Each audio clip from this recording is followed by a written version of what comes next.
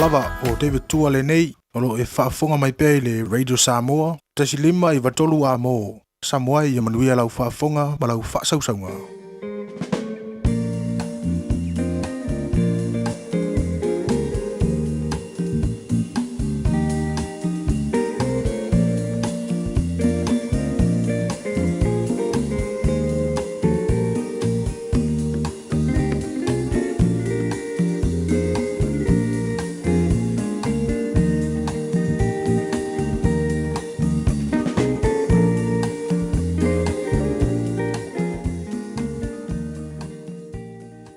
Ua na o le Radio Samoa se furulima iwa toru a mo e tautuaina o e ilaungangana fitu aso le vai aso.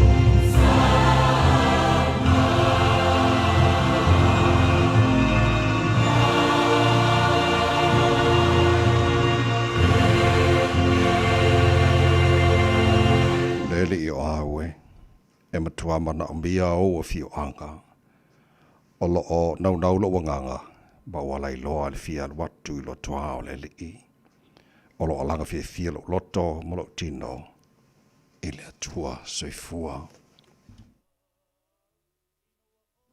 le tamama manai vi ia lava o le nei Taeao sing mane Taeao toa o le sefoua e amai Bobo me o mātou alanga ina o vi inga. Whamadu ma whane e ante oe. Le tua o te tau ma o mea I aile vi inga. I nei lava Taeao. Mātou whanongolongo. Ua taladoa madu ngangana o le Taeao ai o whainia lātou vi inga I ante oe. Po e fwere mātou wa ai wa tawhata o le Taeao. O la sa faua o mai o au ia whamunianga lo mātou o tua. Sangi Fiafia o mātou loto lo mātou tua le matalasi.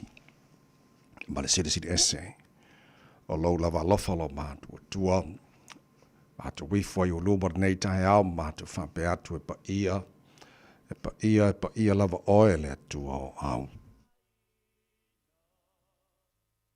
Le tua siri ese ma le matautia. Le tua oe I fo uma iai o mea na e whaia. O le tua e soifua ma le mawau e o lava le whawawau. O le tua oe la e le vi ingo le malu o le tua oe. Puru le mātango fie. Ta mawhaftaila mea lofalo la fau o mātu maua. Le nei Taeao fau. Whaftaila o lofau e whapopo nea sa fau le whaitawina o aso le soifua le tunumara mātu wala. Mātu o ria nea sa lulu. Waiva ia yaso I o lai o le mātu whalaunga. O le nei fai tu sanga. O mea oma o e whaia mo I mātou lo mātou o tua lau pule lea. Ia o le mātou wholongora nei aso lo mātou o tua le mai no I mātou palane me tupu le si tu lao lo manai. Ai a mātou tele tono lo e whatasi Ma e iai le wa alo mātou whalau wai o na mātou mau tino fo i lea. O le au li masao. Ma maruia me oma mātou. Whaia, ia, tau tai mai le mātou whalau ngā a whai nei lo mātou tua. Maruia whaiwa le a ngai ma le tino. Le nei aso whau ai a mai. Mātou mantua pēr Samoa le tino e pele loto le mātou te talo. Anga le lein wha maruia lo mātou tua. Te tai o la tino, ma ne mātou tangata uma, ma ne mātou ainga le ngate i Samoa. Whapena fo i le alala ma le pāpā au ai so se tawhao le nei ke lo pē. Whamuria fo le nei atunu o New Zealand lo mātou nofo ma wai. Whapena fo i atunu uma le nei lau langi. Ia, mantua ni so le atunu. Masi fo ana i ainga ua. Ala whai mai wha no noanga le nei Taeao. Malanga le whātua au ia le maliu ma le oti ua motu si ai mawhtanga ma whana mana i ainga wo mai masani. Mātou talo, lo fi le mōmolo ngā wha maise se wha mawhana whane nai i lātou. Le tui malo mo le panga ma le tāpo inga nei mātou mātua tua asin sino le tino i malo mātou malaura nei aso mātou talo lo mātou tua te toro ine lātou le mawhana whana loa lofa. Whafo sia pero lātou si fua lauri le tino se siri la mai le nganga. Ome o mala whare mātou whaira nei aso fōu e mailo mātou tama. Ia mātou whaia lava ina ia fōu i vi inga ia te oe. Wha moni mai, lo mātou tua. Le tau tua roi sa mora nei aso ato mātou wole mātou wala au i nei mea malawa. E ala sua wha manu malo i suki riso, lo mātou o ni mora mātou wha aola. Amen e.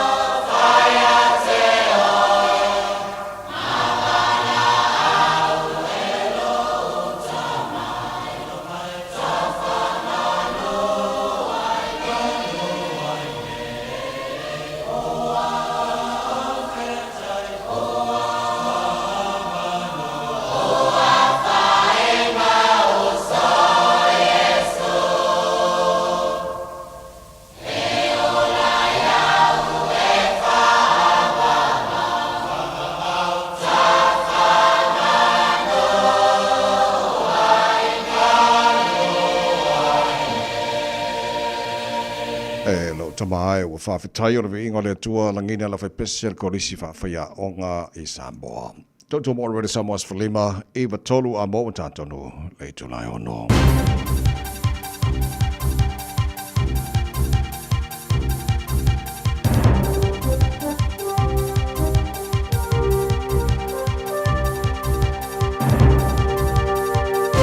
In this update, most economists expect the Reserve Bank to keep the official cash rate unchanged at 3.25% today. However, a 25 basis point cut remains a possibility. Several factors are weighing on the central bank's 2 p.m. decision. Economic recovery is slow and unemployment remains relatively high, but inflation is picking up again. Global uncertainty also continues as Donald Trump prepares to once again raise tariffs against some of its major trading partners. Confidence real estate agents will still be able to sniff out dodgy deals under new laws. The government's making it easier to sell property held in a family trust in its latest revamp of anti-money laundering policies. The process will require far less information about a trust's history and transactions. But Velocity Real Estate Chief Executive Helen O'Sullivan says realtors will still need to apply common sense. If somebody has a freshly inked document that they're saying is a family trust of 25 years, it's still going to be incumbent on the real estate agent to take a level of caution with that. Auckland Council, Māori health, youth and education perspectives on New Zealand's COVID response will be in the spotlight for Day 3 of the Royal Commission of Inquiry's second phase. Emily Ansell reports. Yesterday saw pushback from Labour, claiming the terms of reference have been manufactured and provide a platform for conspiracy. Meanwhile, commissioners heard from academics, advocates, GPs and the public about the impacts of lockdowns and vaccine mandates. GP leaders praised measures, but criticised the fact clinic vaccination skills were underutilised and felt social media misinformation wasn't addressed early enough. And the South Island's giant moa could be making a comeback after 6 centuries. Sir Peter Jackson and Naitahu are backing a genetic engineering project by Colossal Biosciences, a United States-based company working to revive extinct species. That's news. In sport, the first semi-finalists have been found at Wimbledon. Craig Gabriel reports. Laura Siegerman has a superstition of not stepping on the lines between points, but she certainly was stepping on the toes of Arina Sabalenka, but not quite enough as the world number 1 rallied from a breakdown in the decider to reach the semis for the third time. The score 4-6, 6-2, 6-4. On court 1, Taylor Fritz accounted for Kahen Hashanov in 4 sets to be the first into the semis for the first time at Wimbledon. Amanda Anisimova also advanced over Anastasia Pavlyuchenkova, winning a second set tiebreak 11-9. Tadej Pogačar has already started to wind up the gears on cycling's Tour de France, winning the hilly 174km Stage 4 into Rouen. That's sport. I'm Malcolm Jordan. Ua na ole Radio Samoa se furulima iwa toru a mo e tautuaina o e ilaungangana fitua so le vai aso. Ele swafa mana malolo tātou li whaolo i sukariso te whaatalofa mo whaawhirai mo whaatulima i fo i le awate le lava male whaaloalo sa mola watinu pele e le pa ia mana malu lau whaafunga angara nei Taeao fo. Palolo sui fua manuia, Malo fo le tunu fo lau, o mai se tātou awe whaatasi vi inga man whaaftailo tātou tua le langi o lona alofa, wa tātou maua le ne yaso, o le aso nei o whaia le tua tātou te ori ma tātou Fiafia iai. Tia le angare lei o le tātou tapa o siri le langi, ia le fo ua moni malu tō si fua mo le mātou manosi, wa tātou si le whai luma le nua, lo tua le nua luma whaamonianga le tātou tua lo mala, tātou awe vi inga man whaaftai ia te ia. Le vai ma le ma vai fo ile anga le o tātou tupu siri le langi leo ina I pelo tu si fo ma mātou wola o wha wau le tātou wholonga o le nei fo I tau sanga whaftai le tua tātou o lia nei so lulu wa iwa ia so iulai o le tātou wholonga o le lua whe lua se furu ma le maus mai la whafonga o le porokala me malo le Taeao o Radio Samoa se whalima iwa tolu a mono to o na nei ta mai meni so sani me fo insini o le tātou Facebook ma le YouTube o le Samoa Sarah Tasi Batea ma le whenga pesta Taeao jelo sio ia wale tau tuaina le pa ia le malo Samoa tāna pakalame malo le Taeao le nei fo ia so fau ia mole taina fo tāna pakalame nei Taeao o se mai a lau fa fonga pala mai mo o le lui tau mole aso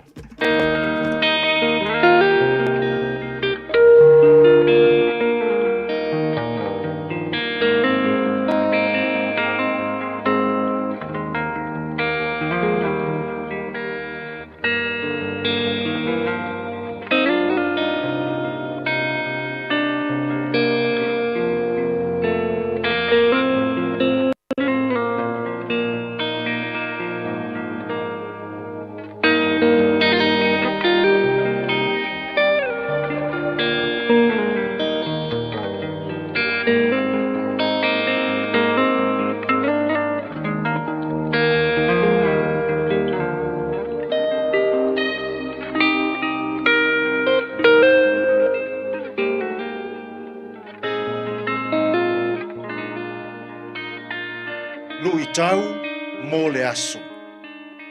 O whānau, o whaamanuianga mai le atua. Children are blessings from God. Lau tusi o le sanamo se lau luas fulma le fitu. O le foi upu e tolu, whaangata mai le foi upu e 5. Whaauta o whanau o le tofi lea mai lea lii. O e ua whanau mai, o le taui lea mai a te ia. E pei o u whanawhana i 5 o le toa. E whaapea lava a talii o tau le lea. Amu ia le tangata e tumu ai la nautu. E le mama i la tau pe a la tau tautala i le whaitotoa ma e ita mai. O whanau, o whaamanuianga mai le atua. Children are blessings from God. E manatu le toa tele o le au sue o le tusi paia. O Solomona le tupu o Israelu. Na fatuina le pese lea i le lautusi e se lau lua se fulu ma le fitu. O le anganga a toa o le nei pese. O lo a fi mai ai se fe au tāua. A au le tangata ma le atua i ana fe au maana ngaruenga. O se fe soa soani mautu. A au noa le tangata ma le atua i ona taimi. E mau le olanga.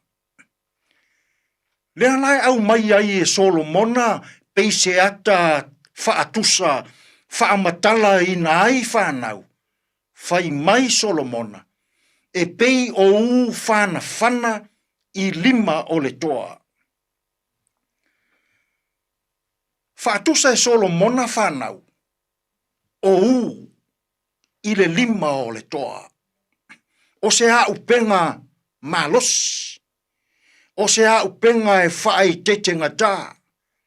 O se a upenga foi e tatau o na ao ina le leile tangata.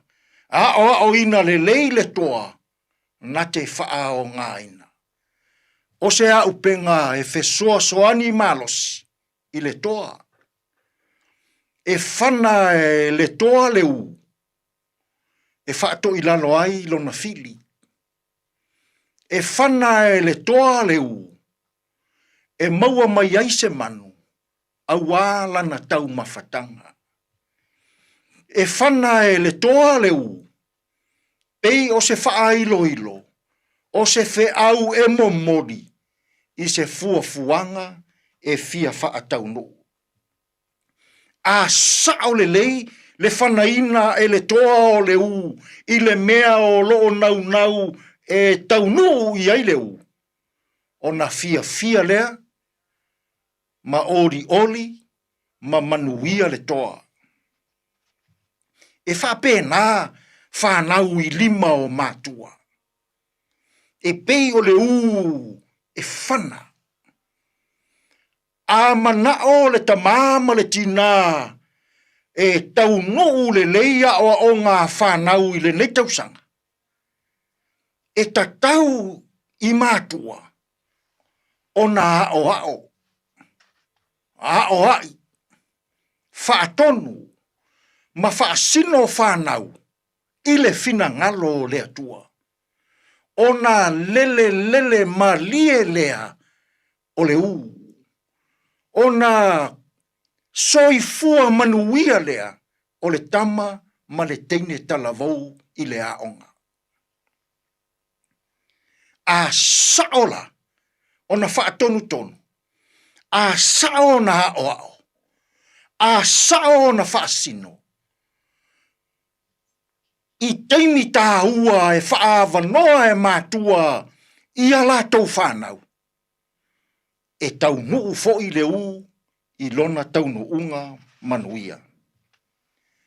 A o whea ngai New Zealand ma tu uanga wa o ngā whanau i le nei foi kuata whaalea o onga. Tautua nā mā o tau mātua. O tō whana e pei ona au mai e Solomona. Ia o ina lelei. Ia iesou teimi e te au tilo ai ia u. Ia iesou teimi e te pena ai au whana. Ia iesou teimi tā ua mō lau whanau. Ai le nei aso. Pe a wha o ngā ia sou teimi tā ua. E te nofo ai i lalo i lou whale. Ma o i lau whanau. Whaasoa i lau whanau. Whaasino i lau whanau. A oai i lau whanau. Ala o le ali. O le ao, whaasino, whaatonu, e tāhua le taimi. Mātua, whaavanoa ia sou taimi i le nei aso. Se i e tua lalo ai i nai au whana. Ona lele malie lea o au. I le whaai unga o le tausanga. Ina ia au sia moe mitinga. Maua whaai longa. Whaai wina o onga. E au ngā mo o tau mātua. Au ngā mo Samoa. Au ngā mo e Kalesia. Au ngā mo le Malu New Zealand. Tātou te tālo.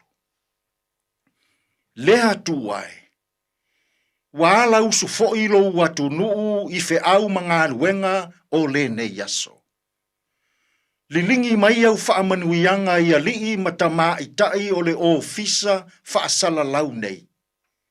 I le leiti o ma le televise. Whaamanuia I nai tua a sina. Whaamanuia I alii matama itai o tama mateine ua mapu mamalo mai a awa onga I le nei fo I wā yaso. Ia o ngā malolonga mai a awa onga. Whaasiri malosi I le tino o le mawhau ma le anganga. Lea tuai. A awa o mai a mātua uma. Ia whaava noa ni o lātou taimi. I le tele o ua I o lātou a ao. Ia o lātou I loaina. O whaamanuianga ia mai lea tua. Ia o ina, ia o ai, ia whaatonu, ma ia whaasino. I lou lava fina ngalo pa ia. Tātou ia malaua fio I le ne yaso, e manu ia aia mātou fe au mangaluenga. Lou lava suafa Yesu, ua mātou te tālo atua ine. Amen.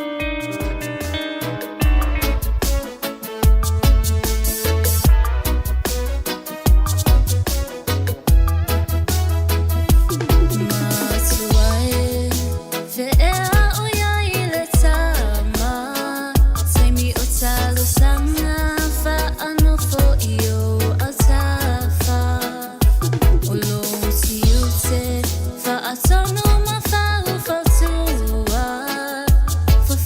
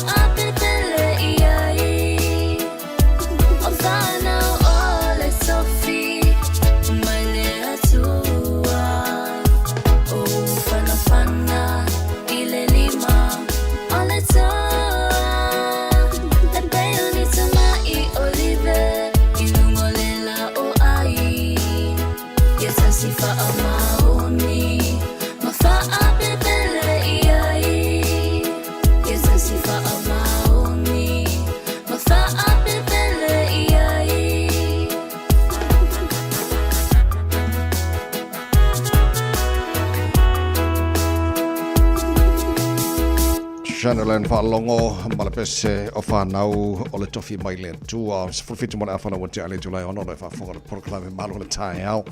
Radio Samoa for Lima, Eva Tolu, Mo. Yeah, let me know to the Fangasolo for the Tata Musica, so if faithful or Nate Taeao, say Macquay Fasi Vai or the Taeao.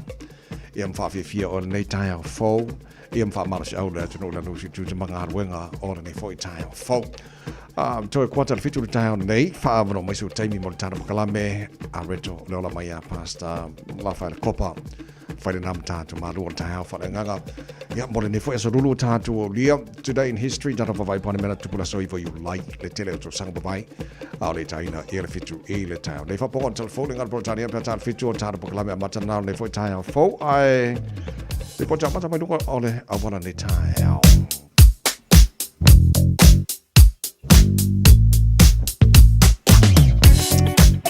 Dua bang highways alo titi latua momo po poloka fo I mapisil nei Taeao Fo. Tatolo malanga mai saute anga I taulanga o kilani nei vang o Taeao. Pasi mai Drury lata I le Papakura on ramp vanga na lo poloka nei vang o Taeao. Te mai takanini yan flow li le le se pa ila bal taulanga o kilani. Tatolo malanga mai North Shore lai okay mai Albany nei vang o Taeao Forest Hill.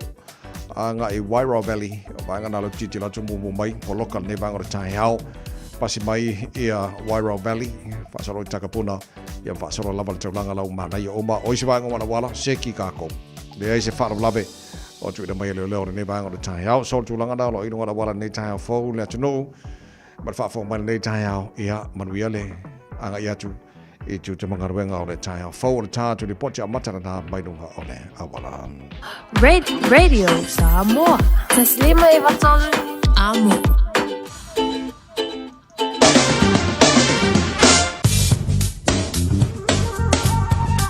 Painga matan talo tau nei fo I Taeao Fo tama ki makaura wo ki lani no whanga whasa longa Radio Samoa se fumbol tasiolo I le Malu lu nei vanga o le Taeao.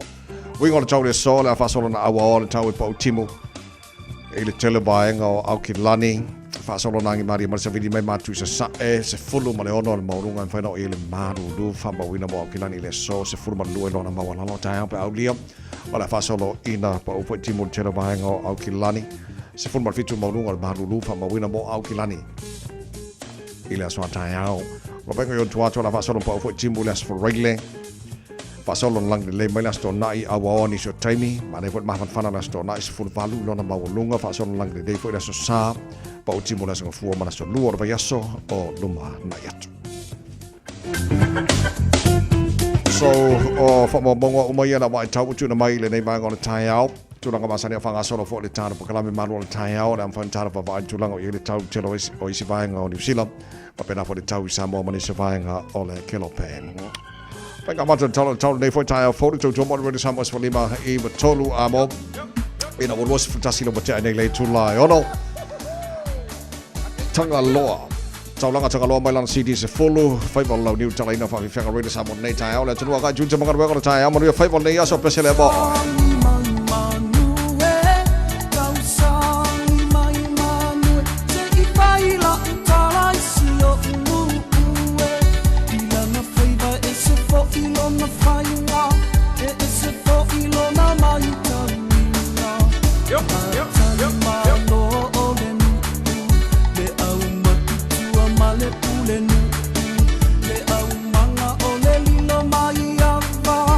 Sa uni ole fa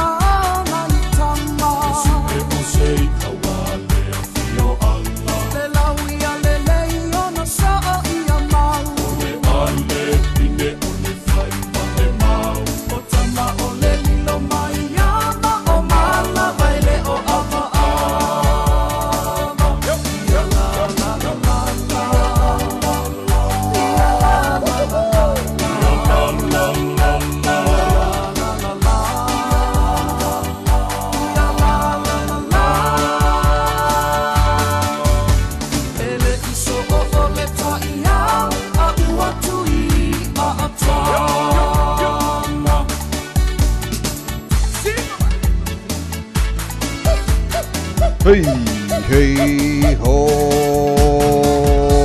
Lusu fitu lo chale tulai ono Ola fa fonga le proclaim balo le Taeao radio Samoa fali mai vetola mo male tel tunga lo manuia mai oil nei foi Taeao fau ola sa fori nei wata to olia fa te ana nafi mani on foi fa le tonu ina nei te ua ve fa le tonu na nafi e poloka ai mai le mawai fa mrianga o finangalo le tu mai mo o ma mo nei foi Taeao ia fa sola kula ia ngafi mani on fa le tonu ai soifua mai oi mo ora nei Taeao la so fau ia matato te tono la fele tu se me fo mo tato ni yaso ma mai fa mni anga mo tato ni yaso e manga ia nga e ara dei ola no se i fa fele fo tato po kala me fa talo fo te lo tato pa anga wa fele mai nei Taeao longol tato Facebook mai YouTube ro Samoa Malu la vole soifua mo wio Malu fo la le tino o le o tato yai e le afa mulmuli o le fo la ngora nei fo tu sanga ia tato Tupe a lo fo tato matai se lo fa mai matau tai tato folonga yo la tato fai nei o le o tato ia le masina lo fitu yo tato folonga o le lua fe lua se fulu ma le lima fa talo fai la to lo nga lu as Uber drivers a mai o to nei Taeao o lo titilo atu o lo fanga solo pe ia fa misinonga le Supreme Court a New Zealand o le whamasinonga pitusili len maulunga New Zealand. Ona o le tulanga o lo ia i whese se inga le tentonunga o le malo. Ma le tentonunga o le company le Uber. O le tentonunga le fina wina le malo tu sai ma le employment court decision. I le lua whelo suma le lua. E te tau. Ona ia ia pui ngā mo tangata whaingaruenga le Uber drive, le Uber. I te tonu o vaenga ngā luai, workplace protection.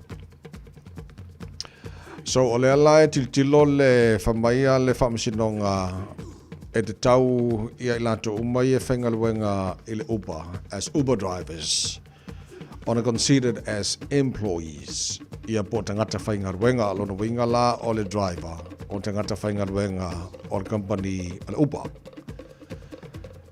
O le sila mai ngā lau titilo atu iai whaimaia le whaamsinonga ma le malo New Zealand. A whapeo le tūlanga na tauna iai. E iai la whamonia ngā tauna maua e drivers ma le Uber. Ia whatete inga la a whapea o tātou. Tangata whaingaruenga i tono New Zealand. As an employee, e iai whamonia ngā entitled lai. Ia whatetai, sick leaves, ia po o asomai. Annual leaves, ia ma vaenga mwhanga, minimum wages, o tulanga o holiday pay, ma tulanga whapena. O vaenga umana e tau, ma whamonianga umana e tau na maua e le driver, as an employee. Pea whapeo le tenunga lea male vaenga lo iai, e se lale mea la whina o mai ia le upa la tau, e walanga leo koe apide la tau, le whai unga le whamsinonga. I le la tau tal tenunga fo le o drivers. They are independent providers of transportation services. Ia mō lantou fo lele mana bia lea laku i arui o. Ia pe mana bia fo ile piki mai o le tamaftanga mai o ia McDonald's po o KFC e Moriron Fale. O le tenunga lea le upa. Ai o le ua okto e pidi lantou le fai unga le na fai ele whamsinonga lua filosuma le lua o le tenunga le whamsinonga. Our drivers. E tau on a treat as employees. A whapeo tūlanga na, ia ona pe ia leo tangata whaingaruenga. Ora whanau tilo a whapeo tangata whaingaruenga wālanga o whamonianga ia whamai tauna mau o tangata whaingaruenga as a driver o le Uber. Ia o le mau o holiday pays, whapena fo minimum wages, entitlements uma, ia sick leave, annual leaves, ma vaenga o whapena.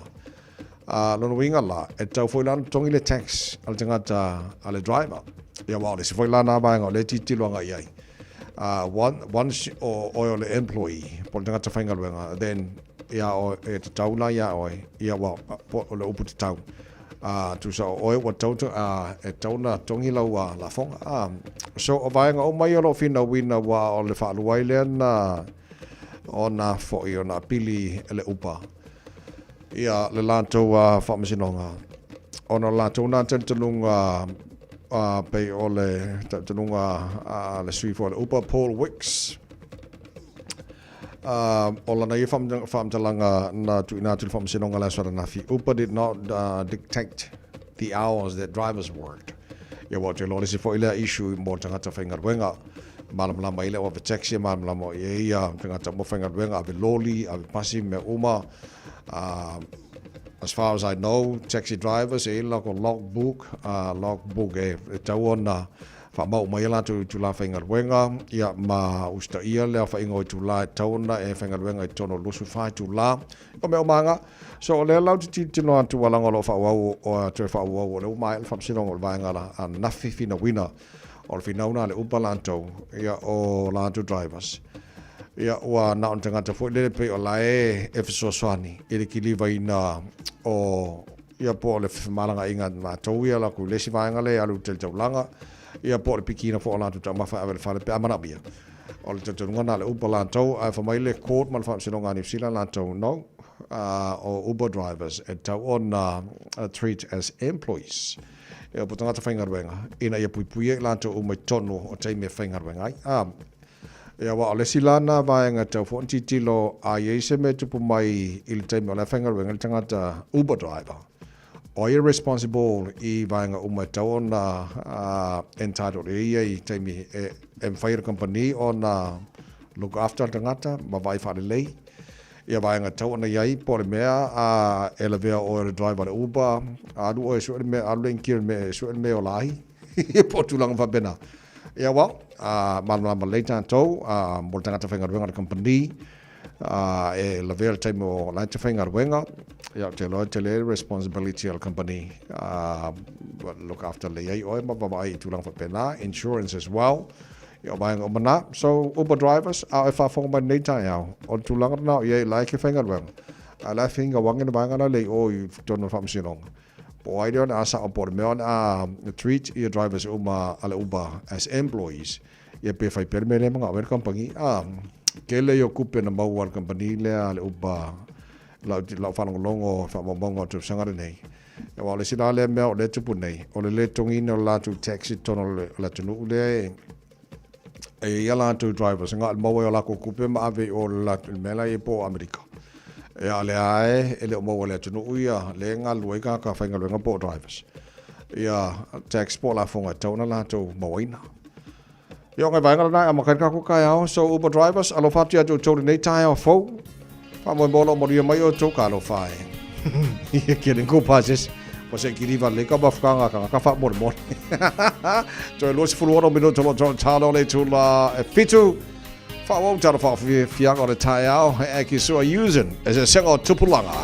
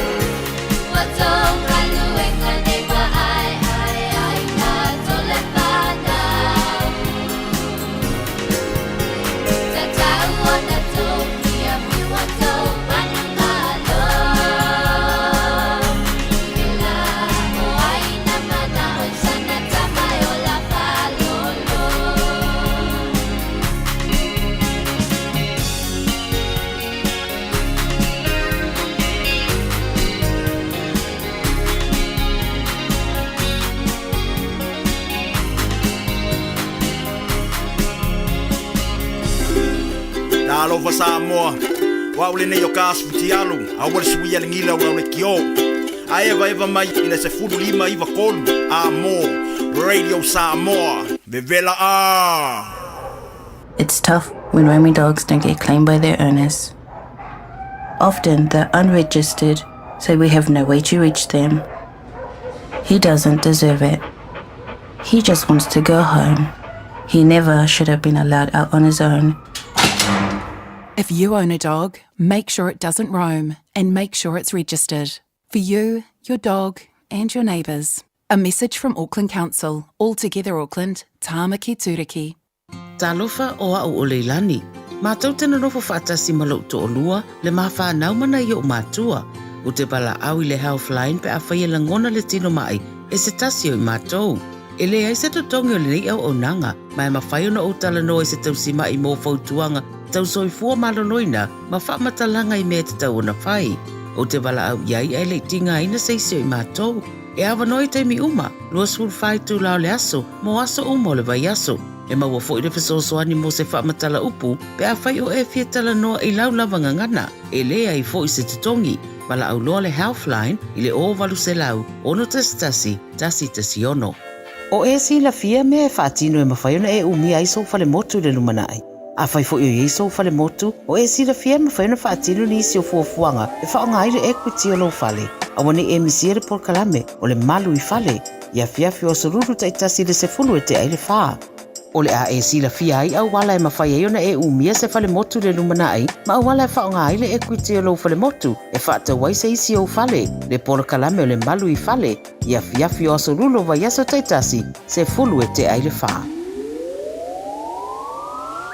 Talofa Samoa, o Atishna Ryan, o le Licensed Immigration Advisor mo le Auckland South Immigration Consultants. E visosoani mo so se tu ai ngā visa e malanga mai e New Zealand po Australia. Telefoni mai nei loa I le o valu o tasi o no valu wha fitulua. Po le olua tasi o no valu fitulua tolu o.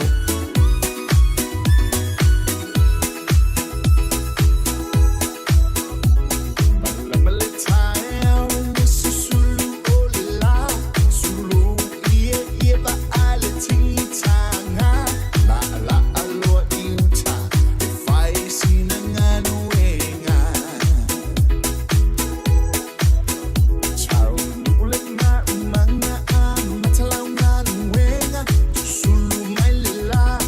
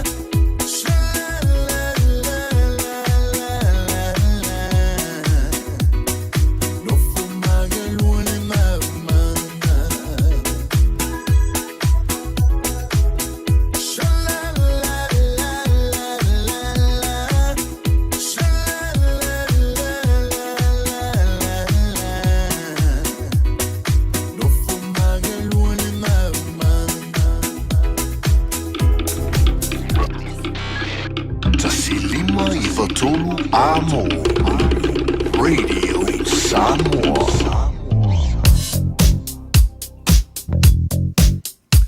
Mai alol tātou ni poti le mai lunga la wala ia ona solo le mai tātou porklabe a reto ole ola. Ole nei foi Taeao fou lunga ole wala nei bang ole Taeao te le avaenga le o te wawatu le lan me mata mai le si vaenga le whaasoro na mumu ma tu foi tātou color codes olo na mumu na winga o pisi mapoloka tātou na malanga mai si sifo nai mānaia flow mai link mai se funvalu mai o green height whaasoro mai Westgate is fulwono Royal Road, Lincoln Road, Te Aratu, va Lincoln Road, ma Te Aratu, lai pisi, lai flowa. Ia ngā lua le whatoa toi po loka le sfuruono, I tai pasi atu point se velia on-ramp. Pauna vanga le mumu mai mo tātou na malanga mai sifo, anga le taulanga iau kilani. North Shore, na around North Coast, ilo titi lotu mumu mai. Ya isi vanga o sama lo winga lai pisi lai flow ma ngai le isi vanga po lokai tātou te isi vanga lai sama mai fo ya me se lava State Highway 1 na ole Malu Rewa on ramp o titi lotu le fais poloka ma nevanga le Taeao city bound pasi mai Malu Rewa flow le leia se pa ia lava taulanga kilani ala o pisi lunga la wala ala mana e pisi a flow le isi poloka le nevanga le Taeao so tu langa na lo lunga la wala e le nei time o le Taeao ma lo on sai after vale to about sang le mulanga I tuta mga ruenga ne foi Taeao fo to mo re sa mo sfoli mai to lo mo no mo to se fu fa bino to lo to ta le ole tu la e fitu o se mai la fa fonga ta proclame a reto o le ola ne foi Taeao. Bread of life sent down from glory, many things you were on earth, a holy king, a carpenter, but you are the living word. Say it now. Come on.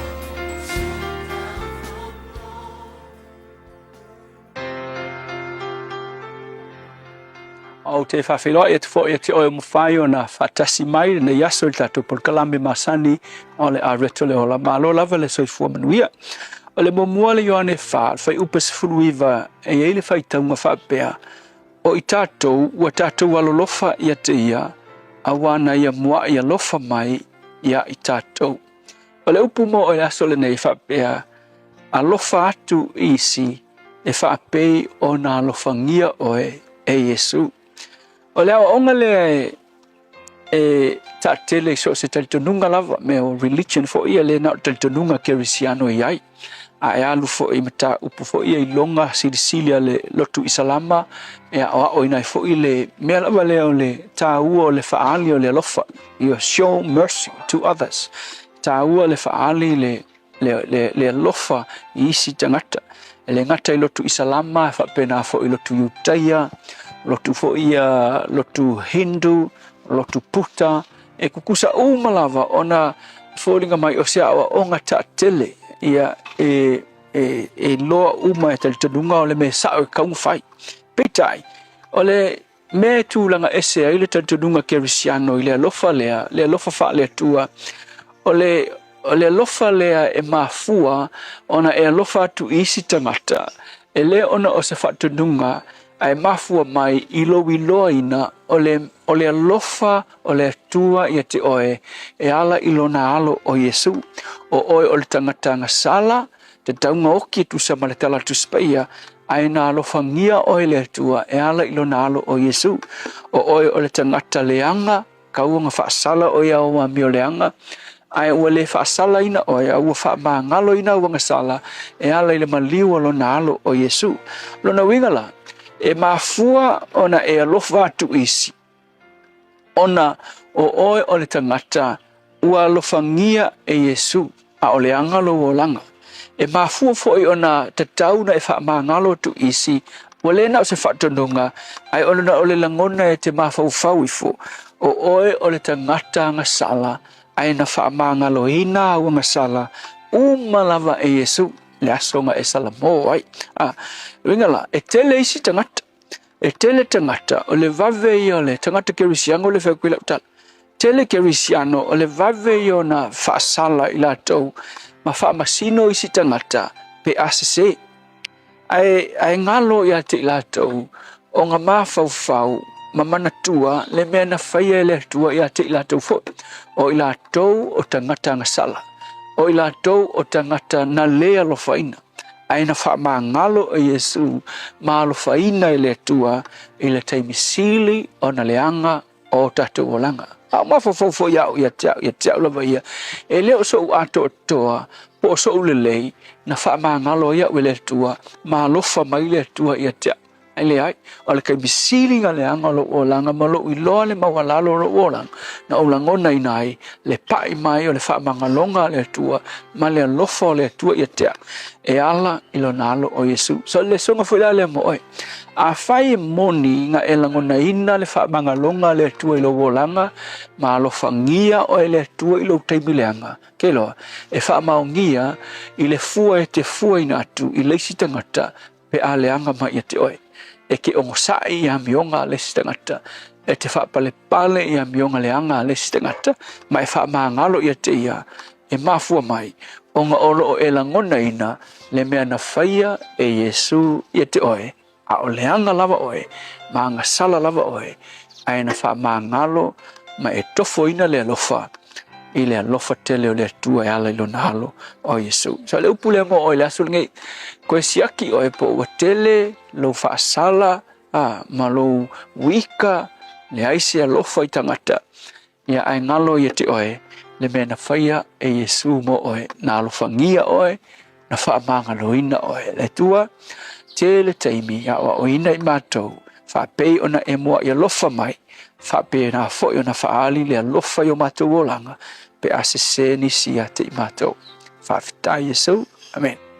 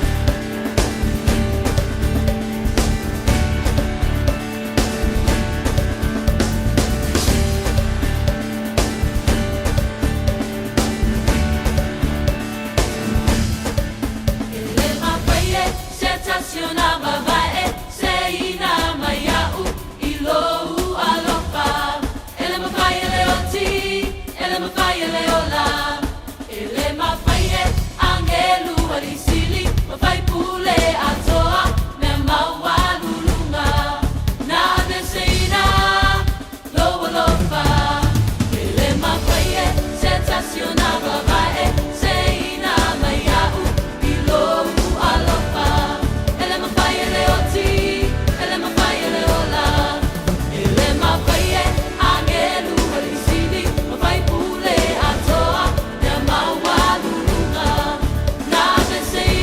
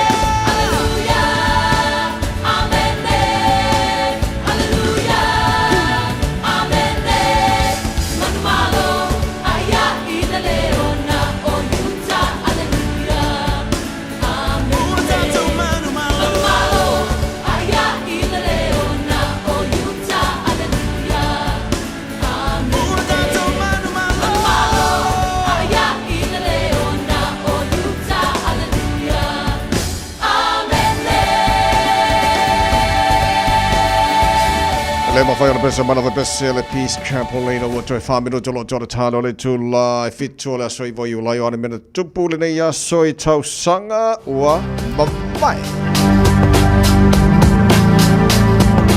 O le asoi voi ulai o le tau sanga lua fe se fulman wha o le aso lo te wawai atu na whiwhili e le tangata swafa ia Jogo Widodo e a vea Prestene o le atunu o Indonesia.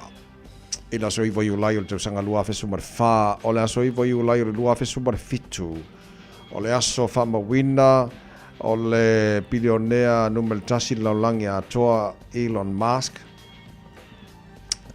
O ia na talalo inai as an owner of Telsa's first mass market electric car.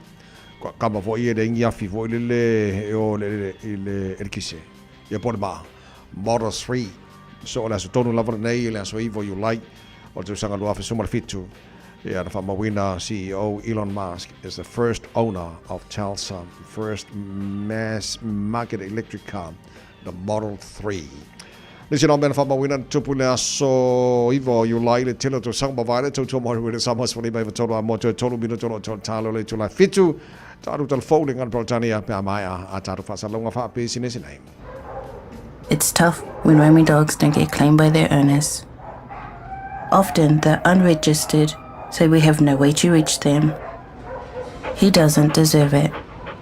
He just wants to go home. He never should have been allowed out on his own. If you own a dog, make sure it doesn't roam and make sure it's registered. For you, your dog and your neighbours. A message from Auckland Council. All together Auckland, Tāmaki Turiki.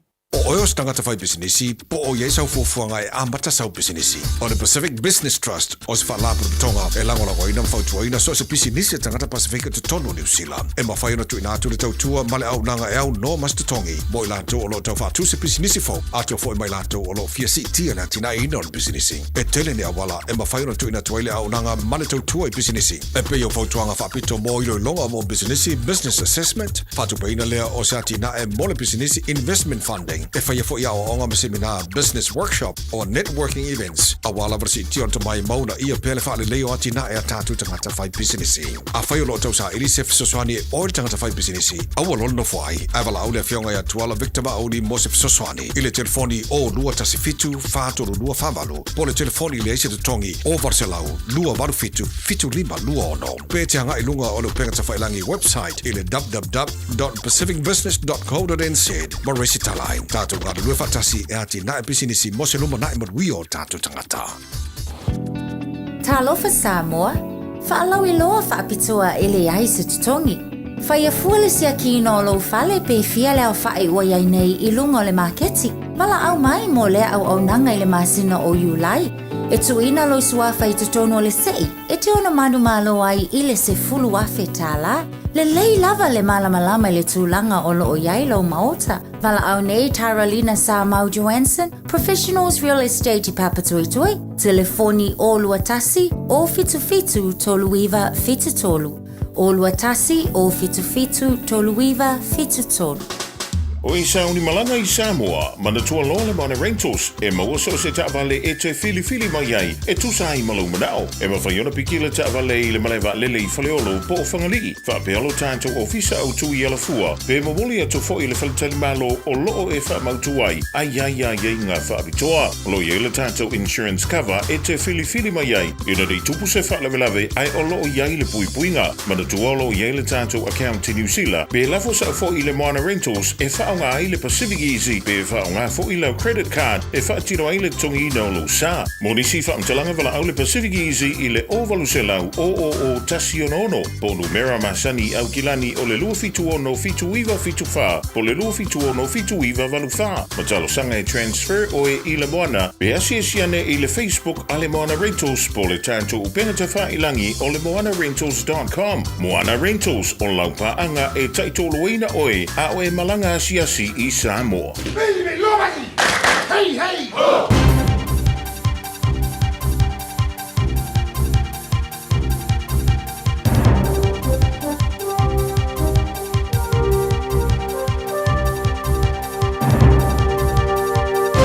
In this update, experts fighting organised crime say the best approach will be cutting off drug demand at its source.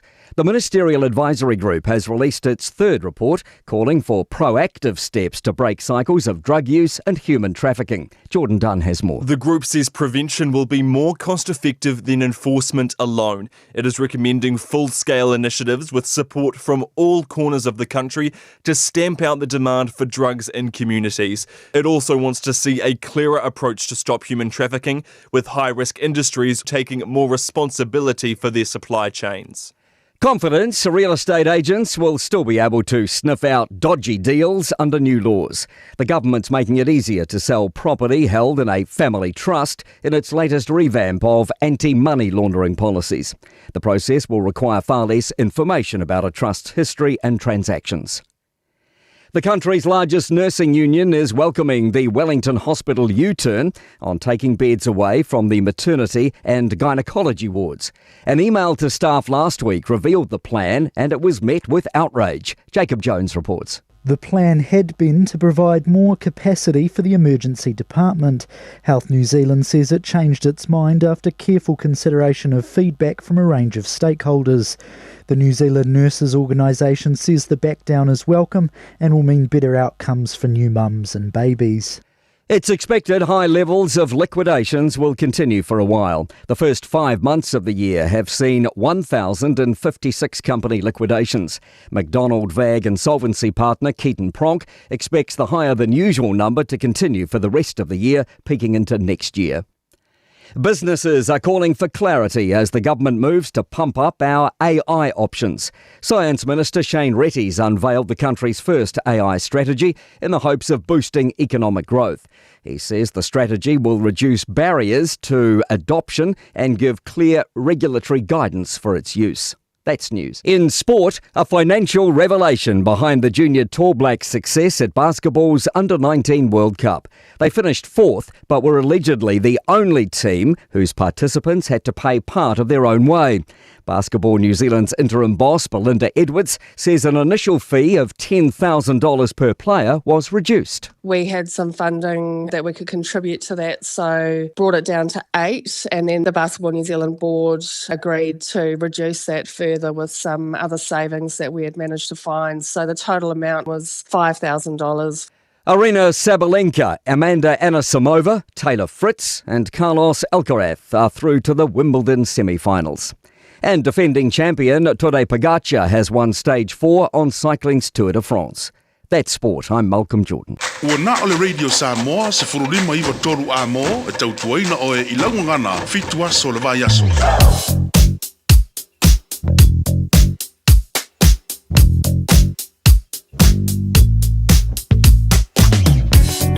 Paikalla tamailungala wala nei taimi o le Taeao o loo tu mau so longa le lemsaunga le mumea umai le se whana lave o tupulunga o le wala o te wapai atu North Shore tātou lo malanga mai North Shore whaisipolo ka telo tātou o laudi titelo atu from Sunnyside City Bound whasolo mai I le maenga o iai ia Wairau Valley o vaenga polokana na ne vaenga o le Taeao lau titilo atu whiololo mai ia le vao Takapuna ngai Esmond Road pasi mai Onewa Road on-ramp ia ngai runga na wala papa ia whaisi poloka lai titilo ne vaenga o le Taeao tūlanga nalo I tātou lo malanga mai North Shore anga le taulanga I Kilani tātou lo malanga mai Sisifo I le highways football e ono lai flow le leia tātou fito a poloka I le pasi atu o Point Chevalier on-ramp whasolo atu Western Springs pauna vaenga lai poloka I le anga le taulanga e Kilani lai manaia lai flow a le traffic ne vaenga le Taeao tātou lo lunga State Highway Luosefulu se o titilo atu le vaenga le poloka mani ne vaenga le Taeao pasi mai le tano pasalo mai le I Mayora Road on-ramp pasalo anga I Dominion Road on-ramp ma Hillsborough pauna vaenga lo te vavatu le poloka mani ne vaenga le Taeao pasi mai lo Hillsborough ngai mai I le awala la papa o le hanga bangele ia whapena fo I le afe I le malava lele luosefulu lai flow li leia le ne vaenga le Taeao ia mo tātou la mananga mai sifo ngai mai Sautenay ia po le southbound o le State Highway luosefulu So rai vanga na ma la foi flow de State Highway 1 nga o le pasia to Mount Wellington on ramp. Ora vanga ra titi la tole poloka man ne vanga Taeao. Otherwise na seki al flow de o traffic. Ele ne vanga Taeao. So ole tulanga na male wa inga lunga la wala ne vanga Taeao. So after vale malolon sa. Ia saunga le mupela nga ituta mga ruenga ne foi Taeao fo o tantu ile o nga tonu ole ne foi pa yaso tantu le poti la tamare na lunga ole awala.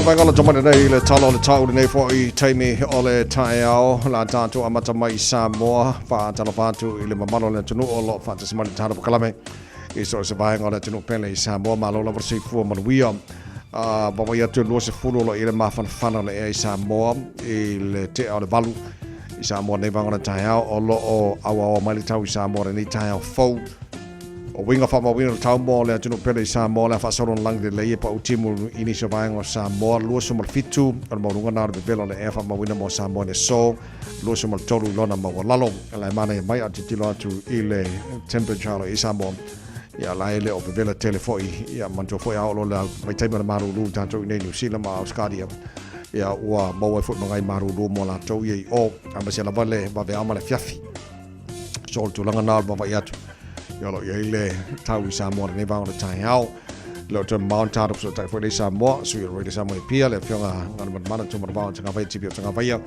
la fa lo tele ni sho melo to Samoa fa pena foi le atonga o yele talo tau ya mora to pele I Samoa se mo talo tau New Zealand nei tele va ngana mo tu so tele ne va ona Taeao va ya tu puawa ma awa o tau Alexandra honor mo ngana Malu lu fa solo na awa fo le tau il tele vai ngam blenheim so tasi mo ngana Malu le so papa ya tu tele vai ngam invika ko la fa solo na awa le tau fulu mo ngana Malu fa mawina mo ne fo yaso kai kora awa pa utimuni so taimi fulu mo ngana Malu Nelson fa solo pa utimus fulu mo ngana Malu le so Queenstown fa solo na awa pa utimul ini so taimi la Fiafia na nei iva mo ngana Malu fa mawina mo Queenstown le so timaro awa foi pa utimo ba tu tele ba ngo Dunedin o la fa solo foi na awa o nai wanga ni so taimi fulu mo ngana Malu fa mawina male ayo funga la au karestete ma lo la versi fo mo nei Taeao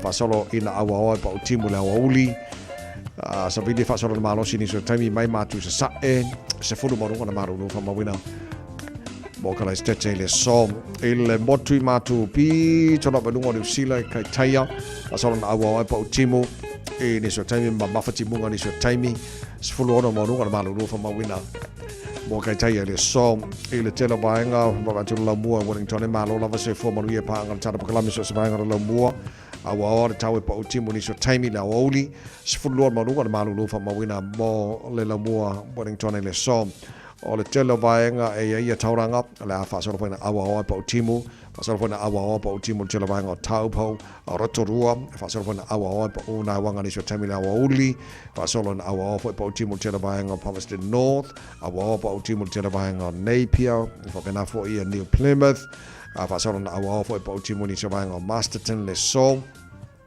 fa so tu Hastings la fa so fa na awa o pa utimo ile nei fo yaso Gisborne la fa solo na awa pa utimu le so fu fa malu ngara malu ma kiri do Hamilton la fa solo na awa pa utimu fu tolu malu fa mawina mo Hamilton le so tama ki makau ro kilani no fa fa salonga radio Samoa ile nei vanga Taeao se fu lua o ye le manu lu nei vanga Taeao o lo o matua I pong I sa le no ele mala malama mai lava fa fo yo de lei tu ba winga le tau le so awa pa utimu se furu ono morunga Malu fa mawina mo au kilani ne yaso Taeao pe audia la fa solo pa utimo se fitu morunga Malu Taeao fa solo pa utimo las forele lang de lele sto na e mala so sa pa utimo las fua ia male aso luor va yaso no ya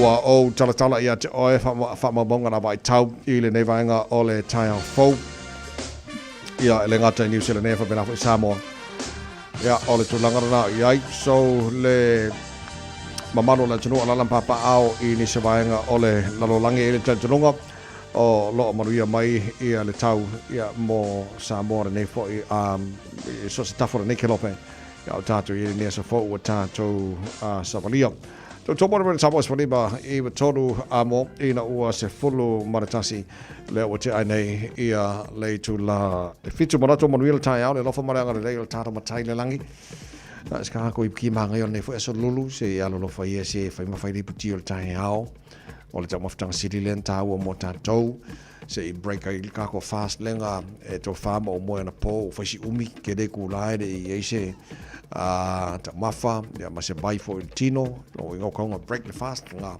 faisi kako ki manga yo ne fo taia fo ya o ai le kapua I le blues ngangi New South Wales ya ngangi le ola su e sam pinki ka fe so fe se ba yo ka lo nga so le ngangi ia au te lo foi o le o so to to maunga o la ko ia ka pua I le si au le langboang ngangi ia wow ke va o ki kilo wa va so len ka nga piki mai au maroon so le o va vai a ko le makua I ala po a maka mai a so le ngo merkasi o fu koru o le makua maka o ki au le we ia mo ka ko kama sa mo le fido la ngo merkasi so le ko maka o ki Alkakala le Walsh, Reese lewa, Reese Walsh lewa, somewhere on the bench. Alongo winga e kuwa kuwa le si ala po a sa le si A+.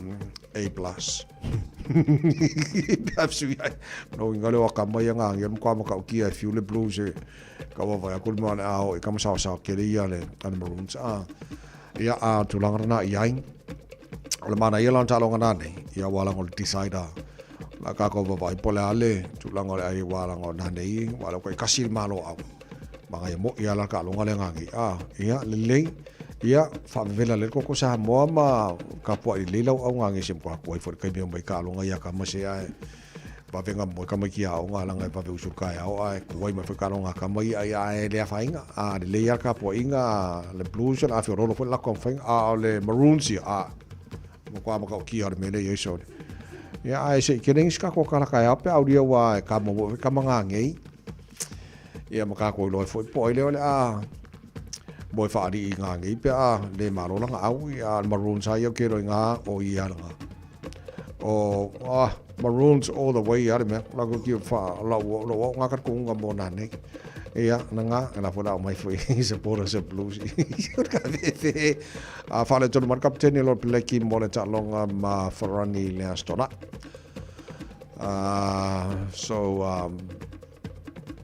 o le captain le lo pleki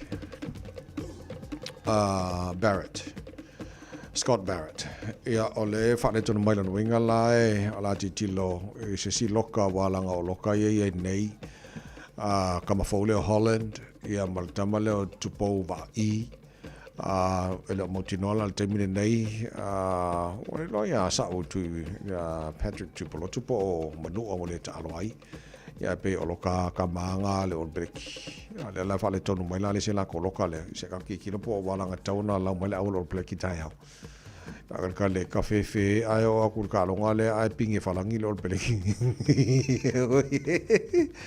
ma mo ia mala o falangi so ma ngai ala o falangi ia le so o le fa so la tu nai talong o nei e tapuni e talong a sofia so yes o nei tapuni e talong a the Pacific Mini Games palau na sui mai tato pina na fina na isa tato pina se liva ya no mo na fise I titi lo testami ya mo fa malo am fa tai fo I ya lo matam fa no la tno se sina fu Samoa I talonga pona ya I palau Pacific Mini Games kwa manga ya wa ka ko la ku longa lu ma mawa li de tahiti pinge ya manga ya ka ko konfen kwa kele ka ko pinge au so ka pinge au le nga ya nga firu su fikwa ya ko fe so no sar po o mo no sfuro ka ko pinge alo fa tai pa war me wa pe na ma wa taro tala mai Samoa o le mo na I tamai tifa munianga sa tau nei ai al me mongi ai o angi me nga promise mo tamama teine ta alo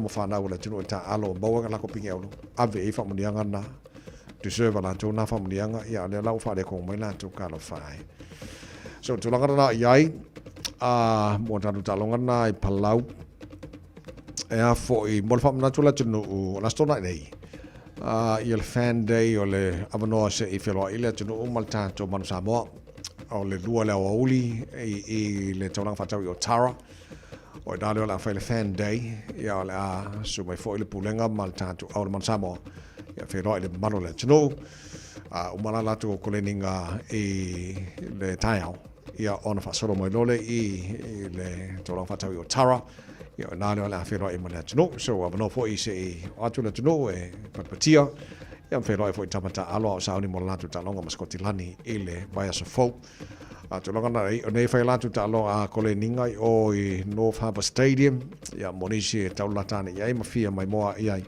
ia la talala no mo latu fia ia te mai moina koleninga le tato manu Samoa ia fatalo to I pulenga mala fainga male tato au tara manu Samoa tulango ia fo ile tato ia tono au kila nei manu sera nei ia manu ia tampelanga awale lo atu mo le fa mo mal talonga maskotilani ile fa unga vai aso o disi na banga mo le fa fo mele tunu ne foi te mal Taeao le tautu mo radio Samoa Sfalima I tolu amo I na was a full man fitu ua te ane le tu la fitu fa pongo le Taeao le tana programa ngal protan nia think a minute pe mai fa fianga mai fa na Jerome Gray on tano so ta le Samoa fa lo te foi fa ma la mani se molo tu Samoa on la tono ne foi vai asa ma lo se fo good morning o te vivi atu ile la lolangi I wo mai ua masani e moli mawai o le matangi o lo oangi Samoa le atu nu fe alo fangi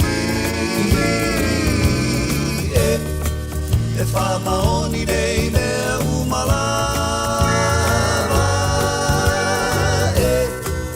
e le se fo I o si autala o mea umaia watu tupu ai ua moi lo tato watu nu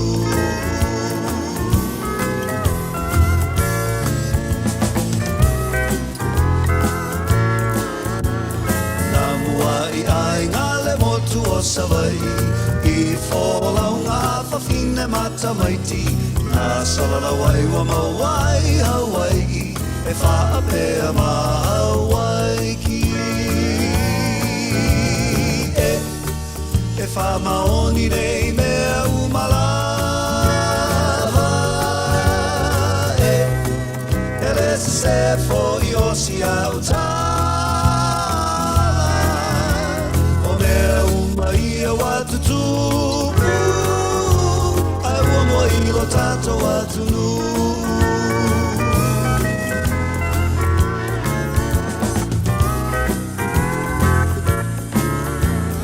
o ele ua le vana taatitia ua tumu nei I tangata Polynesia mai vasa e tele ua lato ausia na tangu ma le Fiafia e fa maoni nei mea umalava e le se fo I o si autala o mea umaia watu tupu ai ua moi lo tato watu nu e fa maoni nei mea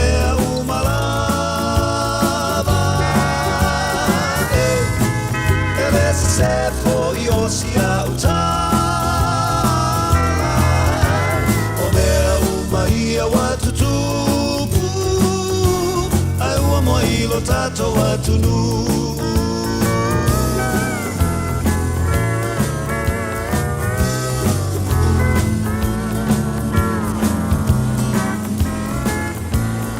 Talofalava, I'm Annie Pulitiwatua and you're with Radio Samoa 1593 AM. Just think a minute.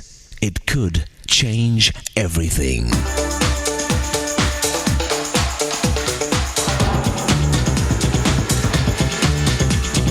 Think a minute. Did you know that you're not one person, but three? The person you think you are, the person other people think you are, and the person you really are. One day a man was looking in a used second-hand art shop. He picked up a painting that looked very cheap, almost worthless. But as he looked closer, he saw another painting that was hidden underneath the cheap one. He knew that many lost masterpieces worth lots of money were hidden this way. So he bought it and hurried home to begin taking off the top cheap painting. After many hours of careful work, he could finally see a beautiful masterpiece of art that had been lost for years, but now was finally restored to its original beauty. You know, each one of us is like that masterpiece painting. The original person you and I were made to be is hidden by what others think we are, and especially by what we think we are. Our own wrong thinking about ourselves stops us from becoming the person we truly can be. Almost everything we are and do in life comes from the way we see ourselves. So if we want to change, we must go much deeper than just changing our actions and behavior. We must change the way we think and see ourselves in our own mind and heart. Success and satisfaction is an inside job. You know, other people usually just see the surface, how we look and act on the outside, or what we've achieved in school or in our job and career. But that's just a part of you. Only your Maker knows the real you that's hidden underneath what other people see and what you yourself see. Only your Creator knows all the facts about you, inside and out, since He's the one who custom-made you to be a one-of-a-kind masterpiece to fill a very special place in this world. So Jesus is the only one who can show you the person He designed you to be, then help you actually become that person. So won't you ask Him to forgive you for your wrong way of living and thinking?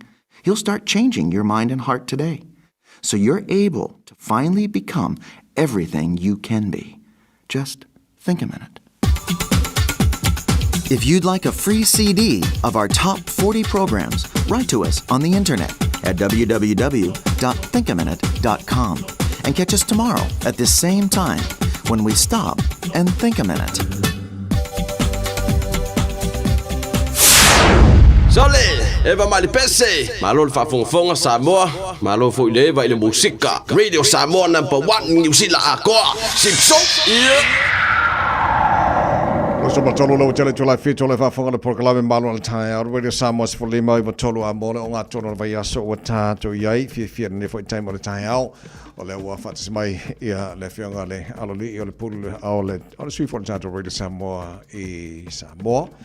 Ia se falo tele nei vai ngo melo tupu Samoa ia stay before ia le mai al proklame o la mai anta pelanga ia wa taro tala mai Samoa pe ata ia le valu i le tau nei afa tana fatu na fianga ngam man nei tai malo le se fo mo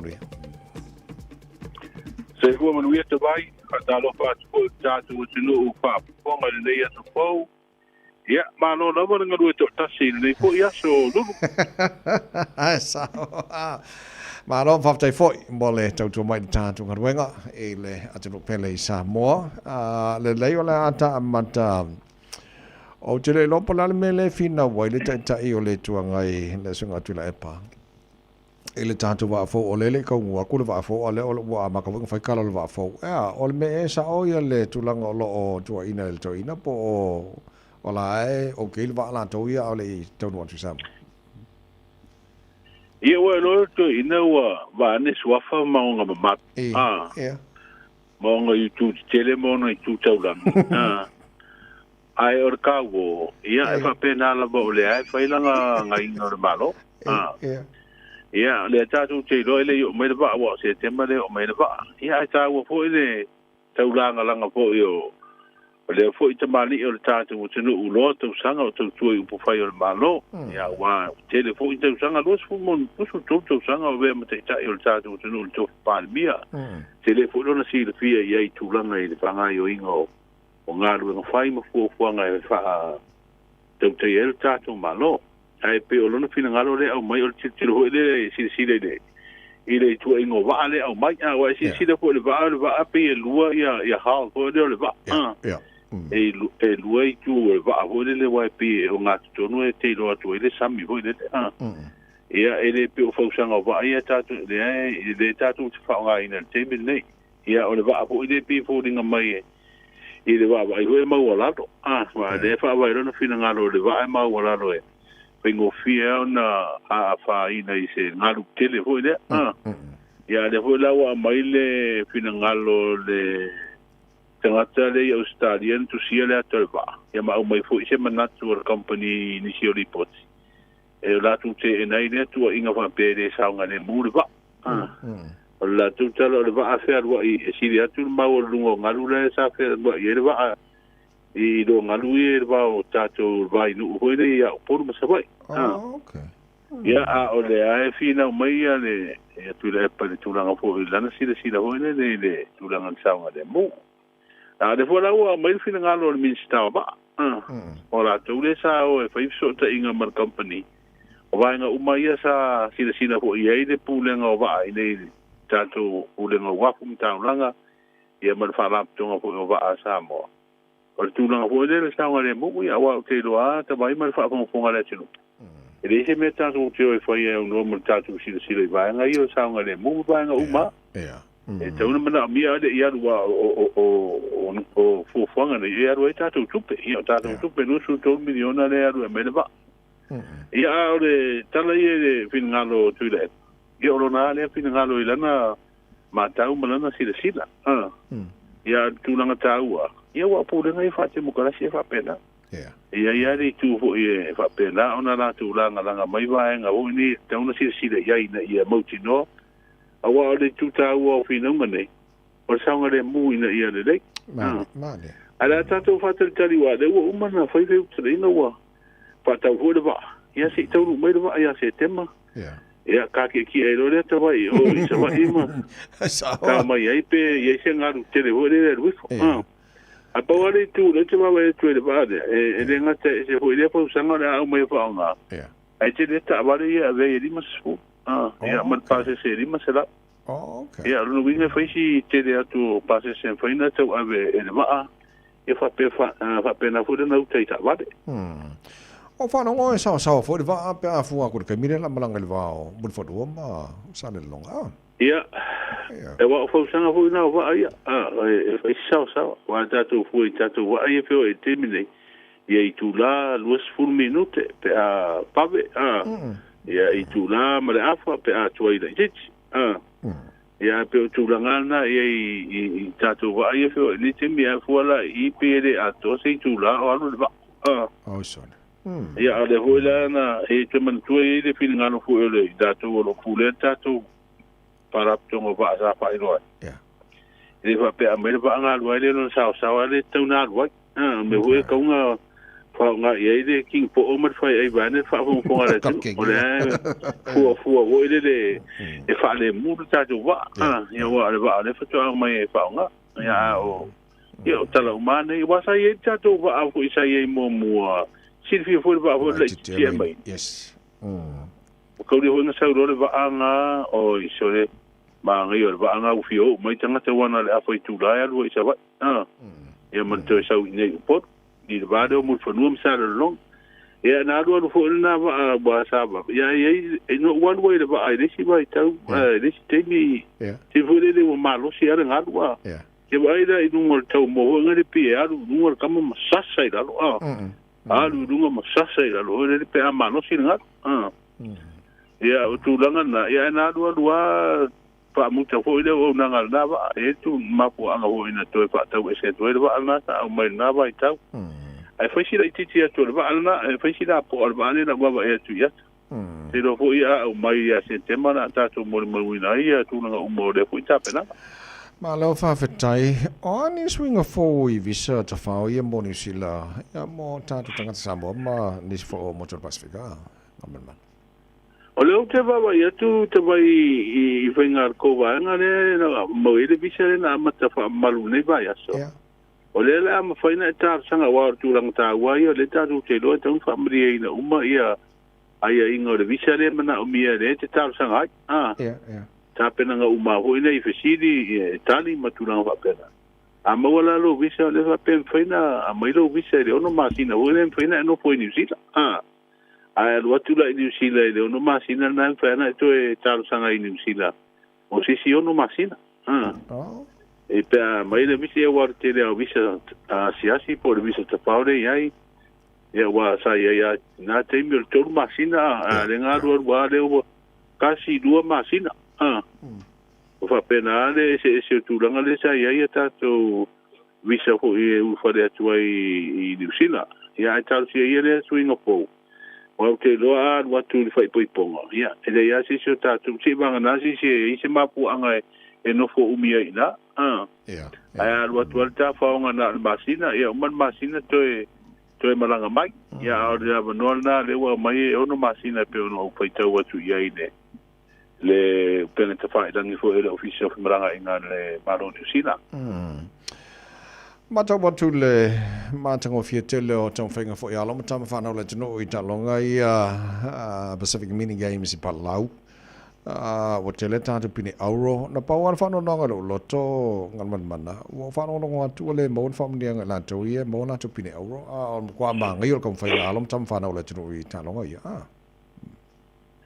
ia moni le tawai sa o le no whinangar o le no tātou abatua i le songa fua o ni masu iwa le alfa inga o tātou pine a le uwawa i atu nei o le sone wha moe moe tāpuni ai tālong o no sfutasi tātou pine te le a le tau a le tūranga lua tātou e te fua la i ai tau nuunga o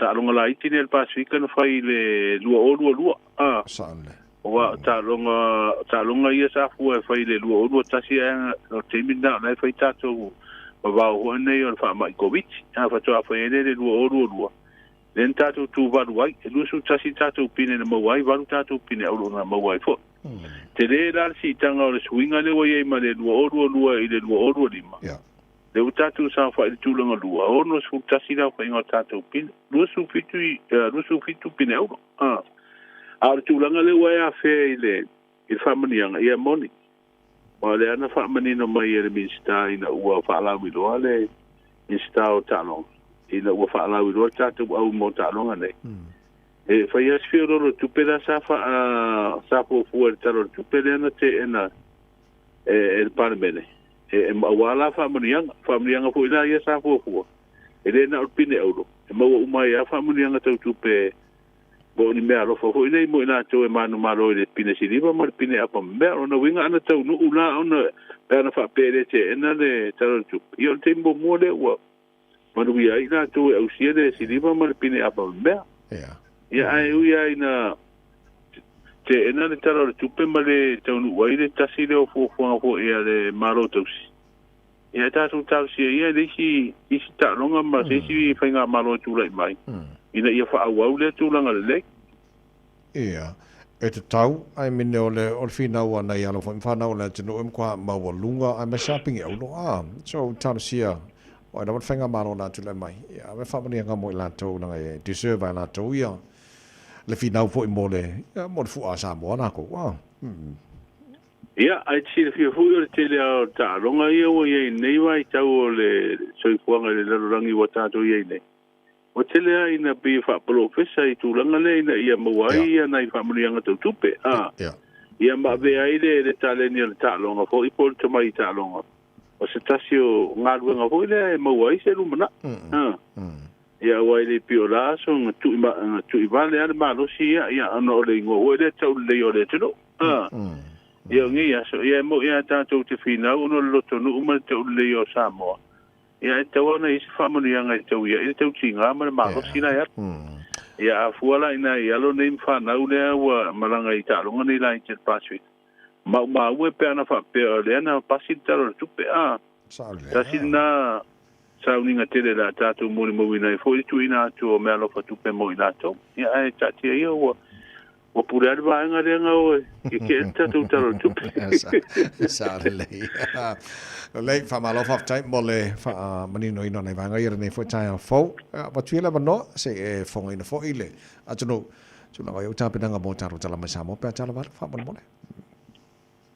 ole aso fuale na tala ile conference tele fo ia tina le kalesia metisi e po le conference la uso ferpani ia mai siri el fitus fulu tina fo le kalesia e o fia inicio por tu fa fenga wa malo malo fa penauna tau au ia fo ia nai me alofa mama ia fo le latu tu wa ulia le fitus fulu tu sanga o latu so ifua ia onisio tala o le nei aso ia o tala o le whaamisilonga ia ma le tala la le whape mai e fitu tau sanga o whaatino ia ni ngā i oinga whaala tua ko i Samoa i di visa mo ni tangata Samoa. Sa ngā ruru e whaasori tūla whono ni usila ma o visa nei sa wha ngā i oi e tātou kuturo. O ne e i poti o na e i vaenga ua whaasala ko i e whaamsinonga i di tau atunu utawai. Ia ona o visa nei sa maranga to o visa ta whawa e matu whawhainga runga i tangata i New Zealand.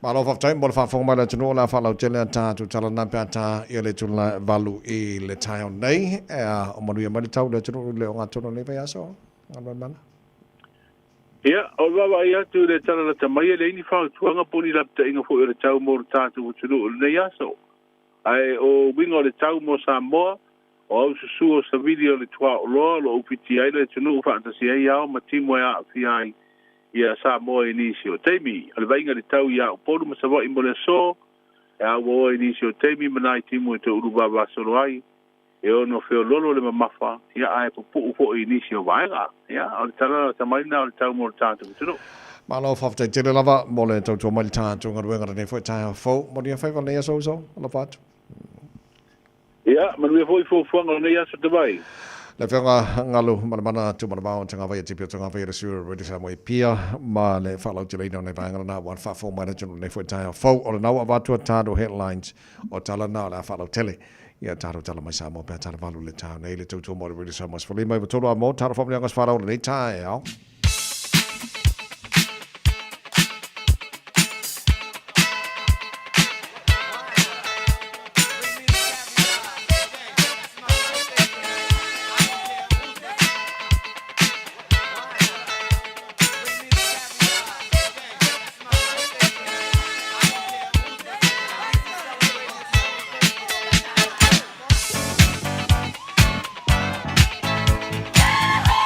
Nanga swana wala so lulu leila so ivo you laiwa matala ia le telefoni pe a fa pe e mafaiona fa ngai le telefoni se I momori se lo fa anga ia mo se tasio fa mana tulo na so fa na ule so iva ne you lai so na pa wala me olo ka o mi le tolu fitu tasi lima iva tolu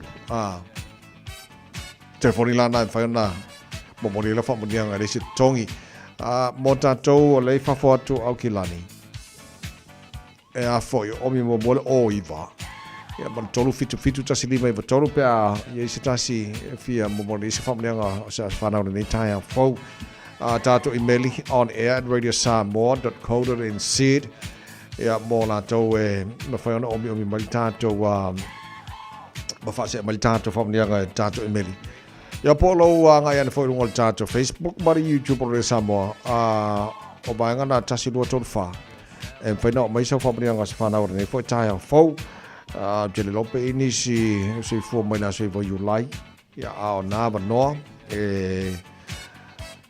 a vel te tuaro de Samoa mo nei family nga mo la to le family to la to sfana nei ya so se ti lo atu emaili la ska ko email family nga sfana ora nei Taeao ka ko telefoni le lei se I saluta to telefoni talofa ai o soi fo sa vai malo la sui fo ai tau tu atu no le malulu ai ia mo le solo fa ano o seu quando leo o tiani Australia ya se me wa aso ale le sumi mata sama o no na olanga e la venta tu wala no fo anga limpa anga na tu oi para stalo ia kana miale tu ya te ona lo wa ma wa na tinu sai sa ngalo na tu lava oi ita sanga ya so uma ana wala la vai no fanga e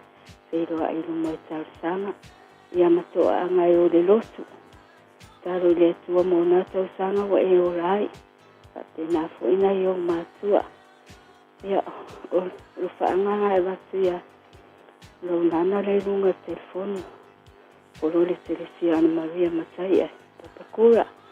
Stai la te vai ma tau sale Taeao mo le no mani ale luaso. Tai folo le manu fo le nei Taeao fo e pauna fa mani nga le utan o mai mo tanto nei Taeao to e sia kitasi emaili Facebook ma YouTube o Samoa tanto na mo nei fo Taeao fo o le pese fa manu tone pulenga ma fa nga Radio Samoa E o tō wasa wharau mo maru e tele lava e le alofa malanga le leo le tara matai le langi no o tō e se fulu ma le iwa minu tolo tōra tālea o le tula Malu.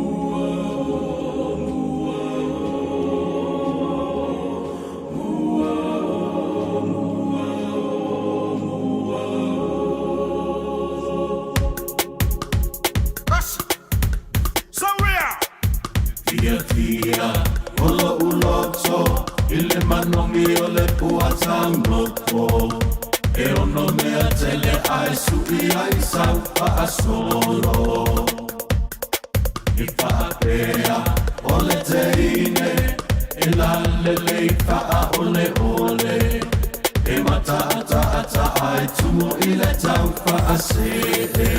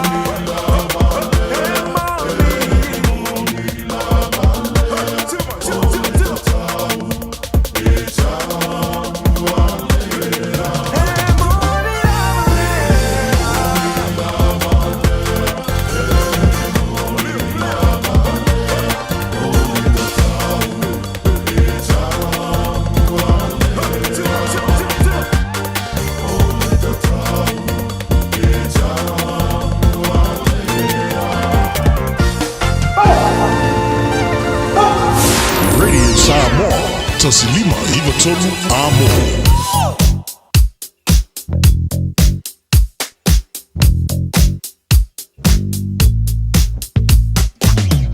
Tolo malanga mai le State Highway Luose Fulu Poloka Tele Pasima le Tano.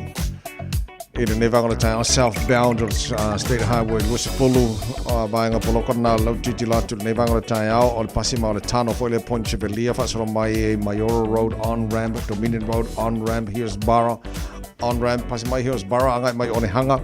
I lunga la wala papa flow le leif tātou e Poloka lava i le southbound o le State Highway Luose Fulu e le Pasima o Puinui Road. Whapena fo Lemby Drive on ramp ia ole link ole luasipulua nga southbound State Highway 1 tatolo lunga State Highway 1 nevanga Taeao nga ia tulea malanga tu nei sautianga tolanga Kilani live flow le ia lo titi lote pisi telele mata tu lava I Drury Babakura takanini live flow wa Manurewa na power bang lo titi lote local pasi aku o Tip Top Corner around Mount Wellington on-ramp. Pasalonga Alice Lee Penrose on-ramp. Pawana ba nga demo mo may ring la poloka pasi atuloa Alice Lee Penrose nga Green Lane New Market flow de leia se pa ila pasalonga Kilani. Le ba nga Taeao lo to Mount Fiafia. Le se fa la ve o lip jamai lo lo. E ne foi ba nga ole Taeao. To mo re Samoa for lima e batodu amo. To se football family lo to Taeao ole to la e valu.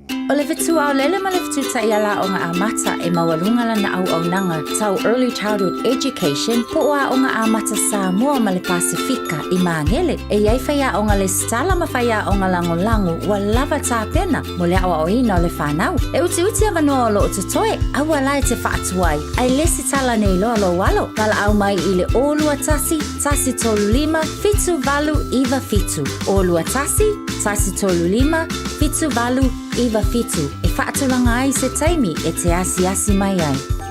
Tā alofa Samoa, I mawhai na fisoasoani atu Dr. Chen pe a whai te awhiele mai suka, tauta mawalunga, le maua se whanau, mai sela, whatungao, ti ngā le ua po tuli, whaalusi le tino puta, ka nesa, ma le tino mangeso. Maua fo I le kulimi fulunifo mo nifo ti ngā, ma toi whaafilesi ai lau manawa, tele nisi o loa e fisoasoani lo soifua maloloina. A fio ane loa e ai Dr. Chen, I le tuatusi lua ono Great South Road, Orahuhu. Telefoni lua fitu ono tolu fitu, extension numero lua. Mo tupe wha moli Samoa mana tua lo le Pacific Easy. O lo wha awau pea le tātou wha metoa e nao le lima tāna te tongi pea e wha ngā ina le Pacific Easy app. E wha tino ai au tupe wha moli mai lau telefoni wha mehai. O lo awanoa fo le tātou direct transfer. Tiposi mai ai au tupe le tātou account. Ma wha mali eina fasili lungo le telefoni. Ma wha tino la foino lau tupe ai ka wha metoa. Mo le tongi no pili o le vai. Mo li te o ngā tupe so se whale tupe Samoa. Pe le tongi nino no ngā tupe le nupi wha. Samoa House Corporation po le Samoa Land. Mo so se au nanga Samoa. O lo mawhai na wha tino uma e le tātou au nanga le Easy Pay. Maratua e lata le fitu se fulua tātou la wa wha sopoli ai New Zealand. Wha pea o tātou ofise tolu I o Tara o Tāhuhu Mamangele. Pe wha ngā le Pacific Easy app po le direct transfer. E wha sawa ilo teimi. Ai sili atu na wha sawa inau tupe wa taunga tāle penisini. Mo nise whamtalanga pala au le o varselau o tasi ono. Po numera masani au kilani. O le lua fitu ono fitu iwa fitu wha. Ma le lua fitu ono fitu iwa varu wha. Pacific Easy. O lau pa anga mo tupe wha mo moli Samoa. A o tātou wholau I teimi whaingatā o le soifuanga. O le ka for you, o le awhiso soani mo oe malou ainga I se sā tau maualalo. I le teimi nei, o loo maua le SUV, a mata mai le valu se fulu tala I le vaiaso. Iki apu a mata mai le na o le se lau lima se fulu tala I le vaiaso. Ma tau te wheso soani atu I te oe malau paketi. Se su mai loa, talia so se laisene, New Zealand po o Samoa, iai se ngaluenga tu mau. Vili mai loa I le ka for you o valu se lau lua fitu wha iwa ono malu. O valu se lau lua fitu wha iwa ono malu. Po le tuatusi o le tolu se lau Great South Road, Manurewa.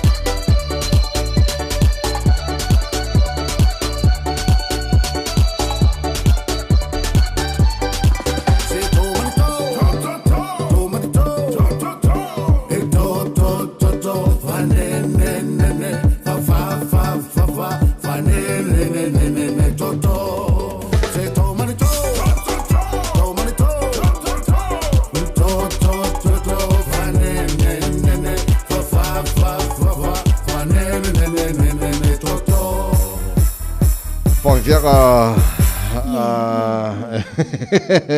tunai matia tuna vai lua nei Taeao ina o toe 5 minuto lo tō tālo le tu la valu o le whafonga le porkalame Malu le Taeao radio Samoa sfali mai vatoru a mom mana tu moria mai oi nei Taeao Malu lua lo tātu iai fofonga nei aso ia au le tua mai tātou ia ma tātou usta iel finangalo le tu te ia tātou inga nge kako wo foi se ako kako wala mo fofonga nei aso ia mai lo mea la finangalo ile tua o fe tawana po o te lola falo tele mai o le na mau el tātou headlines na mai la finanga mana e falo tele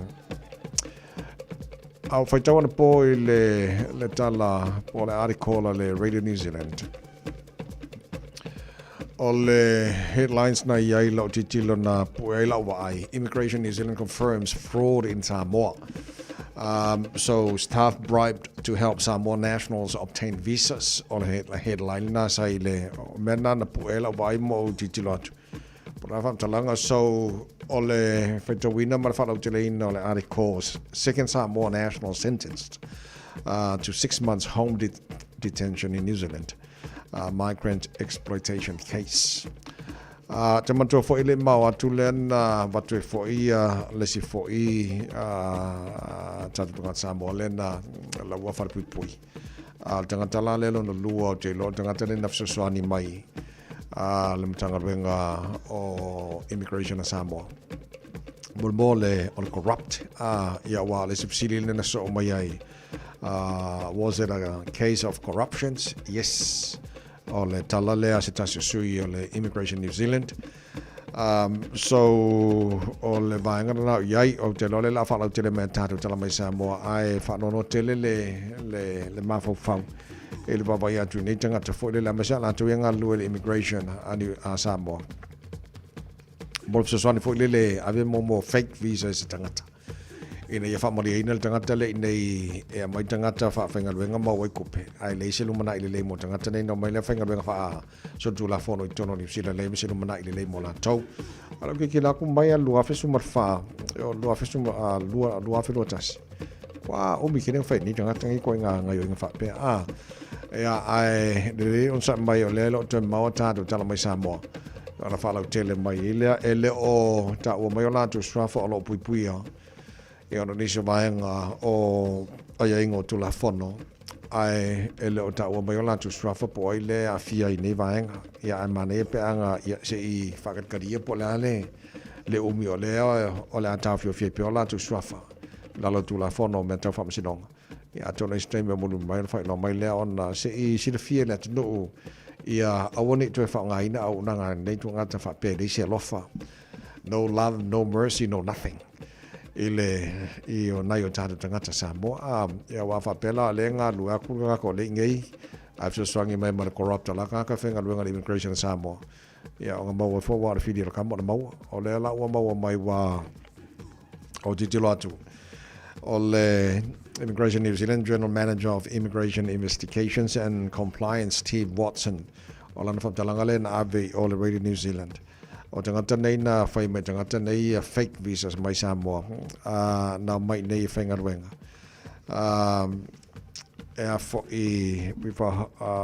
with a whole lot of fraud going on back in Samoa o vaenga whaane tonu mana ai o le me whai marangoi whaangoi fo le po le me whai mare lea mio tonu ina ia o mai tangata ma whaamari e ngai deska le whakare aku ngei o ia le wafsota inga mo ia tangata ia na whai na mai le ai se manuia mo nei tangata nau mai le ai se visa wha tu la fono le ai se lumana i le lei o ngaruenga le whaingaruenga i nei ia mo kwa ia whainga le lumana i nei tangata uma ia au ke pore o daua te pena mai le whionga angan malmana tu marwao tanga vai tipi o tanga vai whalau tele ni so vaenga lo tupi Samoa ia atona fia mai mana foi vaenga mo tato nei Taeao ai ko anga whanaka whamara skingo whamara mole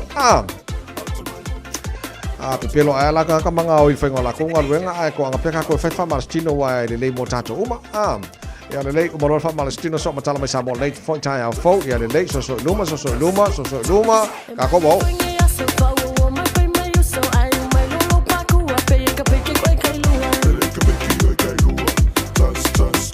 I like it.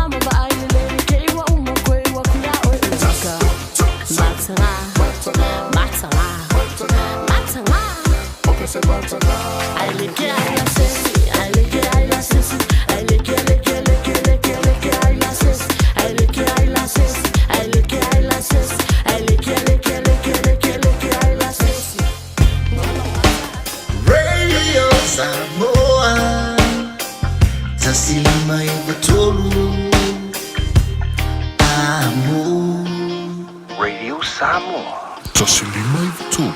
Amo.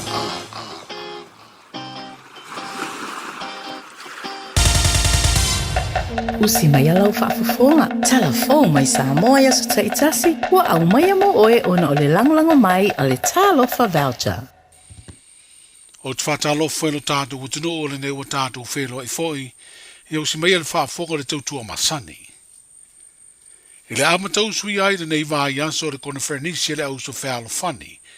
Po le whono a tina o le kālesia me to tisi lo tātou utino u whapea tunu i whafo. Stasio vai ngata ua o lea whaata singa tere i tausanga uma, e whaia le masina le nei o Julai. O le whaafeteia lea le pelestene au au le kālesia. O le ngāruenga tautua tina o le kālesia. I lātou ua ulia tausanga e fitu se furu o le soifua. O le tausanga nei le konfernisi le au so whealo whani. E siria le fitu se furu tina o le kālesia metotisi. E au fiaifa le tua o whaife au o malo lo manu malo. Ua lātou au sia ia tausanga e tele o le soifua. O le whaafetai lea le pelestene au au i le lātou sao tā ua. I le ati nae o le kālesia i so se tautua mau au nanga. O le amana i o lea tautua na tau au ai pine whaapea mea lofa mo i lātou. Ua tau nuu le matua o le soifua i ia tausanga. O tinao le kālesia ua aulia tausanga e fitu sifuru le soifua. E mai sinoti i Samoa nei au se talia whaapea i New Zealand. O le vai os fou pe amai ar konfernisi le au so whealo whani. E usu i ai le konfernisi tele le kālesia metotisi. Leolo a wai usu ngā whono a sinoti i Samoa. Whapea Amerika Samoa o New Zealand au se talia Mari United States o Amerika. O le vāle tau sanga du afes full whamare lua olu tasi. Na whaatino ai ni tangata whainga ruenga i au nanga mua matau butau whamalanga inga i lo tātu mutunuu. Ni ngā yo inga pi o na mawaini visa asiasi. O ni tangata mai Samoa na malangatu i New Zealand ngā rurue ai. I se whainga soritula whono. E leo whaelo aina li lipoti le tio New Zealand po o ia tangata whainga ruenga. I au nanga tau whamalanga inga i Samoa. Sa ngā rurue le ofisa whamalanga inga lea malo i lo tātu utunuu. Po nisi au nanga tu mo ti whapea o lo whaanga i o ia i Samoa. Peitai o lea lipoti o lo whaelo ai. O se ngā i o inga na mafua o na tupu. Ina ua iai se so o tango ni tangata na whaatino ina se awala whaala tua. Na avatu ai tangata mai Samoa nei mga rurue i New Zealand. O le vai o se nei na whaasala i se tasi o tangata i te tonu New Zealand sa lo toi. I lea ngā i o inga i na ua whaamao nia.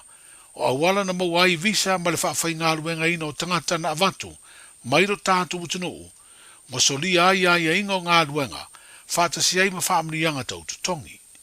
Whaaria le ripoti e fast furu I tū la sa whainga luenga I se tangata sa avatu, I lea whainga whaalatua, ai na o se lautala ni usira le tutongi na maua le vai aso.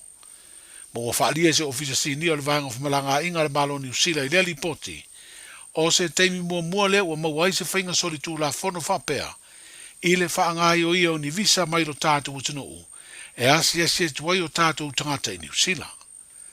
O se tasi sa mōria fo I New Zealand nei lava ngai o inga, o loo noa fusara le whare pui le teimi nei mo le whātau sanga, ma ua whātoru ina fo ina te tutongi se tino I tūpe Fiafia tā la. Ua whaalia le vaenga fumalanga inga New Zealand I lea lipoti, e le ia fiaini tangata whainga ruenga whaavai teimi mai Samoa, I lea ngai o inga sori tūla whono. Wa tolu nei aso talu na whanga soro le stalo sui whaatutu o le whainga palo te tere o lomba le atunuu, I le masi na fau. Ma ua mori mawina le mai ai o le aso na rua o le nei ngā ruenga, e toa fast furu lua sui whaolioli mo no foa, o le paia inga fau o le pā le mene ua mai ona le stala. Wha maonia le atu langa I atapue, e peo na whailo lau tele ai e le komisina o whainga palota, ma ia sui whaatutu mai pāti ese, fa pea sui te wātu to tasi o lo whaatalofa maruru ao, ina ua mai ona whaia lātu le stala. Wa whaeloa le te tai o le vaenga whaapufai o le whaatua tua I le atua Samoa ua tasi, I sana whaasara launga I lunga o le apio fōringa, o le aso lulu, le o ngā tutonu le nei vai aso, wa whaamoe mai ai ona le sitala sui tau wā uma o le lātu pāti whaapufai. Ma ua manino ai o le vaenga whaapufai mua lea, o le amae a le sitala o lātu sui tau wā, a o whanga solo ai pēr lea ngā ruenga sa ia maea, I le tāo sfurulua o le awa uri o le sa tō nai, o le vai aso nei. O le ua whaeloa le te tai o le pāti, le sunga la uli o le mali e toa pola te vao le ua te smet, po toi lima I tū malo whapalota o lo toe, e lesi te lai o na sui te uvae to fitu o lo toe, o na mai a lea o lātu sui whātutu. O isi pāti whaupufai, o lo whaasolo atu o lātu sui whaoriori e le stala ma whaamautu ai, le a vea masui te uvā, a wāle whai ngā whiriwhiri ngā wāo aro tātu mutuno.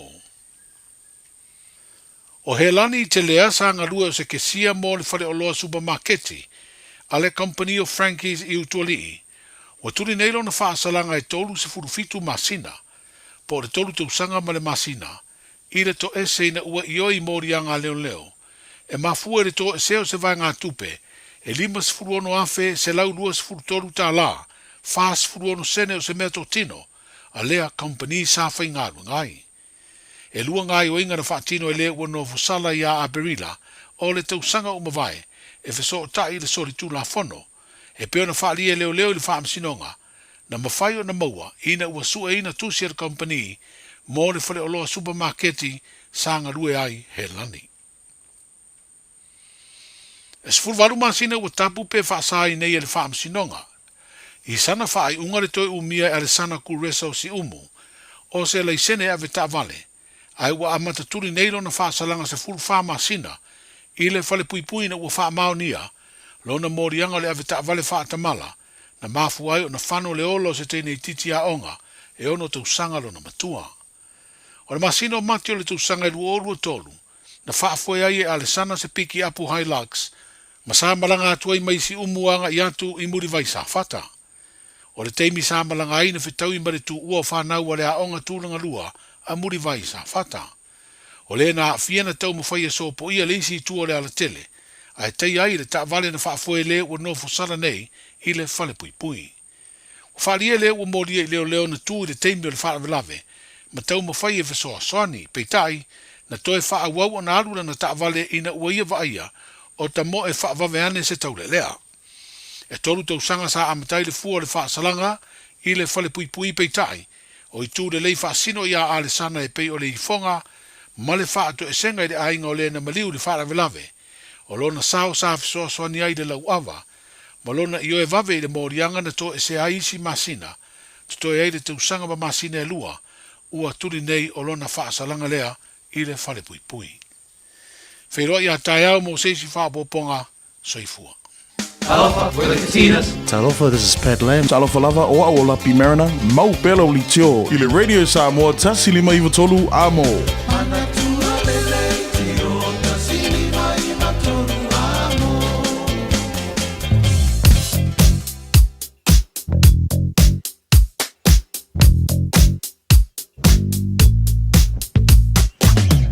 Faisi poloko tele o le southbound o le State Highway Luce Fulu mo tato lo ilunga o le highway le mai sifo anga mai sau te nei mata mai lava o le pasi mau le tano le link mau le tano le sfuluono manto for sfuluono le sau mai sifo alu te taulanga o kilani e ai pi o mai la markako tano le o sa mai Luce Fulu mata mai lava le tano nga fasolo mai nei Mayora Road on ramp Dominion Road fa pera fo Hillsborough poloka ne va o Taeao pisi mai ar pasi mau Hillsborough ana flow wa tato poloka lava ia le southbound o Luce Fulu ia ole o mai le Massey Road on ramp fasolo mai Puinu Road on ramp Malambi Drive on ramp o vai o mana poloka ne va o Taeao ia ma le link o le Luce Fulu ngai o le southbound State Highway 1 o lo tumafon poloka ia le State Highway 1 citybound ne vanga o Taeao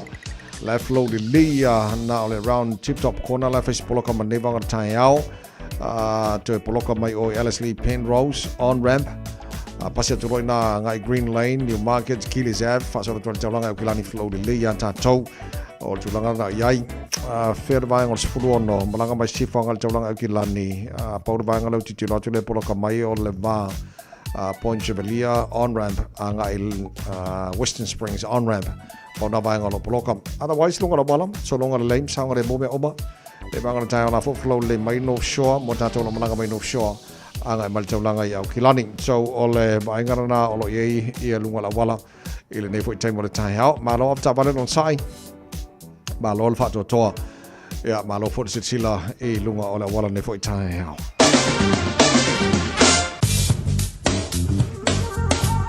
o le vainga la tamaile nei i le tala o le tau awa fo i le whaafonga mai la tanu nei vainga o le Taeao wawai atu i Samoa o lo i wai ei le Luce Fulu ma le wha ma whanawhana po le vevela le e Samoa nei vainga o le Taeao tau whilolo mai le vevela i Samoa nei yaso tu maui ngana tau le tanu o e langi le lei pa utimu i niso taimi Luce Fulu ma le fitu anga Luce Fulu balu degrees Celsius morunga le vevela le e Samoa e le nei yaso lulu Luce marfa lona ma walalo pa anga o tara pokalami so smanga la tunu pere Samoa malona ba ia le sefo mo ia ne foi Taeao fo patalo fa mano la tunu so smanga Australia olo mai mo fa mai lunga Facebook ma YouTube ro le Samoa malona fa sefo mo ia tolu lo ile malu lu le mo Canberra ne banga le Taeao la fa solo na awa o le taus futasi ba lunga na malu lu fa ma wina mo le mo Canberra le so o le banga pito sit foi na malu lu Australia le se vaenga Hobart fululua marunga le marulua le fasona na awa ole tau le source fululua fo marunga le marulua le ai Adelaide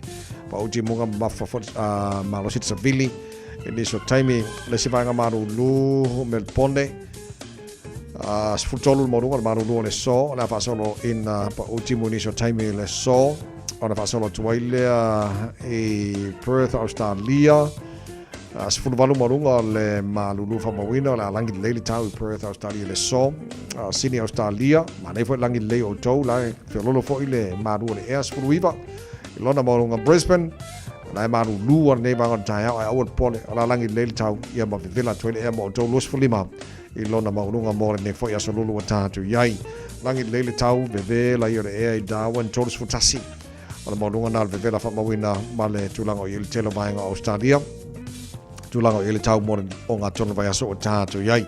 Se mai tala tau no whanga whasalanga Radio Samoa tamaki ma kaurau. Leo te wawai atu o leo kau malamalama mai ele longang malamalama kele. Leo ke aare baru ale lea ele longang malamalama whawhaku ue ka whewhe. Le lei whaamanaman mai Taeao. Sifulua lo ele mahalulu ne vanga o Taeao. Whasalo na awa awa pa utimu le so tele vaenga au kilani. Masira wal whasalo atu le awa uli. Sifulu ma le ono marunga na o ele vevela fa mawina mo au kilani vevela marulu sifulu ono marunga le marulu sifulu le ono mawalalo Taeao pe audio le apa ufo timu le tele vaenga au kilani sifulu fitu marunga le marulu fa mawina mo au kilani le swa Taeao painga yon tuatu fa salon pa timu le tele vaenga au kilani le sifulu reile lang le leila sto nai mana sa pa uchi muna so fu mana so lua o le nava ya solo mana ya tu pa bongo bona tu na mai la vai chau i le nei vai nga o le Taeao le tu mo o le radio Samoa malo fa chai le tu malo fa fonga le foi Taeao fo Talo falava o lapi marina, mau pelo li tio. I le Radio Samoa tasi lima iwa tolu amo. Talo ma Samoa pena fa fonga le tu le Taeao tu fa salawina mo o pe atale tu la se fulu ma le lua o le so. Ia mar fitu puana nei ole se fa ponga talo ma Samoa le ta ole balu i le Taeao ara na wa e se Fiafia o no o mena lo tupu i Samoa. So o nei va ngai na tau fa tata tu nei le Taeao. Ia momo o tangata le alo lo fama le ai o se i lona fsosani monis tangata. Ona wiele o ala parpalama le malele te tau. E le whainga o visa o la tauia na mai. O le malosi leo mai tangata mai sa mai nei. E tau o na alu atu le malosi e whainga ruenga ma mau tupe. E fsosani monei ainga i Samoa. Ia fa pela o le le ngi fai ai ku lo fa fo mai le tuno nei tuanga ka fa pe ka mo fai a wala se service mai ai tangata ai so ai ku pe ka le ngi e se foi tangata fai fo nga wenga fa immigration consultants ia bon le bang fa pe na bang of malangai ia na bai le ngai ka fa nga o le po pe fa nga polo ngari fa nga ka ri fa ka ia o maua ola o amina o lo taitana la ngona fole le fa ya o baua a o ye manisi le baua ka sia ia va venga baua o mala to wia ina ia awange ko fa ye nge me la ngai de se mele le tele fa yo awala palpala mo amenga o fa ngo visa ona to wia nga mai lo nai tangata ele o mai fa nga venga ia fa fo ile se le nima manu ye nei ai nga Samoa ia se le la ko mo awala pepelo male fa ngoi ia so tarsia ia au e manise le maua ia karsia ma vave ko maua mo ko ia so e la tangata le e tulilo na fasalanga home detention ia ke lo pola le maku ia la ngasori kula fonga fai ia le la ki o le fasala le fale ku le long fasalanga home detention ia ke le fala fai ngo ia karsia ia mo foi mangisanga ka sala tunga lo fatasia ia nga yo inga le manu tele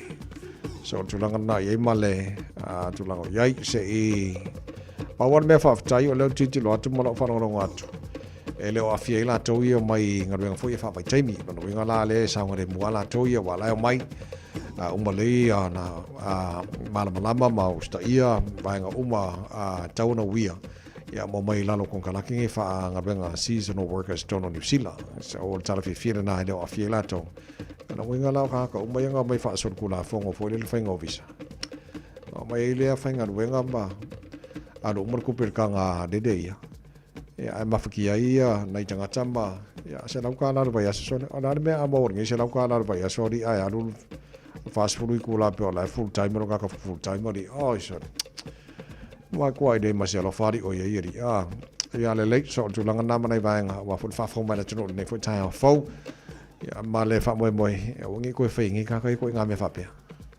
wa ide ai ma se lo fa le se lo nga le ngi tangata mo se lo mana i mona to wi so ia le late me se nga o mau wa la wa lokale se la wa pui des ia le wa kurin fa sala nga des a ye mangisi ia ka si mo ko fo nga va nga ma ngai su fitu tele tu la valu ia le leo no se mai lo fa fo nga nei Taeao o le fa ponga nei fo Taeao ma nga tono vai aso tato ma fa Samoa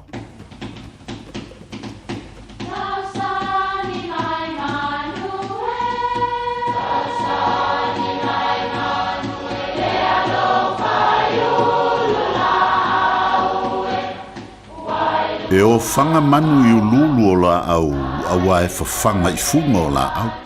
A o le tangata e fafanga i upu matala. O le mafileo o alanga upu mamuanga ngana Samoa maona whaapongai e a fua i lona sio mianga. O lona lea sao i le whaatufunganga o le iloa whaale aso mai le tautua se ia o ina pule. O alanga upu mamuanga ngana ua lanto mamanuina le tō whamanino a Samoa, mana tua fo'i. e tāo fitau muli le atunu. Ua whaafānau ngā lau mei. E whapea se mau o le talitonunga o tangata Samoa i le ia le nei o le lau mei. E iei o na winga le lei pe a whato a fufoa o na fua. Whai mai o le taimi lea e oso ai le mata ai o le ia i lana lava tolo ai. Na te iloa lava le taimi e fofoa ai. O na aluane lea ua whaatafitafea mai i lea au e whaatalitali mai lea anga i atu o tama i lau mei. Ia po lana whanau o na toe aina lava lea e ia. Ia whai mai fo ia li o le ia saa le makua lea ngā miore nge ia. O le wingo le upu ua whaafānau ngā lau mei. O le toe nofo lava o le lau mei ma tāu mawha lana lava whanau. O le natura lava lea ia o le lau mei mai lea whaina lea ia i lantou. Peitai. O le vaai ia ia le tangata.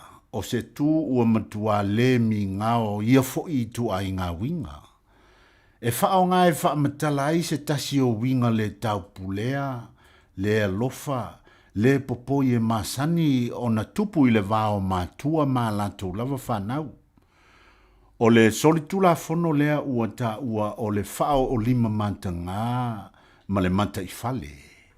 O lona winga ua toe ui lava le tama i lona awhawhine, ia po le tina foi i lana tama, e ala ini feusua inga manisi whainga mantanga. O se luma o a inga lea mea, ta whewhe, pa ngā lea, o nei aso, ua whaatupula ia ma ua whai mata alonga nisi mātua le whaafānau ngā lau mei i alantou lava whanau. Nau whesili antu se tasi o tina papalangi whaatau o loa. Sai se fale o loa, o na o se o loa sa o fia maua. O lea e tau se salu atu la unanu, ai ua o te i le whaapea mai o le papalangi, ma lo le soifua, e iei se mea o e fia maua. Na o te i mawhesili i ai, pe whaapea o na le leila no wha Samoa. Ai tali mai o ia ua lewa o na ola i Samoa. Sa whai ala whaatoanga ma pisi nisi i Samoa, malona to lua Samoa. Nai ui na wha matala nea i le olo matua papalangi, whapea na o ilo la ainga. E momo lo ulonto i le tala a le lo matua. Na alu whaatasi ma le la whaatoanga ma la fumanu, ma le whana whanau o si ana whanau tene ilo lantou lava tama. Na o ina vai tino ma maua ele nei tina ia whainga lona to lua i lana whanau teine peitai. Na i ulava ina le toe ano i ai, o na ole fefe i lona to lua. Ai na whape na foi o na talia e teinei ti lo lantu tama, o na ole fefe tele. O na peia i lava lea o se winga masani. Na sau e ta whao mai ni usila i lona ainga. O na toe vili lea matala noa i le toe ina, o ia e le toe fo i atu. Ai whai whaleleisi ana whanau, mā lantou whanau.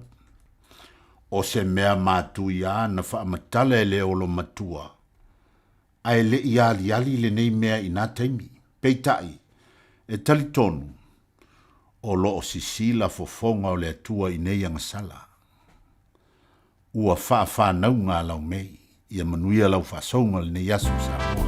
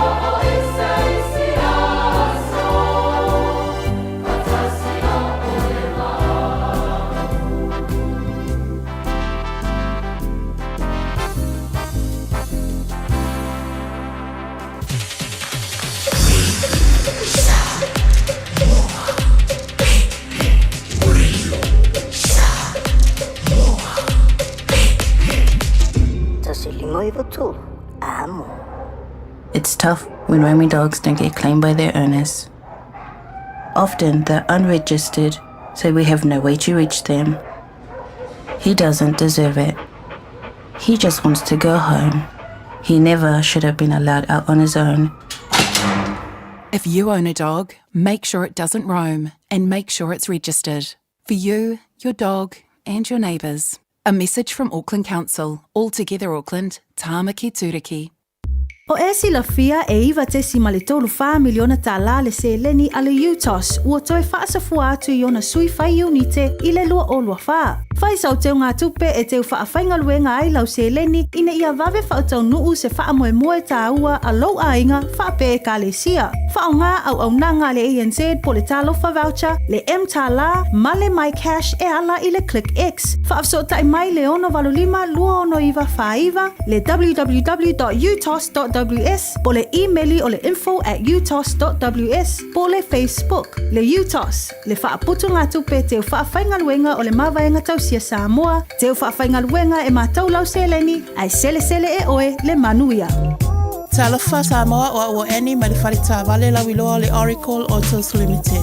Fiafia whalau ilo ato mātou tā vale o lo whaalumia le mātou la lai Penrose e mwhaina e whiliwhili mai ai. A le aiso lau sene mwhaina mātou whangaina le passport o ai inga i le leilau ngā luenga le leilau tongi e tā lafu. Talia umai mātou so se ngā luenga cash o part-time o vātu ma le whamasina. Ai whamania ina le finance o le ama wātu nisi o whamanianga. Food voucher 5 selau tāla ma le refill 5 selau. Whafsota e mai eni le olua tasi o whaono. Pawhātasi lua pe te suma ni mātou officer autu, fitulua tasi fitulua 5 Grace Health Road, Penrose. Awane e misiele tui Samoa Manhattan Mid-Year Dance e whaiale stona i aso se fulumaliva Julai. Amtalia le tulai fitule Fiafi. Na le fastful 5 tālai le tangata e te whiua tau mawhama e tau sami le po atoa. O la Fiafia i le tui Samoa Band. Awane ngalo le tua tusi o le iwa fantasi a Dominion Road i Mount Roscoe. Whaaso ta i lola whale tui a Liz e le olua tasi o iwa tasi o fitu o waluwalu. Mo se laulau mo oe, maupa anga po si o ainga. Le tui Samoa Manhattan Mid-Year Dance le astonai aso se fulu iwa Julai lua whelua 5. Matau te whaia ni fo aroi le aso lava e te whio mai ai i le Shine Dental. Ai e iai inga whaapitoa. Matau te salia le Afterpay, Zip, Q Cards, whaapea wins quotes i le Shine Dental. E whaia fua whaatalanoanga ma le ACC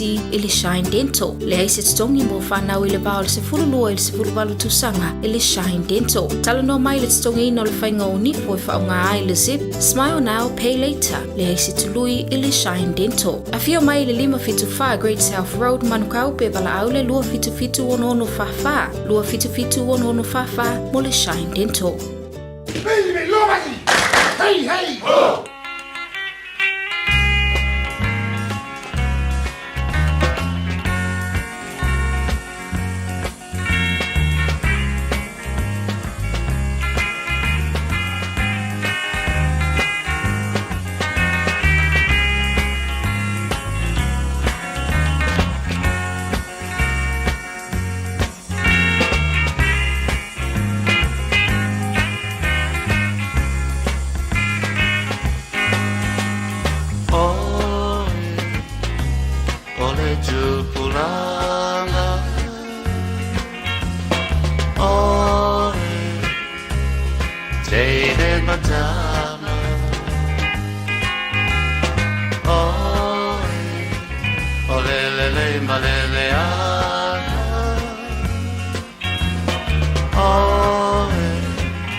Samoa monila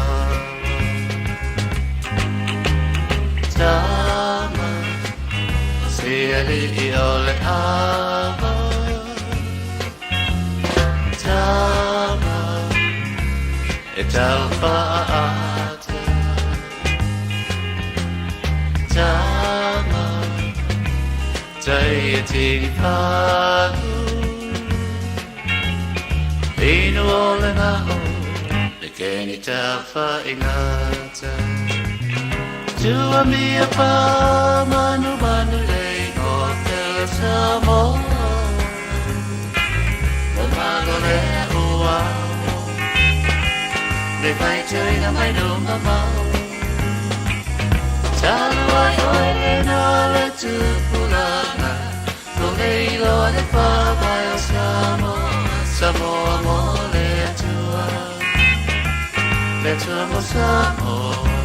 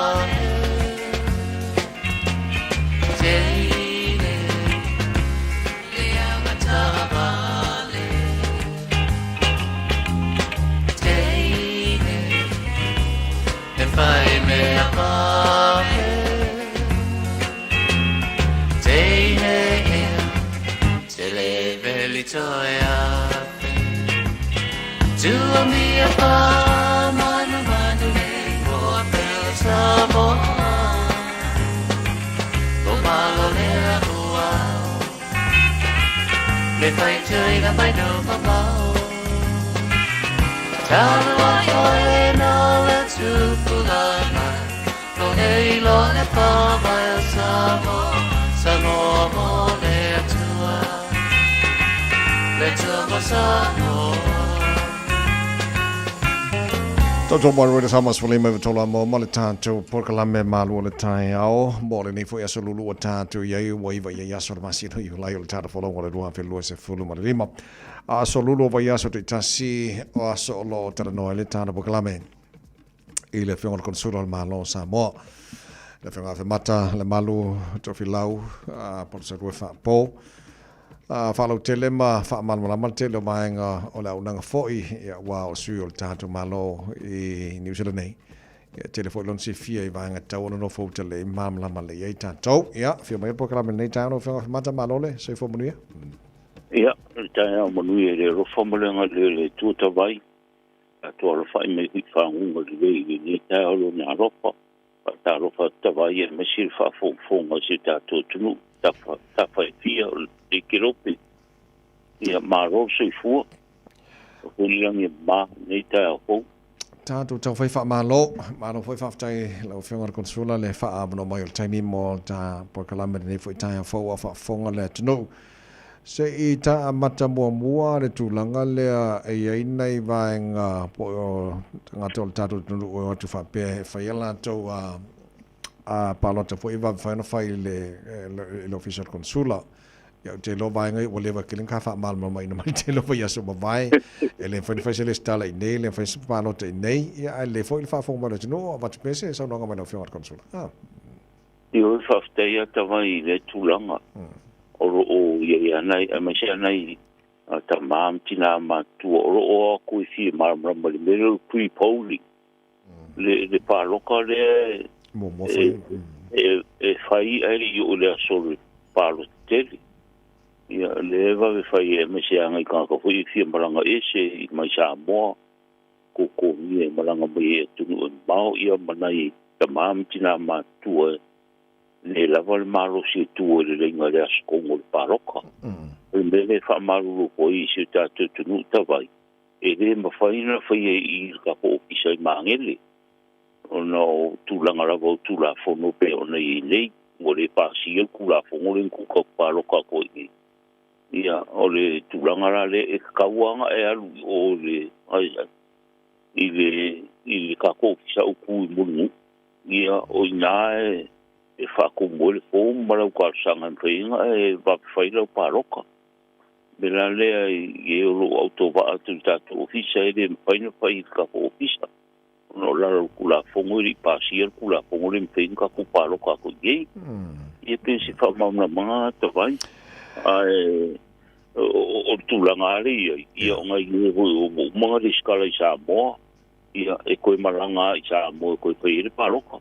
ia mo ku la ngai tu poli le o le va fai o lo palo ka ia va ve ko mai mo fai mai ku la ngai to vai Ia le atunu ma le whaafo mai o nā ua matula saunua ngā le whiongar konsula se I whamanino nei vaenga I ala no wenga tau na amata atu nei. Ia awangi I koe o I oro whia konsula. Malo wha moe whenga whisau pāloka o na ua matula tari sawa. Lau whiongar mata. Ia ukuranga ngā a tawai. Ia o le o ko pumili lolo le whenga pāloka. Ia koe o le meskala o sui whaaku le whaingi. I se wanga sui whaaku ngi ia ngova veru le kulonga o longa ingo kongo le sui tau wā. Ia a o kulanga ia le kako pāloka le whai le pre-polling. Ia I le kawanga o I Samoa. Ia o vai aku tawai wanga ngau a isi e. Ko ia o mai le pāloka si maua po ile malo e tawa vinga si o tatu tunu ia la le a whainga ka ko e ko mao o whainga masinga o ia o kustu. Ia. Se I tātana noa langa o le tele o tā porkalame o lo whai ama a whea I fōia le to tele o nei le manufo la tunu o lo mai ngā luenga whawai taimi fōi lea. O le to watula o tala fōi lea mai saunua ngā lau whiongara konsula. O te loa paua leo le scheme ia po le awala saunga le mu ma mauti noa guarantee ngar wenga maua tupe so ni mone ainga ona lo vaenga le seasonal workers langa o lewa maua nei o li potia istangata ie fai mea le amio kongu ma le tau whawalea mo tatu tangata. Mai leo ka foi le mo fake visas ma fai ngal wenga nei mo su e la ko kupe ai le sino mana mo na I ai ngai se me le le so o le winga tala foi le sa ngole mu an vai ngole mai malo tanga te fai ngal wenga fa ba te mine ia fa ka ia tawai le tulang le upu le le ko fiki le umi malia ma tulang aro ia ile au mai o tatu tanga te ngā runga wha mai taimi. O ro o ia au wala o mapa wā o maro e wā. Ile wāle o New Zealand mara ka kou vāenga le wā ia I ngā runga wha mai taimi. O tula ngāro ia nā tusai mara tula whono. A o isi kūranga ia ua ale mai. Ia man tuata vai pole au wara whaso tula whono e atangi e ase tātua tunu o muka ukalea e tio ka kōkongu. I nisi fui o whai nisi awara whaara tua inga ia mai e kanga ka fui e whawhai ngā runga I nei wha mai teimi. Ia ere ngā maua ere la ko pinifiki. Ia a pa ina ina kanga kai maranga mai. Ia rera ua wha ina le kula whongu. Ia tūranga na aro ia e a kulanga aro ia. O ro pa nga solo ia le tāsanga. Ia o ngai o ka kukanga kai fia maranga mai ngā runga wha mai teimi. Ia ai taro atu si o tātou tunu o I lava o fia maranga mai. Ia I ngā ruenga ia e tawano ia hararo ia. O le kārsanga I tātou paro.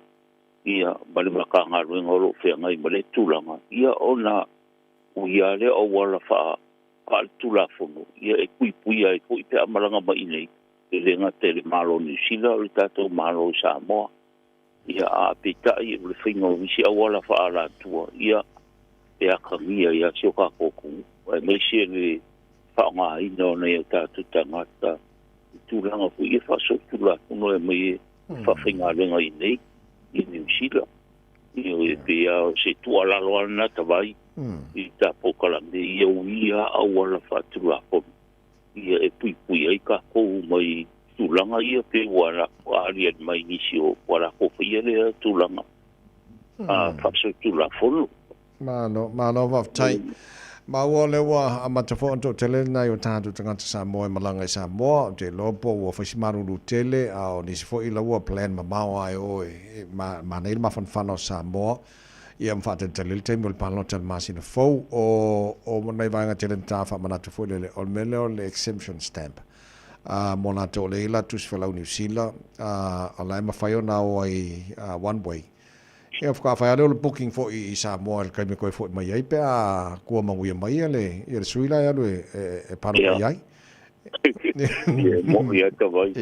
Ia pe anga ka tualalo mawhamanatu si o tātou tunu. Ia e mai se ni vai kai me le maru ngai ka ko matua opposition New Zealand ia ro pia malanga ma fan o se tatu nu Samoa ia e mai se ia le whainga palota ia o ro o amanoa mauro ko kila ka ko o a fio tu le office ia matar sanga le exemption stamp clear e whainga malanga le one way ia maru ia ta mo asisi ngai ainga ia mo male te pena mo paloka ia a mai ia ko ngiro pe mo huilo pensioning ia ko ngiro bon vui ko foi mai ai ia wa pe an tata no ita vai o ngimio paloka ia a fale to nulo ko sui o le maro ia pa o me o fio bo mai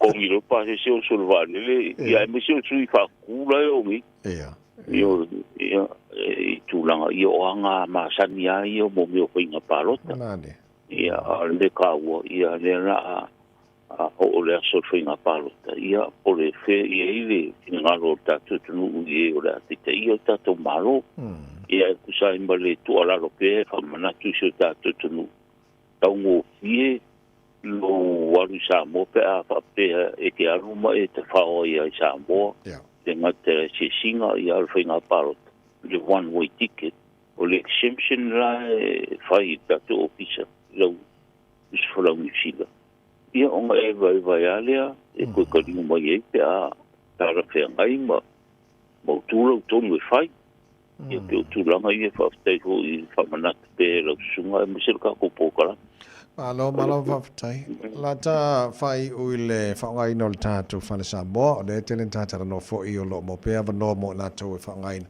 ai te lo e foi na ia ngol le fa ngai no fa fo le wa fa pena u maso se vai nga fo fa ngai na ta to o le ba ia le lei tau si le ma vai le ia fa mai na tu langa u ma pe mon fa ngai na fo le fo no vo ta le o le tu no ia vai nga a fa mat ia fa ia ta vai o e fa mai tu mai tu langa le nei te i wa ele nga fo ile ta to pa pe o fa le ka ko ala ia ngo kulia fu fa pe fa nga o le fa le ai mon ko ta vai o le fa le e ai le o pa mai ka fu i o ku fu fa le mo ka penga fa le pe a uma se se pa mo ia o le ala le o le fa o le pond ia fa ki ai le ku pe ave ko ngi ko nga kai ya pa te mai ala lo ko pa mo i on ka penga le o ku ele ngata inga ka ngo fie mo ka ko maro i ko mingo o ko para ke nei le pa i fa samo ia to mo ko i lo pond ia o kulanga le la pa i to ia makulanga i ai le o me ko kingo se ka ko o le na le o le ko ngi fa samo ona e umaro le fa mo ia o ki kera o au ko ka kere va ia fa ia ko sia ki le ima ko pa mo ba mo tu langa fa pena ia o ngole aseta fa pele i si ta to malo ia wa fa mai o kulanga po ko ia e o kwa ma ko filo ia ma ku nga ia tu langa fa pena ai mai se lava ia fa mo inga se loi kula fa mai i filo inga mo kulanga fa pena a le weekend la ia tawai e kira nga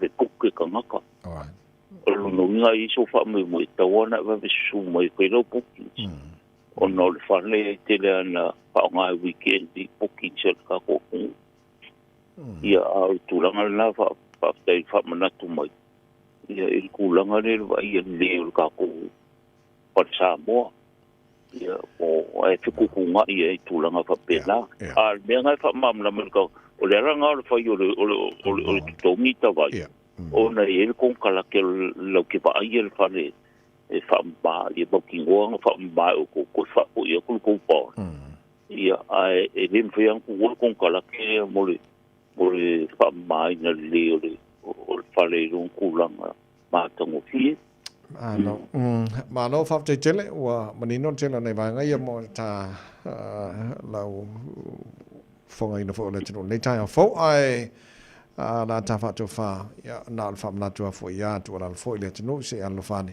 ka ko nga lu fa ka si na ye man wi la vale te ma ai ngo sa mo mo Taeao me le ke le mo ta ru no wa I o esta vai rango la le ngang fa ta I si ta tu no I si le ver fa mo mo I o lo fu pa le le ngang si ta tu at no o mo ye mo Samoa I kalo ya me si ulang o me ka kima mo kulang fa penga nga fo ya mai mo me o le si fa frozen mai mo kulang fa penga yo le new mo vai salo ia talo to si ta tu no ka ko nga lu fa kasi ka ko sao ia so ni ta tu no ele nga to foi le me ta wi mo le ia wo I fa le lo mo wo le si ta tu no ni sida ia afkoi kile si ta tu no tu sai mo la tu sa ta wo mo tulanga ia ta vai ma le no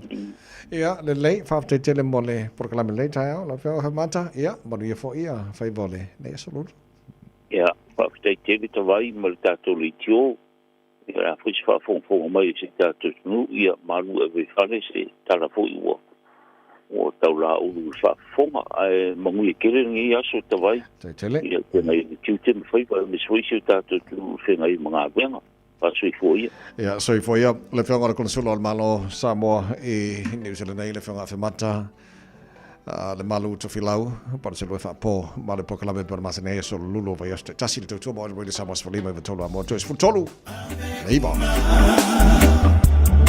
ande umano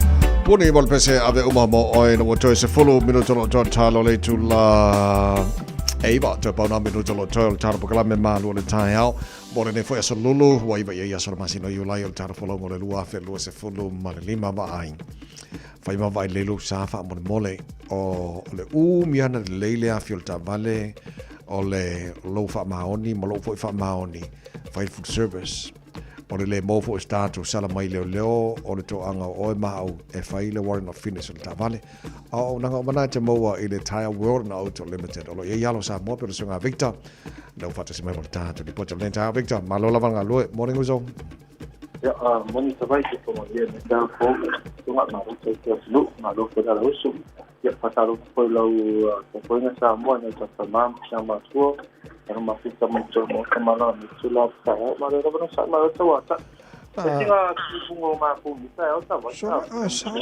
ele que mo pe ma ro ia a kala ngor kimu e ka ngor le kamile ka ngom ko le ai power ka vale so songi ka ya ave ya sa o le ka ma wa kimu se ma se ngora u ia al pa ka vale le ia ka ko ka o sia Tapi eu parei com o carro. Tenho que ir se para o carro. Então, eu fiz o carro. Fica também se era lá e parei como foi uma pausa. Eu parei com o carro. Sawa. E há lei, mas tá tudo pode lei tá, vamos mole, uso. Vai vai mudar, não, mas tá tendo competição, mas o senhor de senhor auto trabalho e a matou e bastante boa lá com dino.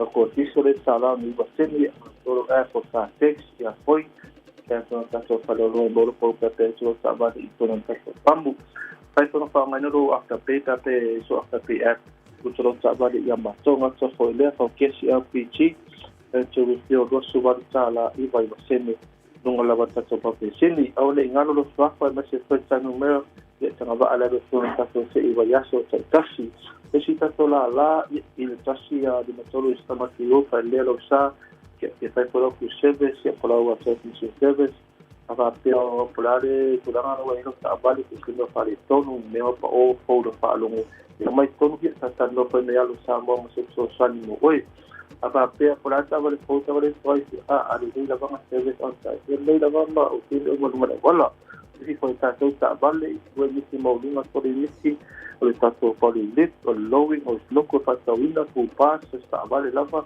fasta por le tato mu pass ile tato fare engineer pero to mi vaya so duas sala termina mata da tato o uma lava na fasta une termine de forta so wo fu mo no duas sala de for warrant ile lava tato fare engineer por la hora se se va no hay e fu para que for wo ya matou passa folha o moto tá vale vale passa ile tato tá vale fu tuai SUV na so volta to trabalhar de power e ole pick up o lo eta to forvenza hai laxman dicen tu e sai por da so tá vale uma teu uma coisa falsa que me deu fo lava fo e a ba tem que mo te mo ko ere te uma to na tudang mo ta sa me passa yung lava ta to finance ta to femina masa amasa balima tu sala ta vale lava sa vale fo sa vale tuai ya masa bali masuk sala ngai satu pemida masa kalau ba mete sumai oi ya oleh lai sene surma singa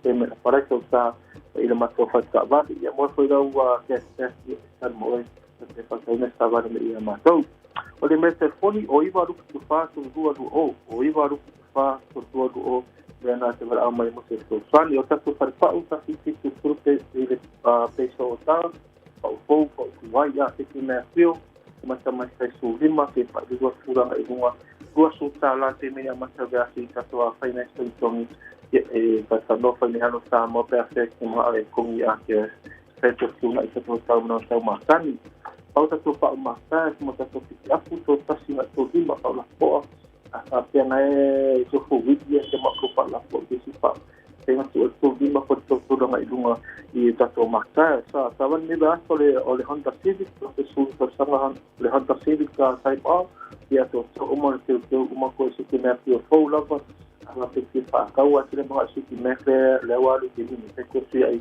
si ko su ki me ngai te mga yai seria ta to si pe sta pe le pai ma le risko ya su valu ma singa i te si to finance uma la wa ko ai na termine ile tato company Pete foni o iba ru pitasi to tolu to o iba ru pitasi to tolu o i para mai mo se so san le tini ya to vai fa no to lava Victor monia fai bole ne fo I asolulu ole ta proclamena Malu de Taeao ya mo e monia fo I asolulu iba haine o so on masina lona fito le tata whalonga le wafe loa suma le limba.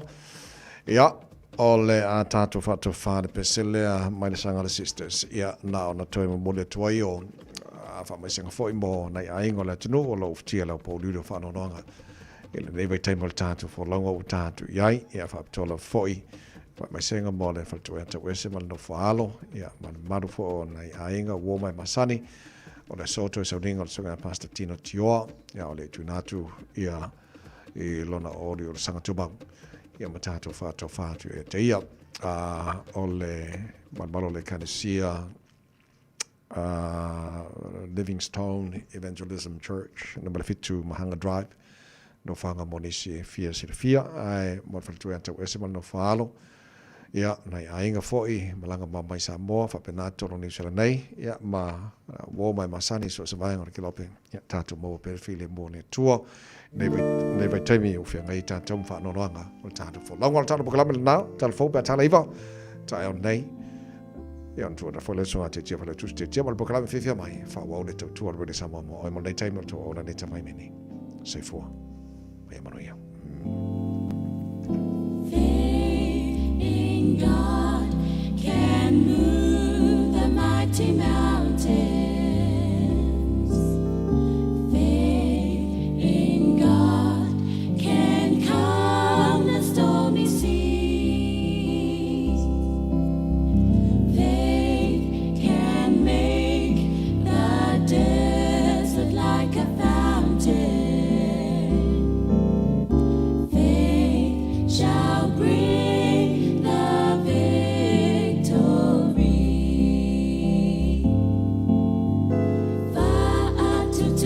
tua mafaya na si iti ai maunga fa tutuele tua e fa malu inai le sami e mafaya i ona liua toa fa mafaya puna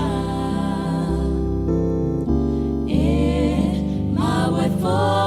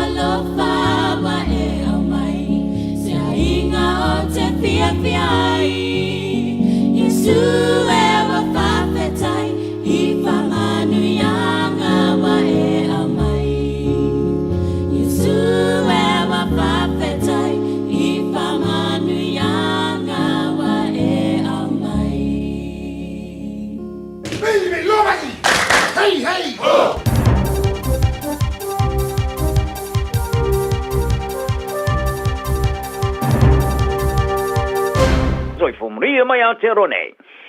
Wa fa maoni ia de matanga wenga o femalanga ngani sila ini fainga pi o mfala tuana o finga wenga o official femalanga inga Samoa. Fa ia de matanga wenga immigration New Zealand o tangata fainga wenga o official femalanga inga Samoa. Sa so swani tangata to tasimol umia o sana visa e wala pi o ile va o so fa ma le wa ma le futasi. Sa longa ia pule ao so enga mo inga de matanga wenga o femalanga inga ni sila Steve Watson ile le Johnny sila Pasika. Ia nei whainga pio ali li mai Samoa sa lato whailoina. O lea whamtalanga e munmuni mai, i se whasalanga o stangata anu o Samoa le vaso nei lo lato sao, i le whasoso ni i stangata Samoa e ngā lulu e whaso tula whono ai ni sil nei, i le vare lua furuono, mare lua whimare lu futasi. Mai e tā wai, O tangata whaingaruenga te tongi Samoa e loa le tangata sotola fono. Sa whaasalaina ia Aprila mo le whaatamo ino se tautua. Sa whawaina fua mo tangata Samoa e ofu ina iei visa whaingaruenga whaafolinga. O lea tangata whaingaruenga sa whaasalaina le ono masina e tuli le whale. Ai o le tangata sotola fono o tū sa whaasalaina. I le whale pui mo le whaatau sanga mo le whaatonuina e tu tongi i le whaafetala. Sa riputi aile le Tony Sila i le taimi. O nei tangata Samoa e tō lua sa whaingaruenga whaasotula fono ni Sila. Malangalongoina yeisi e solia e ingo lato visa. Whaali e sui o visa sili ao sui suenga mausta inga o whimalanga inga ia Michael Cully. O tangata whaingaruenga sa mai le mai New Zealand nei. I lalo ni ofo le tele o tupe maua ma mawhai ona la whaati o lato a inga i Samoa. Ai o le teimi lama taunu mai ai ma whaingaruenga le sili ma le fast flu tura le vai aso ma tongina. I le naselau tala i le aso. Se tongi matua i mawala loatu, ma le tongi mawala lo whata pula, mo le tangata matua. Whadia Watson, o tangata whaingaruenga o le ofisio whemaranga inga i Samoa, so soani tangata soltula whono. I le mawina i o visa, ai whaafsuia i mani tupe le tongi whala tua. Mai e tā o foi, e le tele ni visa sa mwhaiona whaamatuina ina ua vave ona lato mai tawina. Le whaale tonu, o ni whainga whala tua le tonu o le ofisio i Samoa. Whadia Watson, e le eisi tangata whaingaruenga i lalo le porkalame o ngā ruenga whaavai teimi o a fiai i lea mata upu. O se tamalo ua mōli ene ina ua maua e leo i ni whana o komete lima e whao ngāri fita o na nāi te tonu o potu moe o ta maiti neibia. O ia whana sa maua o wha solo e leo e le ngāru rue whata siai ma le pūlenga o le saonga le mua la au mālosi. Ia le sa ili o le whalo le tangata e umia le sene o la au mālosi. A whaari ai a leri leo sa tini Senior of Civility Detective Senior Sergeant James Keane o atungalunga sa la ngai winga isilelei o le tamalo e fastful o tausanga e na te umi a isilei sene mo whana. Mai e ta wai o stasio i tūpiro silo na whatarua ili tūranga o le sa e singa. O le mawaina leo nei whana e lima e whasaina whana o kometi whaamiriteri i to tono o potumo e o tamaiti. O nei whana sa le iloka ina ese e beona mo miena whapema puru whana sa mwhaina Saofia iai. O le te maro ua mōli e leo whaingo mōli anga e whunumar whaola au marorosi ma Taeao i sela. O tangata sue e whapitolo o tiro i te puninga i teimi o le pipisa o le COVID-19 mariva o lātu whalia. O le iai o tangata e lipotia i a solinga o whatununga sa maolunga se tūlanga lea o ngā to e whai ma wha ma mafa. O lo wha solo i te minei i le sue ngā komisi sue e le Royal Commission of Inquiry e peona tilo i le talia le malo, i le pepiso le COVID ma ona a fianga sa iain. O le suenga le vasonei o lo patino o na wai, i a fianga o le wha wau o te puninga i au kilani i ma Northland, i le luafe ma le fotasi, wha pema wha tununga o tui pui e whaia, ma le saonga le moon. I le asona nafi sa whaari e Dr. Angie Deckert i le suenga, e ono suma le tolu wafe i a solingo wha tununga sa i putia i leo, e tangata i teimi o whaatulangana o le tolu whaama le lua o le tapu. O poloka leo o ala te tele sa le i tūlanga le lei tuluai. Sa le manino i a leo i le whapewhea o na whaamaro sia i a tūla whono te puninga. O sui mai tangata i ai a whianga tūmau sa lato whailoina, le masa ni ona taula ia i lato i sa wanga, ma le whailonga tangata i teimi o te puninga. O le tamata i mai Dr. Fiona Bolden, sa i whalia, e tō tele atu tangata e wha ono whana soi for COVID-19 mariva, pēna wha pēa. E le whaia e te puninga sa wha marsia na malo. I le iloilonga le songa fua sa au fiai mamanatu, mai au whai pisnis e wha mautu i au kilani, Northland, ma wai kato. Ai o le asona nafi, sa wha alongolonga i vainga, ale au mati tu atu, ma tau tuo soi fua maloloina, ale Pasifika. Sa talo sa ngaina fo e le komisi, i le tamatai pare mia mo ni sila i a Jacinda Ardern, e tūrai i lumo le komisi mo ni fesili, leo ua wha mautu nei i Amerika malona ainga. Ua whaaria saina, e leo ieiso na tō sina e se whātau tawanga whāwao malo, ma lātou lapata iai, o le lātou so tanga ma moto le Pasifika, e leta te ona tineia e ni tau whaaleanga. O le tali le mai la mpaso sa ine fiti, i le mai aioli i poti le vastol wai, le sa ta wai le whaalia le pāremi o fiti si le veni rambuka, o se no whanga whawhitawhita saina e leta li eina, i le itulangi le Pasifika. I le temi sa whai eisa na whamtalanga, i le tuwa whianga le asosial au whai li poti, Australia le National Press Club in Canberra. Sa whaua wai ona tuli-tulia e lau whaili poti Rambuka e winga ni tō sina mai saina de Pasifika. A whapela ona ia whaviviina ia President Xi Jinping saina o se tai mawai. E sa ia whali ai o le umila vai ave mapare mi o Fiji e le whatangaina ia saina iesona no whanga whamiliteli i le tulangi. Ai wilea sa e tā ua whoi o whamaonia le tāulanga o Beijing i saina e lato te le mana o mia sona no whanga whawhita i whafo esema saina. Ina ia mawhai ona whanaina na au penga oiai i se isi lava no whanga i rangi. O le whaamataranga tisia le ofisa le mpasa o saina e Fiji sa tā wai o nei tua inga e winga ia saina le whaavai no sona no whanga whawhita le Pasifika o ni whaamataranga si se e le whaavaea toe ulina e ni tau pulepulenga whaadilo lilo. Ta wai le suiso upo le mpasa e masani ona tilo ia saina ia tunua le Pasifika o ni wo lelei, paanga lelei, mani uso lelei. Ia taro tālonga o le kapteni o le Black Scott Barrett o le mwhai ni ona taalo i tālonga whai tauri o tutoe mawharani o no le masai o le maso o le vai po le Kalskia.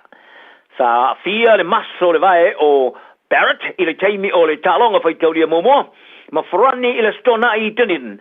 Sa suia lea loka i longa tono le afalo na nua o le talonga sa manu malo i tosu tasi luso fitu. O le whaate le songa fua sa whailo ai le masai mai le teminei ele o iloa po a whetio i taloain. O ari savea o le aia tau wavere tofi kapteni mo le talonga whai taurielo na lua e whai i lona taulanga sa aula ne ai Wellingtone i le whai unga o le rasoneng. O le soi mo le o Black Cecilia Marcelau talonga whai tauria sa ta aloi moni sila maanono. O saini ne se lato kona kalate markala po Toulon i Wharani, mo le luafe rufuru lima e o le luafe mare rufuru ono. O le tau lele o fasu tautu sanga, wa vea nei mastanga te alo laka pi piko silo na matua wa wai. E li tamar sanga kala po le top 14 a Wharani, ina wa awa ia Toulon i longa tono le fasalonga o le tamar sanga o se tama e wha leo, mo se ise manoa. O nonu, se lau ma le tolu talonga wha avao malosa ia ofuina i peule ni sila. Wa fa mama wina se teimi omi o talo laka pi. E peona sa ta alo foi mo kalapo San Diego Legion i tamarsanga kalapo laka pi ale US Major League Rugby Championship. Le Hurricanes i Wellingtone, le Blues ma le Highlanders, e le tamarsanga su laka pi ma kalapo ya pani. Sa lipo te ai nonu i reisio tanga Taeao Fiafia i la toe ona ina. Le kalapo laka pi le San Diego Legion e America. Sa mumota alo nonu i Toulon se yo o le luafe sumarvalu ai le tumuri ese ai sa toi taliu i mata aloi foi. E le luafe luas fulu, e le luafe marelo fotasin. O se fusuanga le vau lupe sori ai lauri teo se paka ma Dave Allen o talanoina. Mo le fusuanga tele i le vau tama fusu i lalo company e whaalau tele ina fusuanga le Queensberry ma le Matchroom. O se fusuanga wangia fe tau i tama i tolima mai inei company i lua o ilo ai o le 5 versus 5 card. O Frank Warren, le pulo o compagnia le Queensberry, o lo whalau tele ina whai pelenga paka o i talia Fiafia, se fusuanga le vau paka ma Allen, ma i tāwai o le ata tilele ia i le fusuanga tele. O Allen o Peritania tosu tau sanga o lusu whana fusuanga, fitu whai ina e lua tutusa, e le se funumane le iwa manu malo tioti, o lo o vau ia Eddie Hearn, le pulo o compagnia le Matchroom, ai o talanoanga mo se fusuanga tele o tama te tolima, mai nei company whaalau telo whai pelenga wa pisi ai tala. I le whaamauni eina o Allen o tua a tāwai. Le whaona mawhai ona fusi a paka i le fusuanga 5 versus 5. O paka o lo whaatula whanuina le avea matama ilu ina le champino no langa le WPO o panga mamafa. Le foi e se ava no e fusua i seise manumaru i le vao Alexander Usyk o Ukraine. Ma Daniel Dubois o Britannia le e whetauin. Mo le tau wha ia umo champino no langi i le pawa mafa i le asurivo le masina ni iulai. Ta whaari ai Warren o Allen o le memanino o se tamalelei mo paka ma se fusuanga lelei foi mo paka.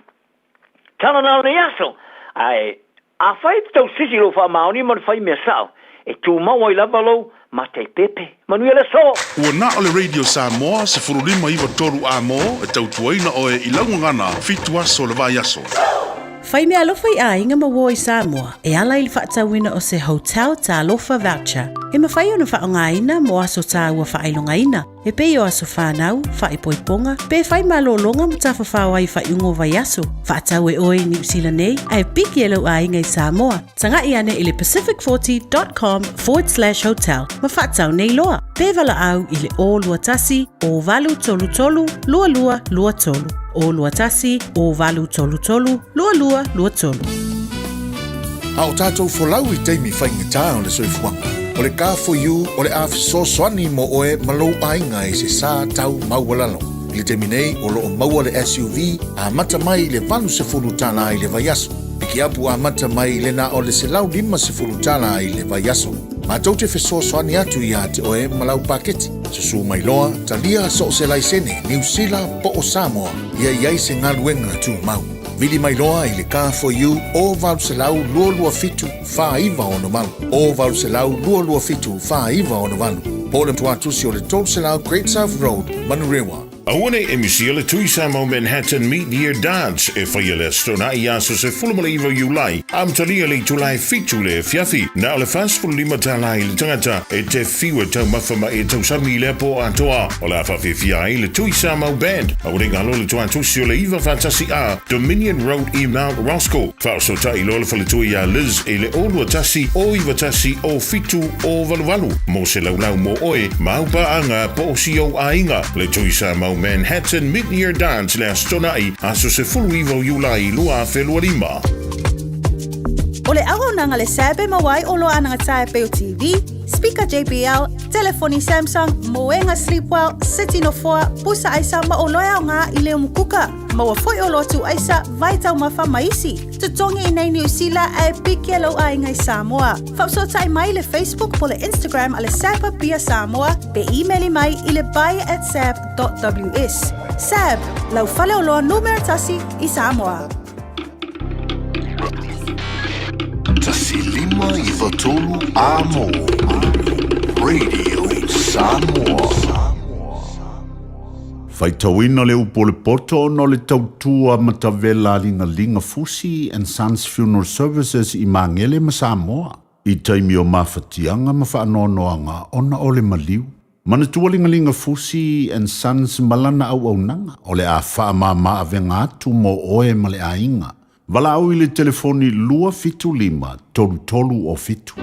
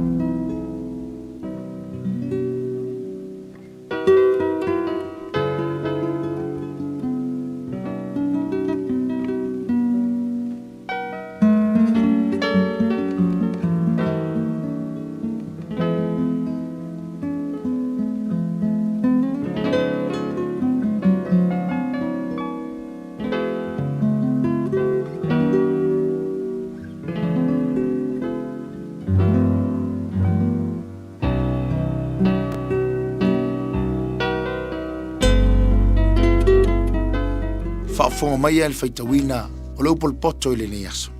Whaata oto alona mta upo iwa. Whaau talaina o le a mio le poto o le tū a le ua valea. O le poto ua whaia I alo na whale. O ia tāla I ona pou e fitu. Wana whasia na manu, wana suia na waina, wana laulau atu fo I mea I lana lao ai. O ia au ina atulo na ngaru teine.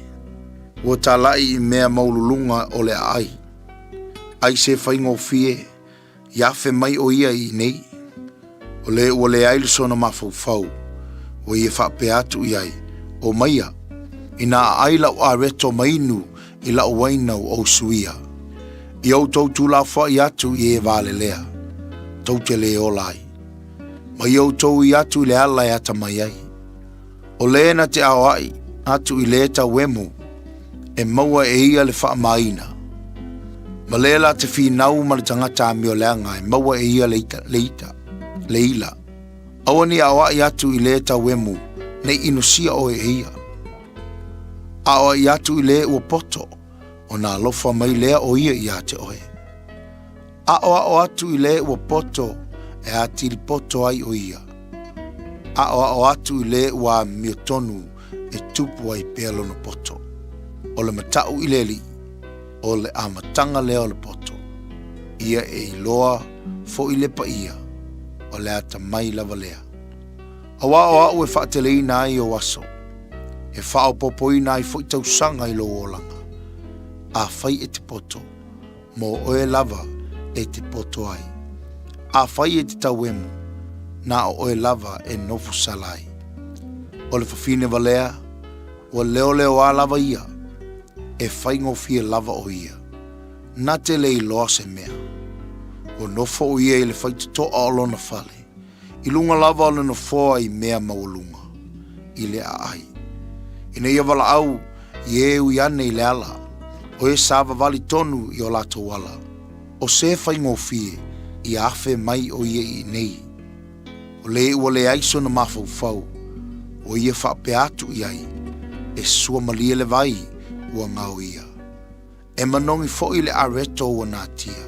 A ua le loa e ia o i lea mea a nganga o e uoti. Ua i mea maulalo i se oli. E ua vala awina e ia. Upol poto le nā mole ni aso.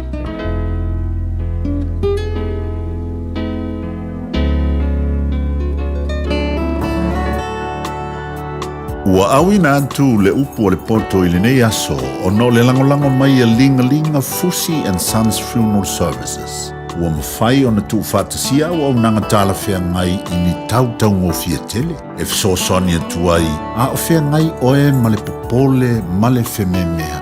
E mori whātasia atu ai ma wha mai senga, ma wha mawhana whananga mai a linga Fusi and Sons mo a inga uma o Samoa ua whea le maliu ma le oti. Malau mai loa ia lingalinga Philip Fusi lingalinga. To ia whaapo lingalinga, to ngia si ulavea, pesusu mai i le luas fulvalu Canning Crescent i Mangele.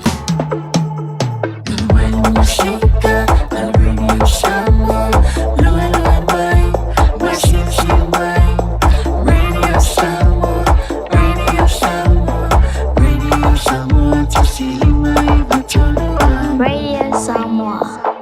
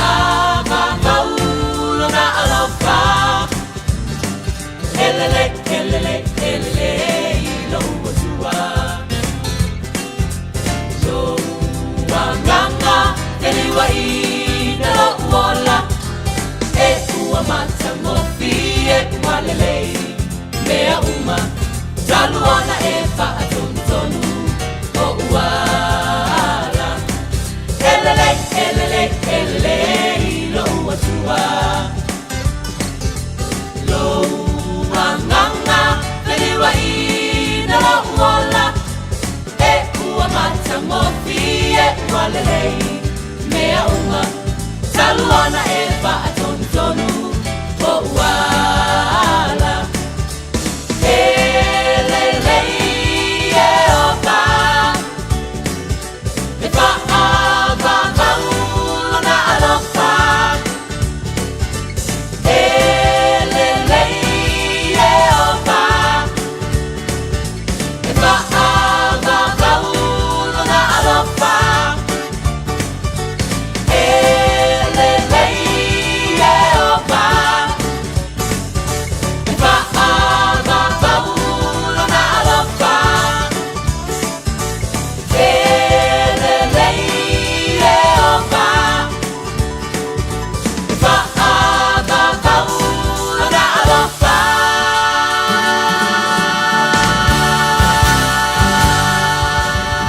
le pese mai le pischepo pele fa fonga mai ai ele la va yo vai lona lo molona nga le mfai on to te ni mai to se fuma so mato wola ya le fo mfai on fa au mato le tata proclame por poto o to mo tata proclame tau nei vai to wina tu sel fa to lom tau peiva ya pe on ye se lu tau mas fa mas au mo tata o mtanga proclame ale Fiafia mai ya le Taeao on le se mai sala on nga tau tua ale tata enterprise Modoku mo tatou le fo fata sima ye le sunga ya fia le o wale tau ino tatou watinu manisi vai nga ton fa ilo mo tatou le o tatou ye o nga tonu o le vai yaso patalo fatu o kuso fia le malo se fo mo ni Taeao fo ya se fo mo ndia la ftala nga tia ya malo fo tawa ta malo los ya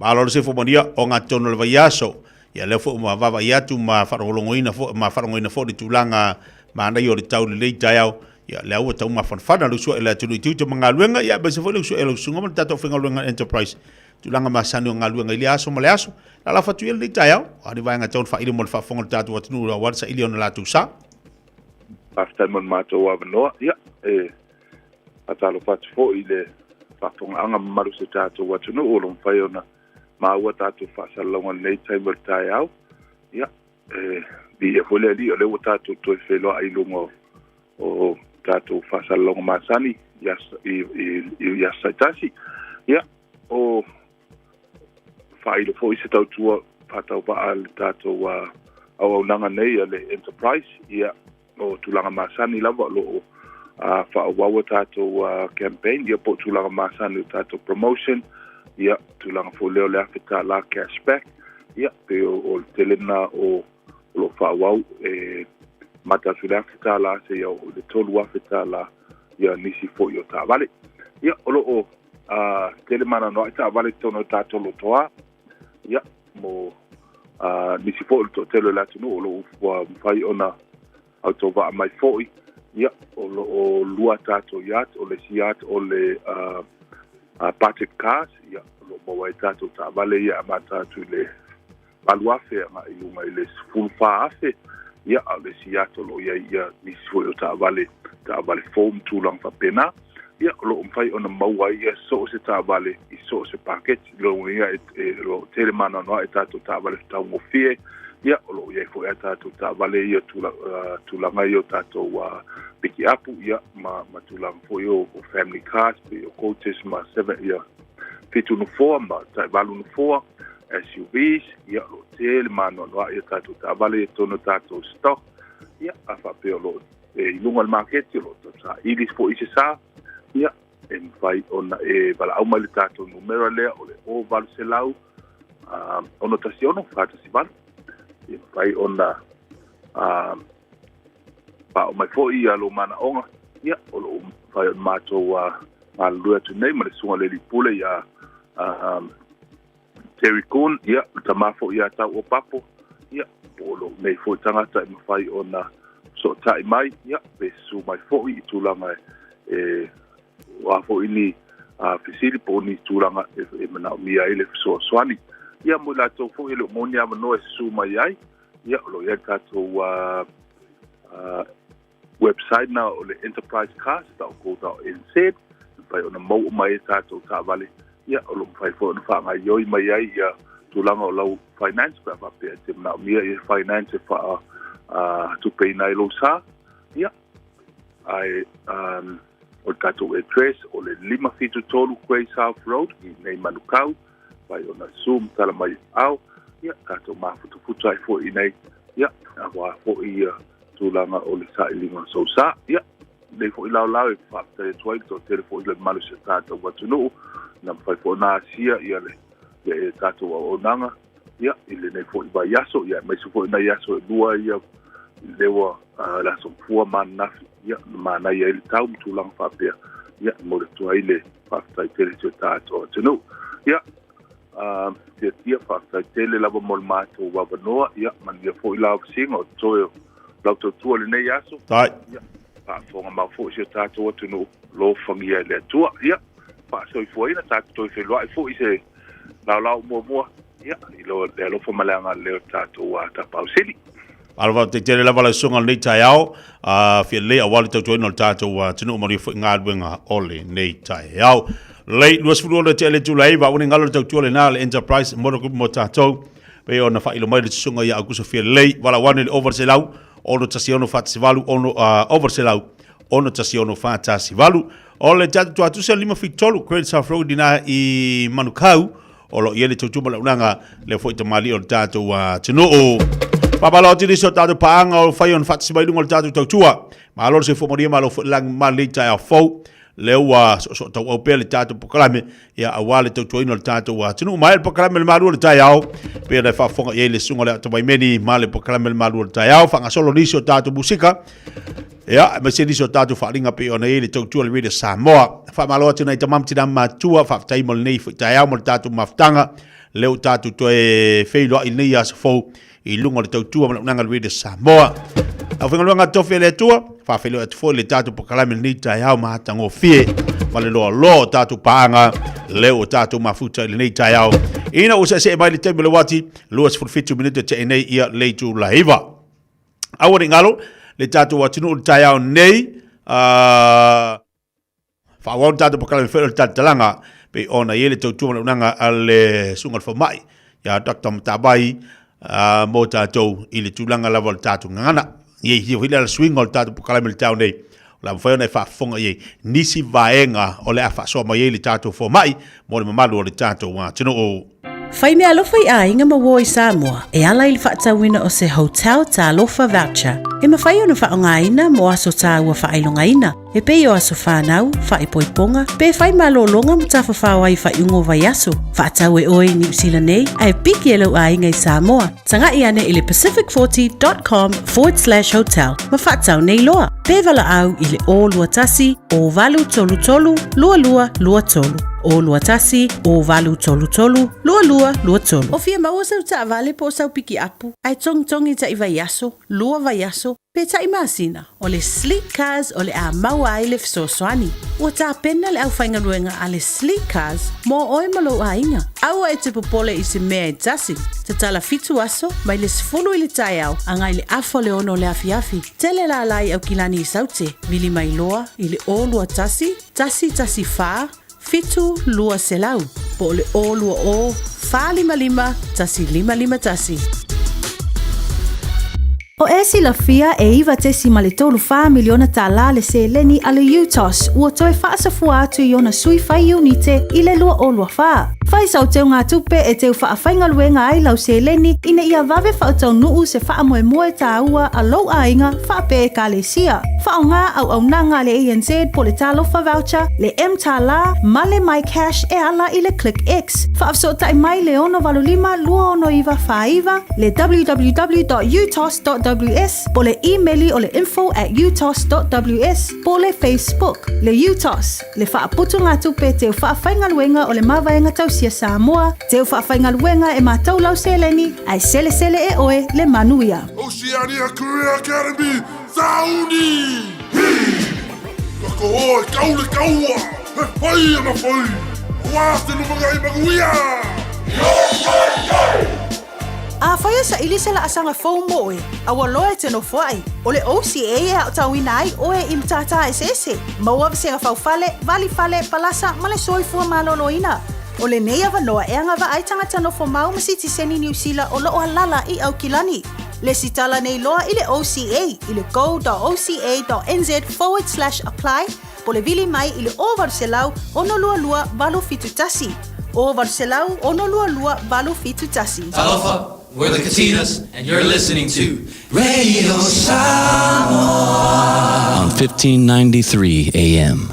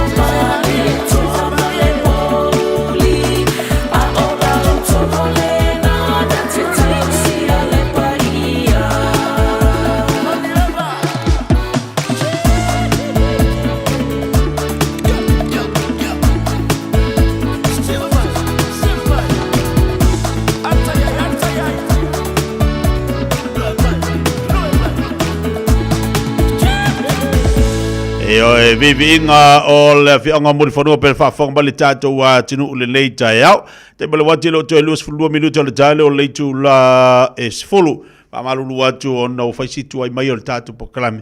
Tali pele tau tu nanga le tato fo mai la longo longo pele pele tato wa tinu tu langa o la yel tato po klami le o no lefso tai mai ia le tato fo mai Samoa. Ia o lo fa si pisi o lo i fo ina fo fanga o lae o lo o yel terminate tu langa fontanga. Me se ni so vaenga tau on a waiai pe vaenga na o le fai on i me mo temi nei tatu programi ya ba lo si fo poria ba lo fo lang mama ata lo fatu to tele fo tatu ne lo ma fu mai lungo tatu to tua ba lo sai ba lo fo fa ma lo si ni so tatu pa ngai lungo tatu YouTube bo lungo tatu Facebook nei Taeao ata lo fati ya to ma lo si fo moria anga solo ni so tatu musika ma na ia wingo tau ma na ia wingo tau nei Taeao fa si ma fa fo nei Taeao Taua lea mo tātou reu sua i ngā ruenga, pa pe foi ia le mafutamena i tātou tu a mātua po tu asinsina i mo to malawa, pa talo fatu pe po kalamea te utou. Ia, niso tātou paanga leo i lunga tātou po kalamea te au nei, pa talo fatu ia suru matamua ma aloro si fomanuia, so si atu maseve, pa talo fatu prada ma aloro ngā lua nei Taeao. Aso pe sio Yosefa pa talo fatu tātou tautua, ngata fo ilea, pa malo atu la unanga ma tautua niso ila tu olo fata si mai company SS, Palu polu lupe matsila, malo faften maftamai, patalo fatu le so ya Sam brother. Ya, malfatu ya mele, ya le futu fata sima ine mele pone. Anga ia tu ta faonga manisi fofuanga fala ainga i Samoa. Ya le tu tali watu i ainga malo fata simai. Iso tatu panga umalaba. Na ni tatu talonga munumuri. Na ni tatu talonga munumuri. Yo, lau tapo ya New South Wales. Malo le ngsa na neile su nga sampingi na neile la te ko ye kingo kama nga ngile la makwa I falo ai kama le po ai le tulanga po ai le se e mai le tulanga ya sampingi mole ni futu sanga lo winga kari fu la kama le fefenga ngi kama la le fefenga ngi o le sa fa popo marki koko pe pankeke marki koko nga ke popo le fefenga ngi mo la tapa I umala ni so fuia so le ma futa mai so si tafalalang ia ma fata si mai le di Taeao man wi to tapa inga le fefena nei ya wanga ngile la ko ai lo la kama ia nga ka ko ngo foi la ia le nga lo wo foi ko i tama fo wole ale kunselangi ma runs le wa matan le wo ko angor ka lo muli wa vai di ma mafa ke di mafa fa wala vai nga ka lo ma fakeri la ko ma fo ka lunga de fifenga o wa ko au maingo o si kama ka aloloi de ko au maingo ka ko kama ka alo ia ka ko le nga se fa mi la ko kama nga vai va venga ye wa le wa ko au mai la ko kama nga fa mi e fa si kire va ve a kepu e sei o ka ko ai mingi ko ya mamingi o ko mako ele le mako mamingi le ai awole nga ngei fa ko ka ko lo la ele nga ngeni me la kupu nga ngei ka ko lo nga ngeni me la kupu va pela le ke mafu mai ya le ko ya ngui ko kama la ko mi ska mo papari so ka ya la manga mas ka mo pari ya o isira tu tamanga o va ku la ewa ko mai fa le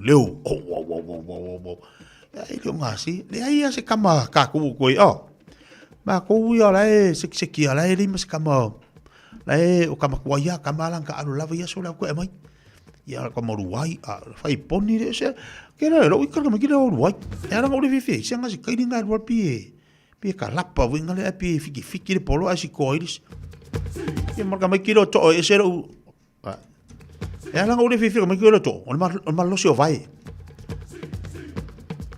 me quiero to e fai nga o de fifi la nga e ko fala ki ngola po ala uria po e to e alu ma ya mali sibe ole modu so ngale modu asiko pale fifi ke da uskari o to pale manga o ke da o menga de pale fifi ke da uskari nga o diskoso o lewa sko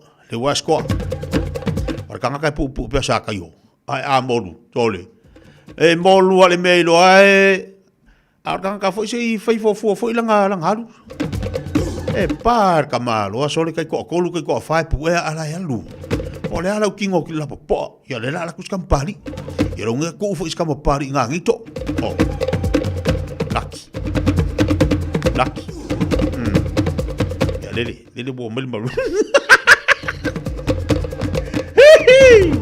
Ai lo ngo fa gi be ai ngai ko inga mangai do ma ku ala fu mai. Sorry. Ai ala se of ole of. Sorry. Oi ole ka ki fa me of ole of. Le ai ola kai ka of pa ole of ma wor ngi ya so of. Ya la ko fa mai fo ya. Nga malo Marcelina Brown. Ko New South Wales. Atalawati ya fartufunga falle fungongo malo se fumonuia malo mawa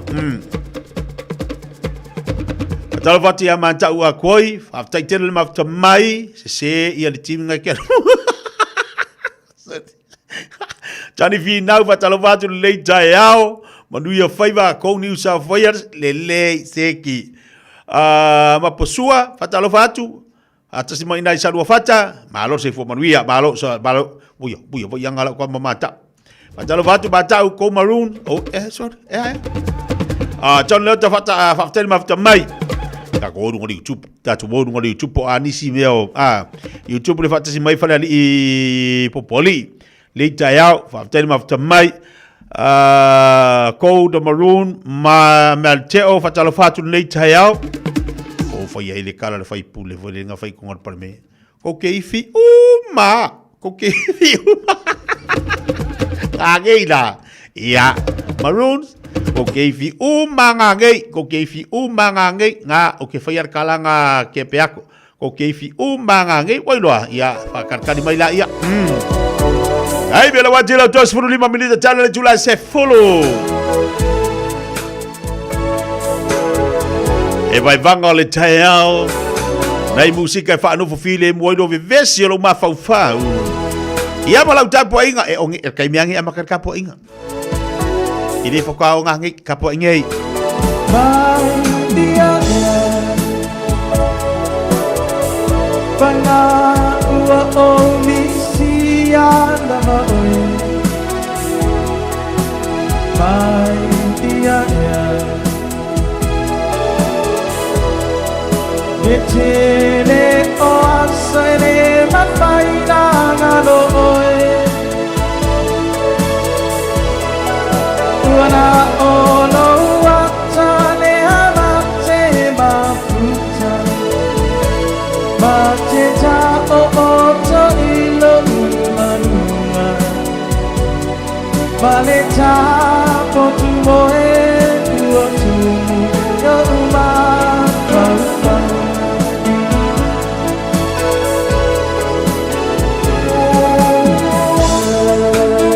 mai ola ucap ai de palo sapa penau bala unia mo tunu mabao ila una luenga tu salea male di mo tausa sapa ita ya cha ono tu ono aina ai mai sem tu ai pele ya cha no waya tunu mamao tu ya tunu to luan basi na uma moni atu onna no fa ana mo o uia ona na tu mai dia ya banga ua only sia lama oi dia o pao ele mafai la ma ona o moe una olo watane amate mafuta Mateja o oto ilo umanua Maleta potu moe uotu yo ma fau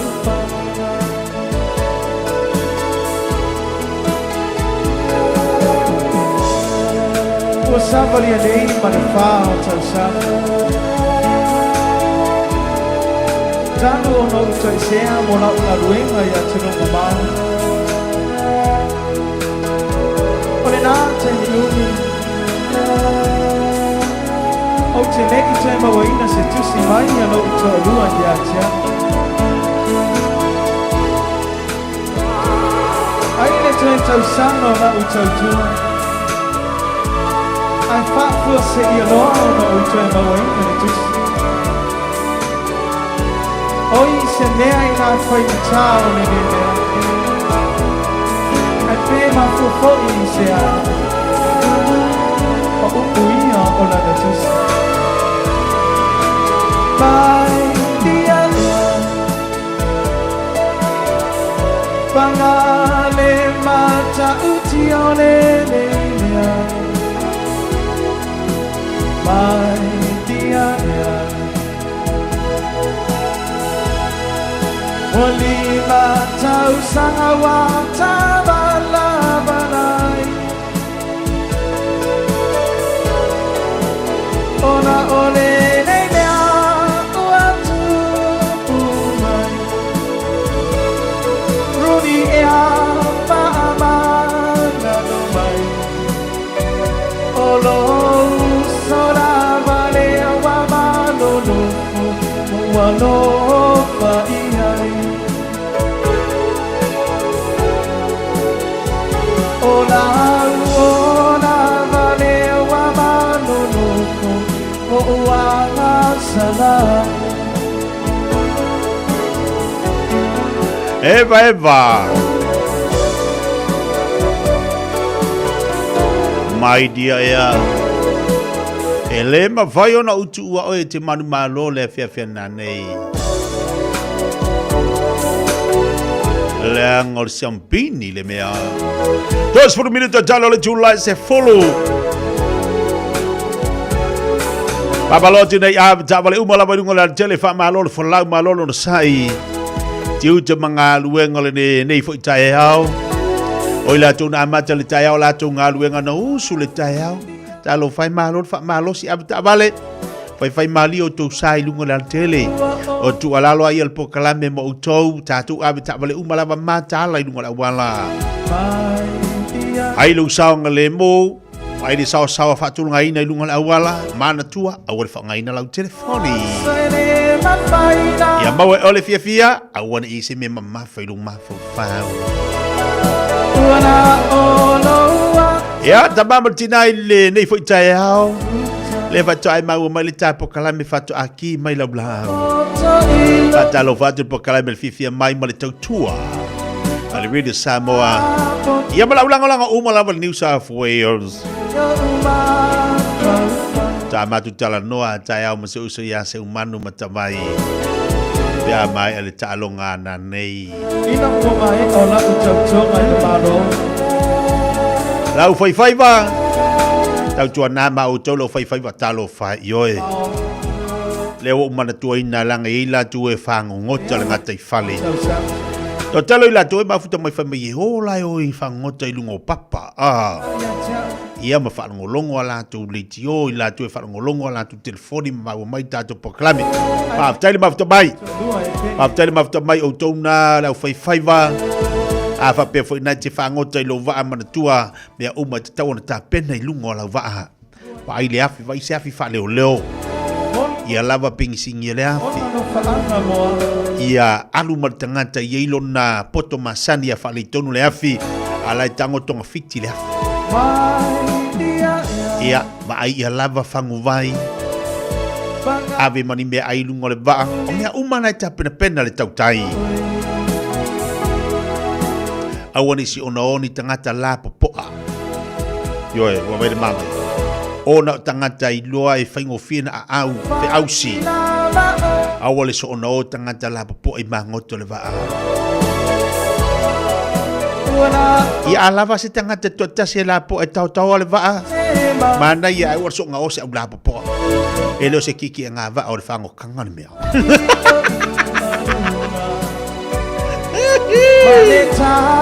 E alu aku kapeka ko fone var ko ika yo so ko malo ko fa bai e ke la ko mau ke supo ka ko le va o ile ai tina no fo le fa le fai se pti e fa tani le fai va e lo le alu fango tanga fa mai e te la tu mata ita ta te fieti ti e va fo in e le se ta fa onga mami no fo le fa le Kongo le po ko fe fa tani le faiva. Ai lo walu ai o elengi supokako I meo va fa ngoka. Nga le pasi e fa supokako a ve pasi la kokonga o so le pasi. A le pasi supokako ai ba ngofo keri po ai le kalongo ile.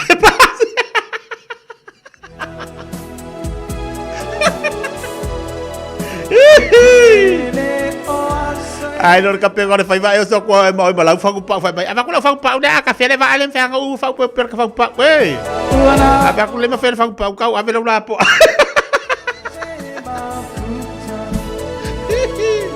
e mari di ia se e ngi supo ka ngi va fa mole oh for le o vai ta mai ti ai alu to ina su e mai se ia wa se du me ai na nei Tatou whangota I lunga whangota ofe. Tau tua nama o ilu sanga le mu ofu I se so. Nang o le mire kako. Kalau le kau kuang whabai la wal ke whangoka. Ia ngake ia o le ale mea kupea kia o la walu. Ia ngalu ale whangoka ka ngoaku ma le ofe. Ale masau I o le alu. Ale manga o se wala waku lo maku au nge alu. Komu mo whamai la wal o le ale mea kupea kia o la walu. Se manga o se ala ku no maku nganga le ofi o le mea le ka ko ku se e mo me foi le o le ika la fa mai ia va ai la ia la wi ka le maku wa mama ila wa ke fango e le mea ke manga o hai ia nga lu dola ile fango vai la wa ke ku no le papa awa kong ia le ofi o pa u Ia ngapi sale ama se kala lo makua. O fongo vale lo makua se kapenga nga o fele mar fangkanga la le ngol papa. Ia ai wa fiu e pakia paka mai o ele kanga ko lo makua. Kia le wa marka vale har. Ai manga se era ko lo makua ka fiu fit fa nga fango kanga.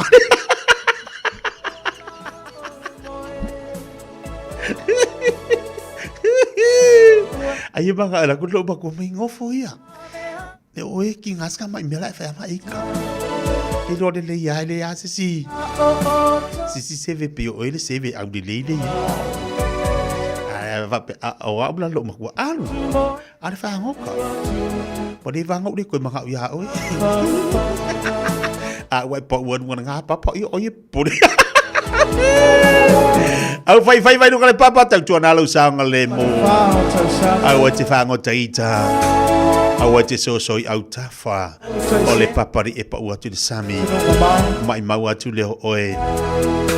Ia e alu Fiafia so me se ia. Au mau le matau lunga o le amo. Ia au te popole. Tango te tipi le se loi. Ai toi fo I marifale. Ai lo le mau le matau ai e tau fai te punga. Ai ese ma le matau ma le amo. Alofa o ia te.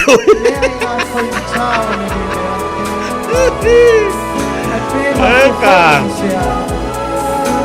Lei va Fiafia mana I vai vanga mole dei foi Taeao te family te talo le tula se fulu fa Fiafia mo tatou tale tula se fulu.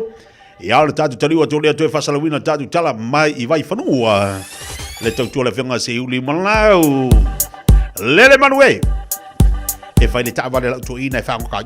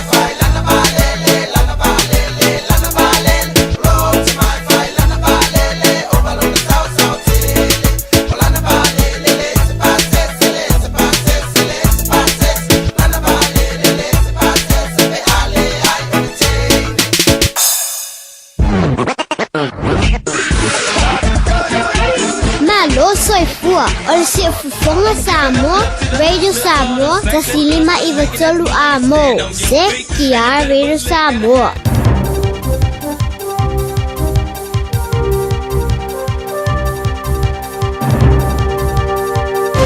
Soifumria mai au te rone. Wa fa maoni de matanga wengo fe malanga ngani sila ini fainga pi o mfala tuana o finga wenga o fiso fe malanga ingai Samoa. Fa di ere matanga wenga immigration New Zealand o tangata fainga wenga o fiso fe malanga ingai Samoa. Sa so swani tangata to tasi mo umia o sana visa e wala pi o ile va o so fa ma le wafi ma le futasi. Sa lo ngoi le pule ao so enga mo sta inga matanga wenga o fe malanga inga ni sila Steve Watson ile le Johnny sila pasika. Ia nei whainga pio ali mai Samoa sa lato whailoina. O lea whamtalanga e munmuni mai, i se whasalanga o stangata anu o Samoa le vaso nei lo lato sao, i le whasoso ane i stangata Samoa e ngā rurue whasol tu la whono ai ni sil nei, i le vare lua whasfuruono, ma le lua whimare lo whutasi. Mai e tā wai, o stangata whainga rua ngata tongi i Samoa e loa e le tangata sol tu la whono. Sa whasalaina i a aprila mo le whaatamo ino se tautua. Sa whawai ne fua mo tanga Samoa o fuina i ei visa whainga ruenga whafolinga. O lea tangata whainga ruenga sa whasalina leono masina e tūli le whale. Ai o le tangata sa tūla whono au tū sa whasalina i le whale pui mo le whātau sanga ma le whātonuina e tu tongi i le whāwhitala. Sa ripu ki aile le Johnny Sila i le taimi o nei tangata Samoa e tō lua sa whainga ruenga whasol tūla whono ni Sila. Ma langalongoina i eisi e solia i ingo lato visa. Whaali ere sui o visa sili ao sui suenga mausta inga o whimalanga inga ia Michael Cully. O tangata whainga ruenga sa mai le mai ni sila nei. I lalo ni ofo le tele o tupe maua ma mawhai o na la whaati o lato a inga i Samoa. Ai o le teimi lama taunu mai ai, ma whainga ruenga le sili ma le fast fului tula le vai aso ma tongina. I le nao se lau tala i le aso. Se tu tongi matua i maua lo atu, ma le tu tongi maua lalo whatapula, mo le tangata matua. Whaali Watson, o tangata whainga ruenga o le officio whemalanga ingai Samoa so soani tangata sol tula whono. I le mawina i o visa, ai whaafsuia i mani tupere tongi whala tua. Mai e tā o foi, e le tele ni visa sa mwhaiona whaamatuina ina ua vave o na lato mai tawina. Le whaale tonu, o ni whainga whala tua i tonu o le officio i Samoa. Whaali Watson, e le eisi tangata whainga ruenga i lalo le porkalame o ngā ruenga whaavai teimi o a fiai i lea mata upu. O se tamalo ua moli nei ina ua maua e leo i ni whana o komete lima e whao ngāri whita. O na nā te tonu o potu moe, o ta maiti neibia. O ia whana sa maua o wha solo e leo, e le ngāru rue whata siai ma le pūlenga o le saonga le mua la au mālosi.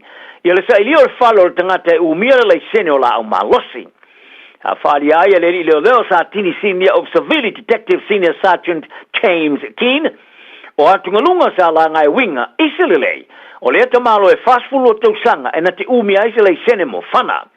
Mai e tā wai o stase o tūpiro silo na whātārua i li tūranga o le sāe singa. O le mawaina leo nei whana e lima e whasaina, whana o kometi whaamiriteri i to tono o potumo e o tamaiti. O nei whana sa le loka ina ese, e beona mo mieina, whapea ma puru whana sa mwhaina Fiafia iai. O lea tamalo ua mōlia leo whaingo mōlianga e se funumar whaola au malorosi ma tāo fia i sela. O tangata so e whapitolo o tiro i te puninga i teime o le pipisa o le COVID smariva o lato whalia. O le iai o tangata e lipotia i a solinga o whatonunga. Sa maolunga se tūlanga lea o ngā, to e whai ma wha mafa. O lo wha solo i te minei i le sua ngāra komisi so e ale Royal Commission of Inquiry, e pe ona tiro i le kalia le malo, i le pipisa o le COVID ma ona a fianga sa iain. O le sua ngāra vasonei o lo patino o na wai, ia fianga o le wha wau o te puninga i au kilani i ma Northland, i le lua whemare no fotasi. Wha pēma wha tununga o tui pui e whaia, ma le saonga le moon. I le asona nafi sa whaari e Dr. Angie Deckhert i le asu suenga. E ono suma le tolu wafe i a solingo wha tununga sa i putia i leo, e tangata i teime o wha tulangana o le tolu wha ma le lua o le tapu. O poloka leo o ala te tele sa le i tulanga le tuluai. Sa le manino ia leo i le whapewhea o na whamalosia i a tula whono te puninga. O sui mai tangata i ai a whianga tu mausa lato whailoina, le masa ni ona taula ia i lato i sa wanga, ma le whailonga tangata i teimi o te puninga. O le tamata i fōma i Dr. Fiona Bolden, sa i whalia, E tō tele atu tō ngata e wha ono whana soi for COVID smariva, pēna wha pēa. E le whaia e te puninga sa wha marasi ana malo. I le iloilonga le songa fua sa au fiai mamanatu, mai au whai pisnis e wha mautu i au Kilani, Northland, mawai kato. Hai o lea sona nafi, sa wha alongolongo i vainga, ale au mati tu atu, ma tau tuo soi fua maloloina, ale Pasifika. Sa talo sa ngaina fo e le komisi, i le tamatai pare mia mo ni sila i a Jacinda Ardern, e tūrai i lumo le komisi mo ni fasili, lea ua wha mautu nei i Amerika malona ainga. Ua whaaria saina, e leo ieiso na tō sina e se whātau tawanga whāwao malo, ma lātou lapata iai, o le lātou so tanga ma moto le Pasifika, e lea tā teo na tineia e ni tau whaaleanga. O le tali le mai la mpaso saina e fiti, i le mai aioli i poti le vastol wai. Le sa tā wai le whaalia le pāremi o fiti si le veni rambuka, o se no whanga whawhita fita saina e lea te rieina, i le tulangi le Pasifika.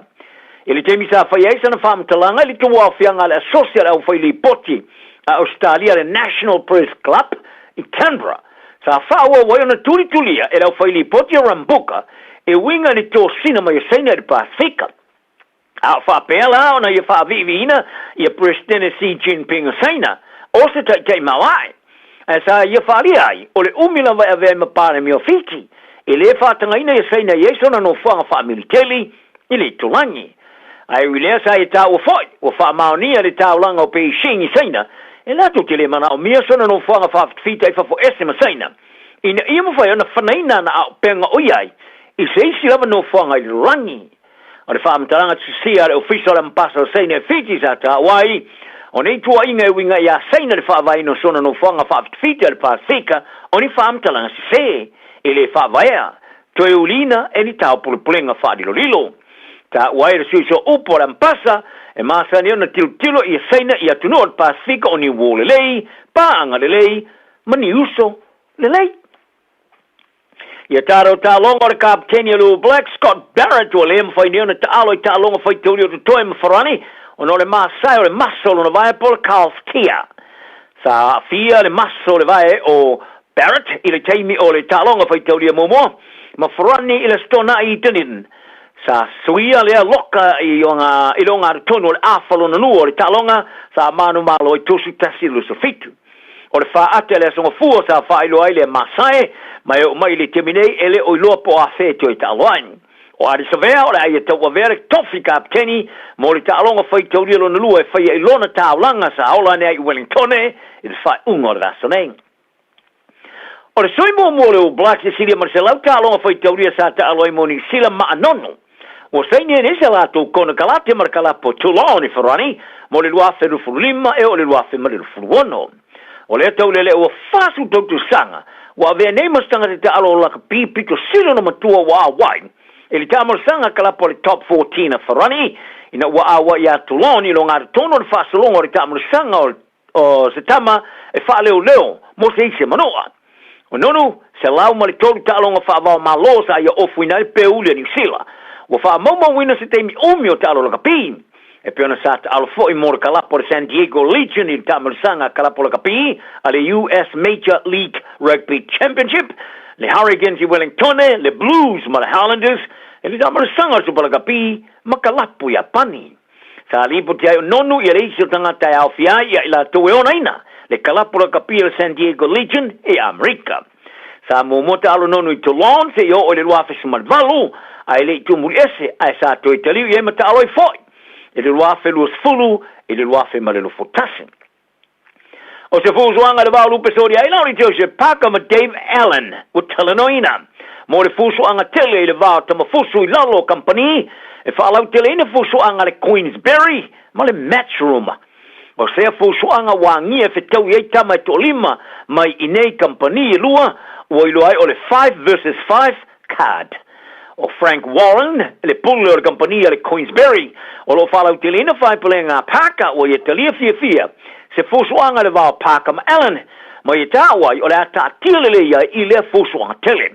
O Allen o Peritania tosu tautau sanga o lusu whana fusuanga, fitu whai ina e lua tutusa, e le se funumana le iwa manu maro tioti, o lo o wawa e Eddie Hearn, le pulle o le compagnia le Matchroom, ai o talanoanga mo se fusuanga tele o tamai te tolima, mai nei company whaalau telo whai pilenga ua pisi ai tala i le whaamauni eina o Alan o tua a tāwai le whaona mawhai ona fusi a pāka i le fusu anga 5 verses 5 o pāka o lo whātula whanuina le avea matama i luina le shampino no langa le WPO le panga mafa le a foi e se ava no e fusua i seise maru i le vao Alexander Uzik o Ukraine ma Daniel Dupois o Daniel le e whetauin mo le tau wha ia umo shampino no langi i le panga mafa i le asurivo le masina ni ulai ta whaari ai Warren o Alan o le memanino o se tamalelei mo paka ma se fusuanga le foi mo paka tana na o ne yaso ai a fai tau sisi lo fa maoni man fai me sao e tu mau ai lava lo ma te pepe manuela so Radio Samoa Taslima Ivatolu Ama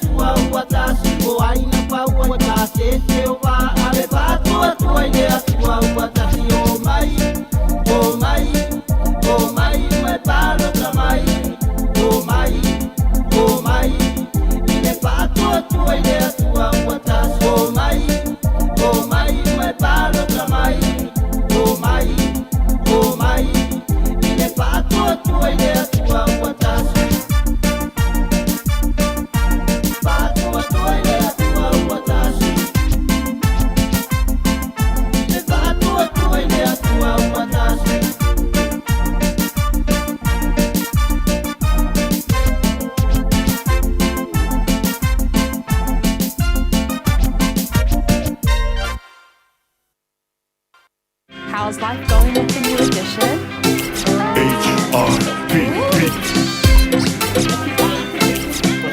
I think you might need a bit more room. Make your move with CanStar's Bank of the Year for Home Loans. Switch ASB Home Loans today.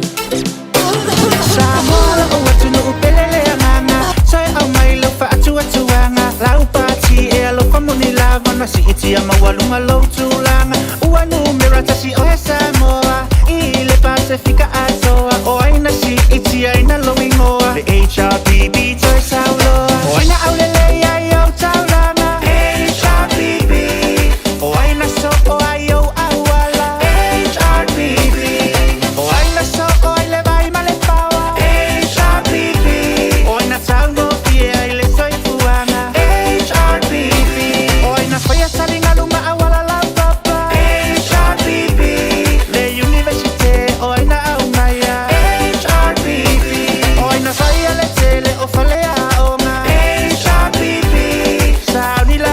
sau e te palota i le HRPP. Oh my, i lau vai ngā whaupu whai. Ai fia sa alo sa palota ma le poto sau e palota mai.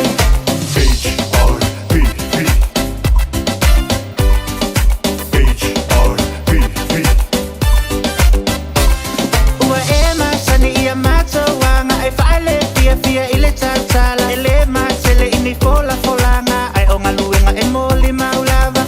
Sila i lau malaiva a lele o pia ia. Dai pala watele o se football fitu binito che ele tula es follow pe de fa fonga ba e inisio tatu po kalami tatu musika so fe filoi lunga le tautua pala udanga se fonga radio Samoa tasilima iwa tolu a mo panga solo nisio tatu po kalami pe ona ili tau nei ia ai me se foi nisio tatu tautua to telefo la to le mau mal tatu po kalame lunga o penga te failangi le tapo inga nei tatu to mamtina ma tu mo to malawa fa afta ile li ia o le lavo lo solo nga le manuel tapo inga nei tatu tu asin sina pe ona fata si mai lunga le tatu tautua to telefo inisio la to le fenga tu manga lunga le so malon tawa tai malon fa malosi a tautou ngā luenga masari pe onu sua iai o le whaftai e le li malosi mo le ola ta ina ilo tau se fua wati te mga luenga pe ona iai o ele swing o tatu pokalame le Taeao nei o le am whaion tatu tata noam tatu whasoa ia i le sunga le whawhenga ia Reverend Tiken pasili o le Malu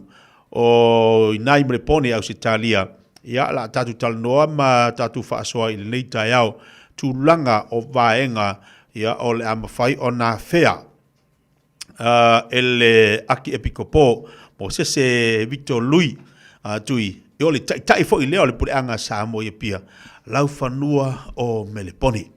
Ia nila Taeao e Fiafia le tatu pokalami whaatalo whatu ma le nganga whaalalo lau sunga le whawhenga Reverend Deacon Pasilio le Malu ma lolo sui fumanuia ma lo fo langi matafi le nei Taeao fo. Ia, e whamanu at foi whaatai ka renga tia mo le mātou whanua. Talo whaat foi whawhelo ai leo whainga runga tofi le tua e sos whaat whaitaulang. Tupu mai e te mali i mawhailaunga, ia whale o kolunga, whale tua matausi, maalusi o le kālesia manu, ia e tainani fo i le whanawiti, ai whapitoa le whawhailoa i ma le whatalofa i nai tua sina o whaafonga fo i ma whanongolongo mai le tāpolo kalame i le nei, Taeao pa ia, malo lava le soifua manuia.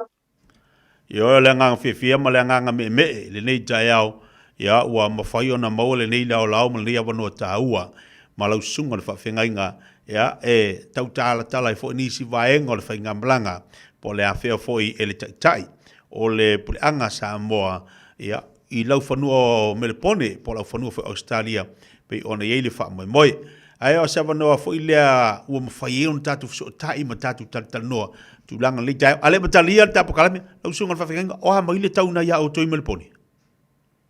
Whawhai whawhasili o Melepone ai e malulu, o mātou māsina malulu ane o tau sanga o yungi, o lai, au kuso. Ia, o e le ngata i le malulu, a e saupu e malikimu, aisa ma le timu malulu. Ia, o kengi ai, ngofata ngata ia i tonu o lona, ia maota malona whale ma ingo koksamo. Ia, malo whaatai, ia viele li. O lo ia ileanga le leo le tua ia te uto inali tau au tau, ia ile malulu te lo tau atinu, ia mātou e mo ia, ele o maua pēr, ele mo e mātou le maluluna ia na ia te uto, al whaftai le tua, o lo malu puipuia, ia ma mau fute mawhanawhana, ia male malo si malulonga mai le li, a wātou te ute mo tau whaiva pe ona whianga iai. O le whafsili lau sunga le whawhengainga le Taeao, Reverend, o le alma fuaanga o le fiohanto o le fionga le aki epika pō mo sese Victor Lui tui o le tai fo i leo le pureanga Samoa ia pia i tono lau whanua Melepone. Malo whaatai o le fuafuanga la vai a le tama epika pō ina ua umalana whaunga e fia malanga mai pēa e asiasi ia tangata Samoa lo alala mpapa au inu e fafo. O malao na whaatino lang malanga e isi ho isete o Melepone ia mangiusila. Ale o maila na whaasolonga ia mato i nei i Melepone o Victoria. O le whaatai fo le nao e ia na mata opolo o malanga mai ai. Ia au moa i fwoi mal mato a wanoa e e mātou te whailoa e ai ma le tama e pikpo, kan mailo na whaunga. Ma le tele.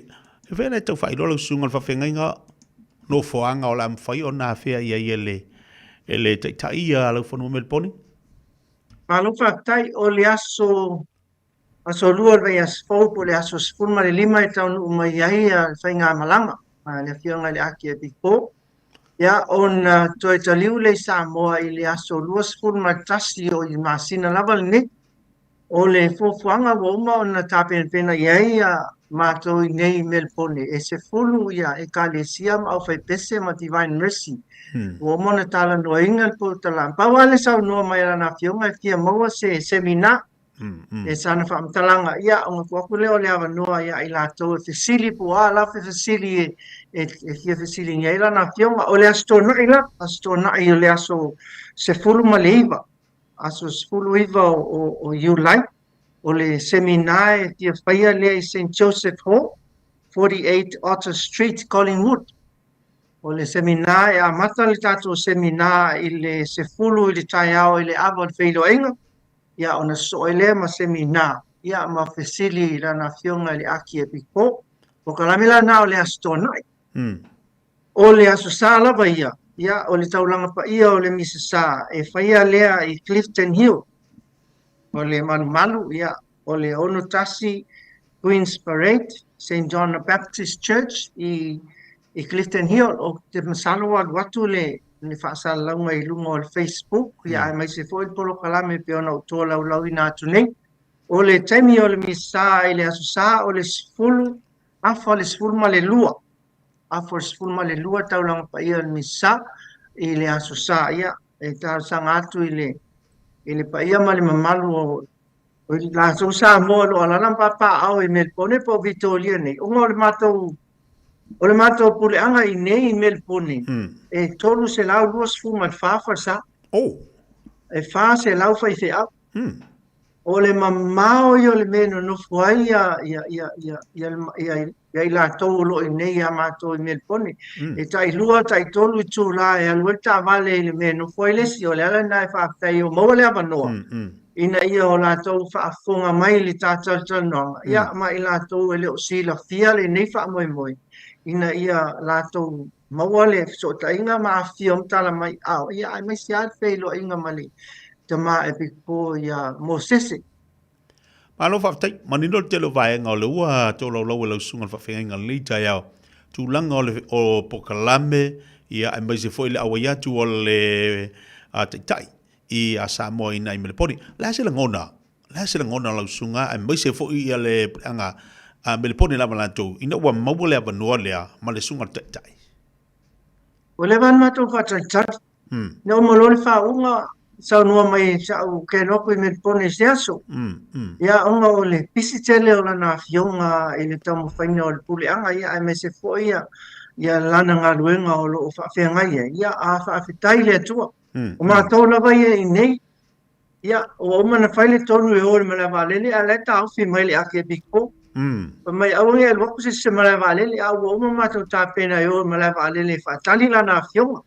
O le langona whanga e tia, ia a le langona Fiafia fo, ia o mau mai lana fionga i nei mo mātou, o isi e biko o mātou.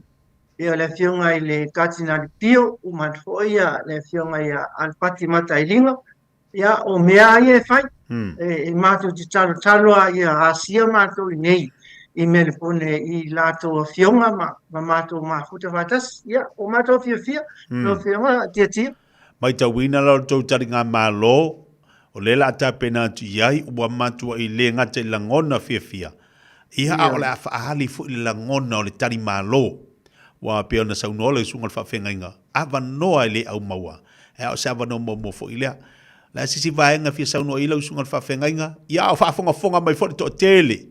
O a inga e maise o buoma paanga o sui o e kale si e tono Melponi. Ila mwhai on awe atu e wha mai moele mana ngang whalala.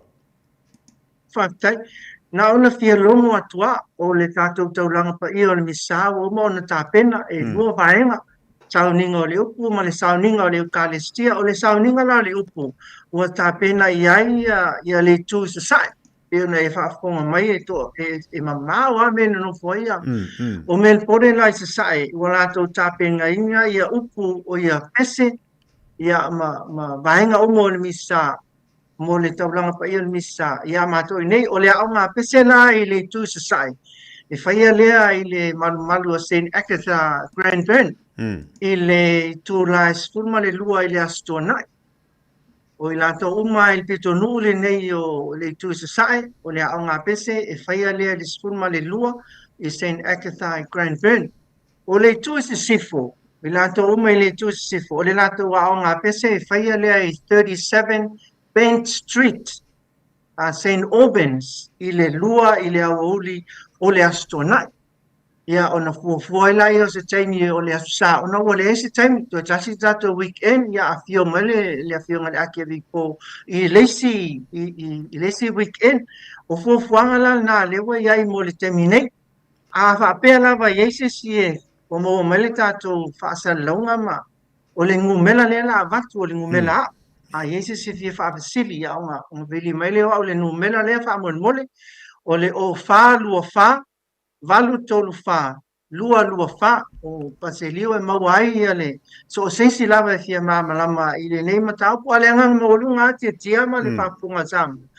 Ia tātou o mai tātou wheroa i le tātou, ia mesi tātou ia le i lava i oilo na paunga, o leo maua le awa noa e tātou o mai lulu lima ma le tama le puleanga. Ia ma tātou whesiri e po a lava whesiri e. Ma tātou whālo no, wai po angi ang whare iku, rea sang whai mua ko, nge vai temi e pio mai ai. Ma lo whālo lava tia.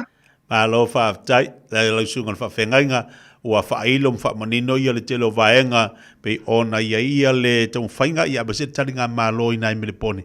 Ia ua fo ila awa iantu o le taitai, o le puleanga sa mo i pia. Ia mo le taringa malo, a mese ia le avanoa la mwhaino whaatasi ati. Iai, ia, leo fo manino amal tatu telefoni, ai malo whaatai, tau se i le lo fo le lei, whaatau nuu fuanga mpokalame o leo tapena iai i a mele pone lantou, i lana taringa malo. Ia la fatu ia lau sunga le whawhengainga. Ia, ma se mo le whamaino le tāpo kalame mo le nei Taeao mo le anga whalol. Whaktai, mo le atu le ngā whaktai tia ma le official le Radio Samoa, mo le mātou a mano. Whaktai e foi le wawhili wa o lo fōma a siama nā rai o na maua le nei so tainga. E mo le atu e foi le ngā whaktai e tātou taloia i le tua, ma tātou tausia i le tua, le whai ngā malanga mai e lana whiunga. Ia, ma se mātou whelo a inga i le nei foi tū o le lalolang. Whaktai tātou Radio Samoa, o international tātou leitio, e le a whaarongolongo a koe le tātou pōkalame. Ia, ese le matango fie le whaarongolongo ma le, e whaktai o maua le awa no, ai maua alawa i le Fiafia mai. Ia, o le tāua fōle nā, o le mātou talatano atu i le nefu i Taeao, whaktai tia, ia manu te le ina, ia lava singa, mga luenga o toi o le nei aso. Ia ai mai se le whaafonga malu o le tātou atunu, o loo maua mai le tāta whaatatanoanga i lea Fiafia. Whaatai. Ma alo whaatai, le tue whaasilia se tala ma le nganga whaaloalo, sa unua lau sunga le whaafengai ngan lei Taeao, ia o le nganga whaatai fo i lea, maua le nei awanua so tai ma tala noa mai ai, ia ma tu whaini so vaenga o le unanga ma le tautua i le ngā luenga le lii. Tātu tau whai talo le tua ia un masao, ma whatau nuu mea umalawi fuafuanga, ia e mese whai tā penanga pe ona iei, ia le kālesia au i nā i mele. Pone man wha moi moi, ia la toi mo whai sisi lau lau, tātu toi wha so whai lea ma tātu toi talitala noa, ia ai wala wanoa tāua, ua maua toi lea wanoa le taitai, ia ua e se le mānei o saunoanga whai le taitai ia le kālesia, ia i le whaamalosi au, o lu i tau, o le whafangu, le ngata i tātu tangata mātutu o lau whainga luenga le tua ai o lau i whanau. Ea, ai, alo whangia le tua lau sei whatautua, lau sunga le whawhengainga, tiu te mawhaiva, maua tō whapa ia mai le li, maua le whamalolonga le tua, a wala wau whaiva mau tiu te i le ngā luenga le li. Ia, manu ia tele ne yaso, alo whatele atu tātu pakalame lau sunga le whawhengainga, ai maise e kālesia umalawa le kālesia kātoliko i nai melpone, ia manu ia tele ne wa yaso i tiu te mga luenga soifua mai manuia. Atai, soifua. Ia le lei. Ia, pera whafonga mali tātou watunu lei Taeao. Me le pone, a whaio e mau mai le tātou pokalame le ua saunua le sunga le whawhengainga. Ia Reverend Deacon Paseli o le Malu o le tātou whiloa inga ma le tātou whasota inga pe ona iai. ia le nau a watu ilunga vai ilunga upenga te whailangi na fo ila tuina atuai ia niso vaenga o le taringa malo ma fa moi moi ele le o to melponi mana i o to melponi le la afia le taitai mai Samoa ia le aki epicopo ia mosese ia o to lo fanua melponi ia nga lele tua taringa malo Fiafia tai bela wa tele o to luas fu malvalu minuto ta le o le tu la se fu maltasi manuia tele nei Taeao tiu to mangaluanga lo fenga maltato wa tino o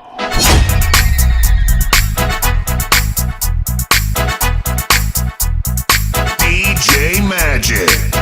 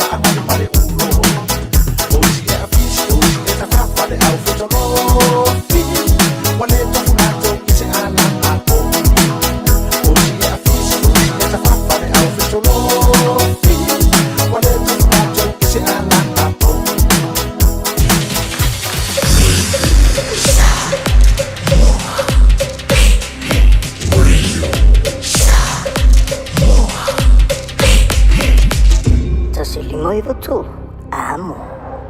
It's tough when roaming dogs don't get claimed by their owners. Often they're unregistered, so we have no way to reach them. He doesn't deserve it. He just wants to go home. He never should have been allowed out on his own. If you own a dog, make sure it doesn't roam and make sure it's registered. For you, your dog and your neighbours. A message from Auckland Council. All Together Auckland, Tāmaki Turiki. O oe o stangata whai businesi, po o iei sau fuafuanga e amata sau businesi. O the Pacific Business Trust, o se whaalapura tonga e langolango ina mwhautua ina so se businesi tangata Pasifika te tonu New Zealand. E mawhai ona tu ina atu le tautua male au nanga e au no mas tongi. Mo i lato o lo tau whaatu se businesi fau. Ato fo i mai lato o lo fiasi tia na tina ina on businesi. E tele ne awala e mawhai ona tu ina tuaile au nanga male tautua i businesi. E pe o fautuanga whapito mo ilo longa mo businesi business assessment. Whatu pa ina lea o se atina e mole businesi investment funding. E whaia fo ia o onga me seminar, business workshop or networking events. A wala varsi tion to mai mauna ia pele whaale leo ati na e a tātu tangata whai businessi. A whai o lo tau sa Elisef Soswani e ori tangata whai businessi. Aua lono whai, avala au le fionga ia tuala victima au ni Mosef Soswani. Ile telefoni o lua tasi fitu, whātoro lua whamalu. Po le telefoni le eise te tongi o varselau, lua varu fitu, fitu lima lua ono. Pe te hanga ilunga o le pengata whailangi website ile www.pacificbusiness.co.nz. Marisi talai, tātu ngādu lue whatasi e ati na e pisinisi mose luma na e marui o tātu tangata. A o tātou wholau I teimi whainga tā o le soifuanga. O le ka for you, o le awhiso swani mo oe malou ainga I se sā tau maualalo. I le temi nei o loo maua le SUV, a mata mai le valu se fulu tala I le vaiaso. Piki apu a mata mai le na o le se lau lima se fulu tala I le vaiaso. Ma tau te wheso swani atu I te oe malau paketi. Susu mai loa, talia so se laisene, New Zealand po o Samoa, iai se ngaluenga tu mau. Vili mai loa I le ka for you, o vau se lau lua fitu, wha iwa ono malu. O vau se lau lua fitu, wha iwa ono malu. Po le tuatusi o le tol se lau Great South Road, Manurewa. Talofa Samoa, o Ateshna Ryan, o le Licensed Immigration Advisor mo le Auckland South Immigration Consultants. E visosoani mo so se tu ai ngā visa e malanga mai New Zealand po Australia. Telefoni mai nei loa I le o valu o tasi o no valu wha fitulua. Po le olua tasi o no valu fitulua tolu o.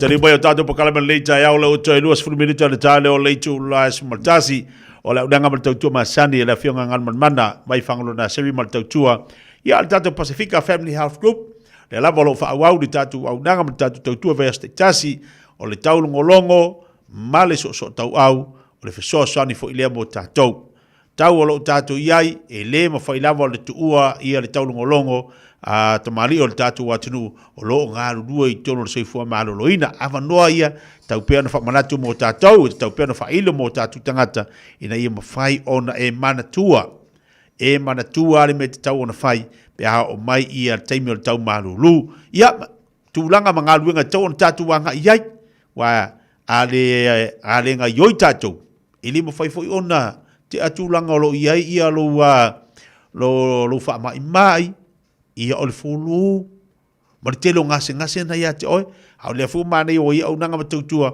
o lo iai lava te mali o tatu watunu wata si mai la fionga ngal mana mai fangalo na seri mo tatu mal pokalame le Taeao wata lo fatu malanga fa lalo ngal mana malole usul le Taeao malo folo sai tu mangaluanga neva yaso ia tfata lo fatu po I lo sunga titi en le Taeao fo ia fa malo fo tsa wata inai tu o tatu ngal wenga Malo fo I taulongolongo ia e mesel whamanatu atili. Ia o me tauona whai I tio tatou watuno. Ia whatalo whatu fo le pa ia ma le malu o Samoa o lo maua mai fo I taplo kalame. I tupo mtamali ia mesel o whainga luenga pa ia le atua ma o lato whaktua I so whatu whai taulanga.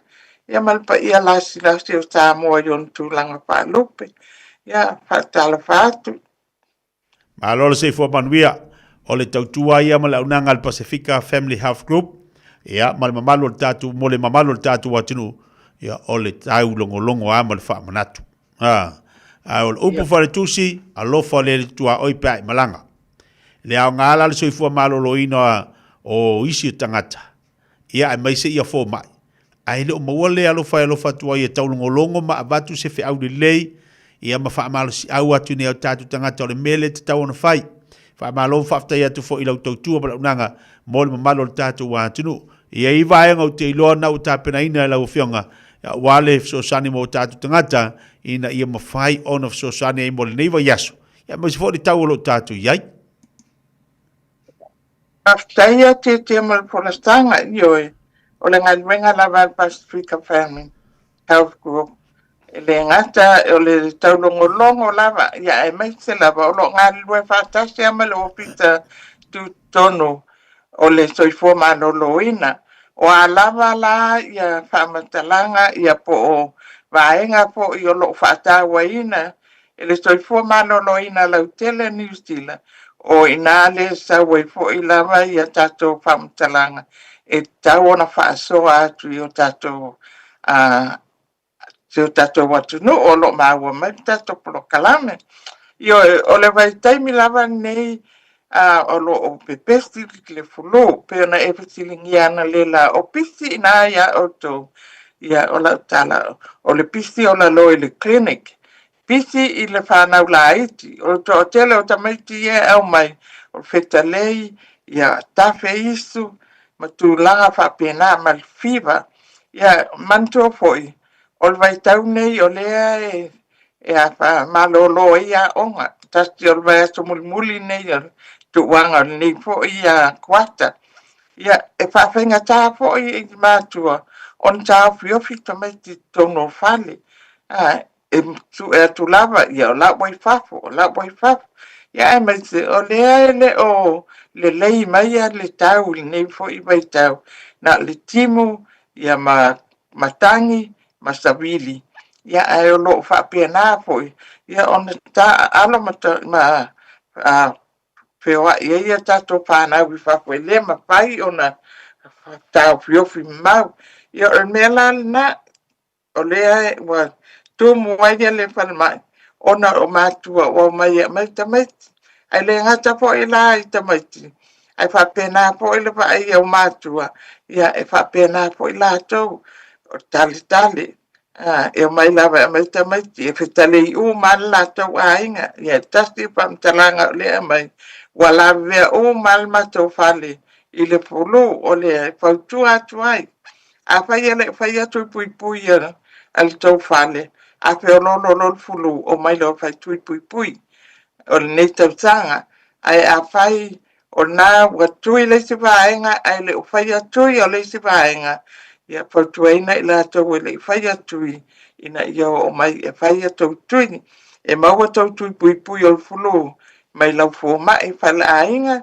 ia po le ke misi fo e nai la talata atu ia te oi I tono tau langa whaatau I le no whanga o lo e alalam papa awai ia whapena fo ia tato whalmai e tolu ia wa ia il Pacifica Family Health Group tu salava pe tele forma ia matou tele o le tala ia matou a lo e no folata lata mai I matou wa no foanga o lo ia matou falma ia saupea fai lo tu pui e mawala va ia matou tu pui o folo o le misela o le covid ia matu pui o ma o le whanau laiti pautuaina fo ia le Malu o matua a fai o a se lima matina o lautama e iai tui pui pui o tufulu lima masina a whai ale i wha o maina uma tui pui pui ia le whaataunu uina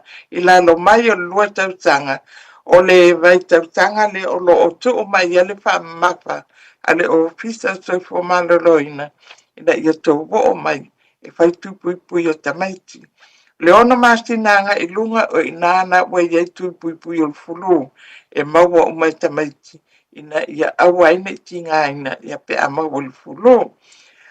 Mo i lātou o wha umi umi le tali tali, wha umi umi le fulu, wa tau ona e whatilingia ia pe wa ai fo ia tau fua oro o iai lau fua mai. Request ia e te mana o e whailau su e ngol COVID. Wai tasi lea mea e alai fo i ono wha umi umi ono o lisi. Ia e piu la vai inu ia fua la au mana ai o lo tu mau pia a faila o faisina umi o e la vel fulu va ai e faisa buan tester COVID ia ona mawaila ia le o fua la au e tau ona avatu ia tonga fiti ai o i lo le inu fua la au alo o aloi pia le tale ia wai man tua to tele o tatangata i maktuati nga ina il fulu a mata lava tap le isu tingal fa i ya tale pe i fa rong tu mangol fa i ya o tale ala le na a alwa ya le eche tonga pite fa ya unga ya o solo fiva tale wa mawal fa tale ya sa welola mal fa tale to ola le pe ina ya o atu ai lo o tau le au mana wa mata na sela ia na i lola ia le aila le wa matan fa tele lo ia lo filu wat le van tau na e vai fo ma fo tu ai na foi vai fo ma during daytime a wat fa tali se io le pia ia ona tapuni la ia le fo ma ia le wa ia lo no no foi oi i mi don mo po okilani ia te pulu ia tu la fa to ama fai ona va ai ai oi o le tamo fai e alo este mai i vaenga le o fotuanga fo le titia o lo fai e pe lava va ai lo fo mai fa la inga during daytime e le e o atu le piafi ma wa le moya oe el fa na laiti ia ai mai te fo i po ai le e le o le ma wa el fulu ia va ai o le fo tele ia mea i tātou teo iai e mai te lotu o lo tumutu mo i tātou tangata ia telefo ia whaalawalawe e whai a whai o e tale ia mai e mawal fulu whautua silina i nofo a wā a e alu i nofo anga tumo i tangata ia o lo walu lena ana e mawhatu na e mautinoa lea o lo e whaasalawina si ama o fulu ia o lo mana vaina e leiti le iu au ta ia le lope o aturi pale a matan tatale for na tangata o le fautua ina ai o tau o mala a fai o e mawal fulu a ungal fulu pe o na o ta ta watua ia ma lo lo le fale a wa te alu te whainga luenga ia whapena foi a wa te alu a fai se o te wainga si lena e ma lo le lava fale ia lemna ia va ai tato wa tali fofonga o lo ava noa pe o lo mawa mas ke mai ia fo mai falainga ale na o ile kemis e ma fai ona mawa rainga le ia tia na no tau longo ia ma pautuanga fo ia tapolo kalame nei Taeao ai mo ni silava fam talanga pe pia mawa lo tui ia va al tato telefoni o le oval se lau tolu lua o tolu o le numero na al Pacifica Family a pai e tumanao i Penmua ia na omila ia le tas o le lua mo Weymouth ia o le tolu mo tato fan mai fo i Papatoetoe i ngana i King Street ia na ia i numero tolu stfun ma lua ia ma niti lava fam talanga e mana o mia ia o nai mawai lo nei tangata pe fa pe fita no ma ya ya orte fa iungan martina nei o lo ta pena ya le tuwinga i nai tono Manukau City i le ofisa tu tono o le tuifoma lo ina o te fatu i tono Manukau ya le ta pena tu fo ya il tato o whaingaruinga ya mo e lava o lo o whaanganga i travel ya pi whaimalanga a ngai Samoa ya po Australia po so te hisi lava i tua lalang o na rei tauli nei o lo tele wha mai o lo pepesi ai sili ai o na la tu whailo tui pui pui al mi tela tui pui pui o le fulu ia tato wa vaenga na le tapena to mo le to luas fun maleono o Julai ia le ato fai atu ni whaptalanga il tato wa pro kalami o iluma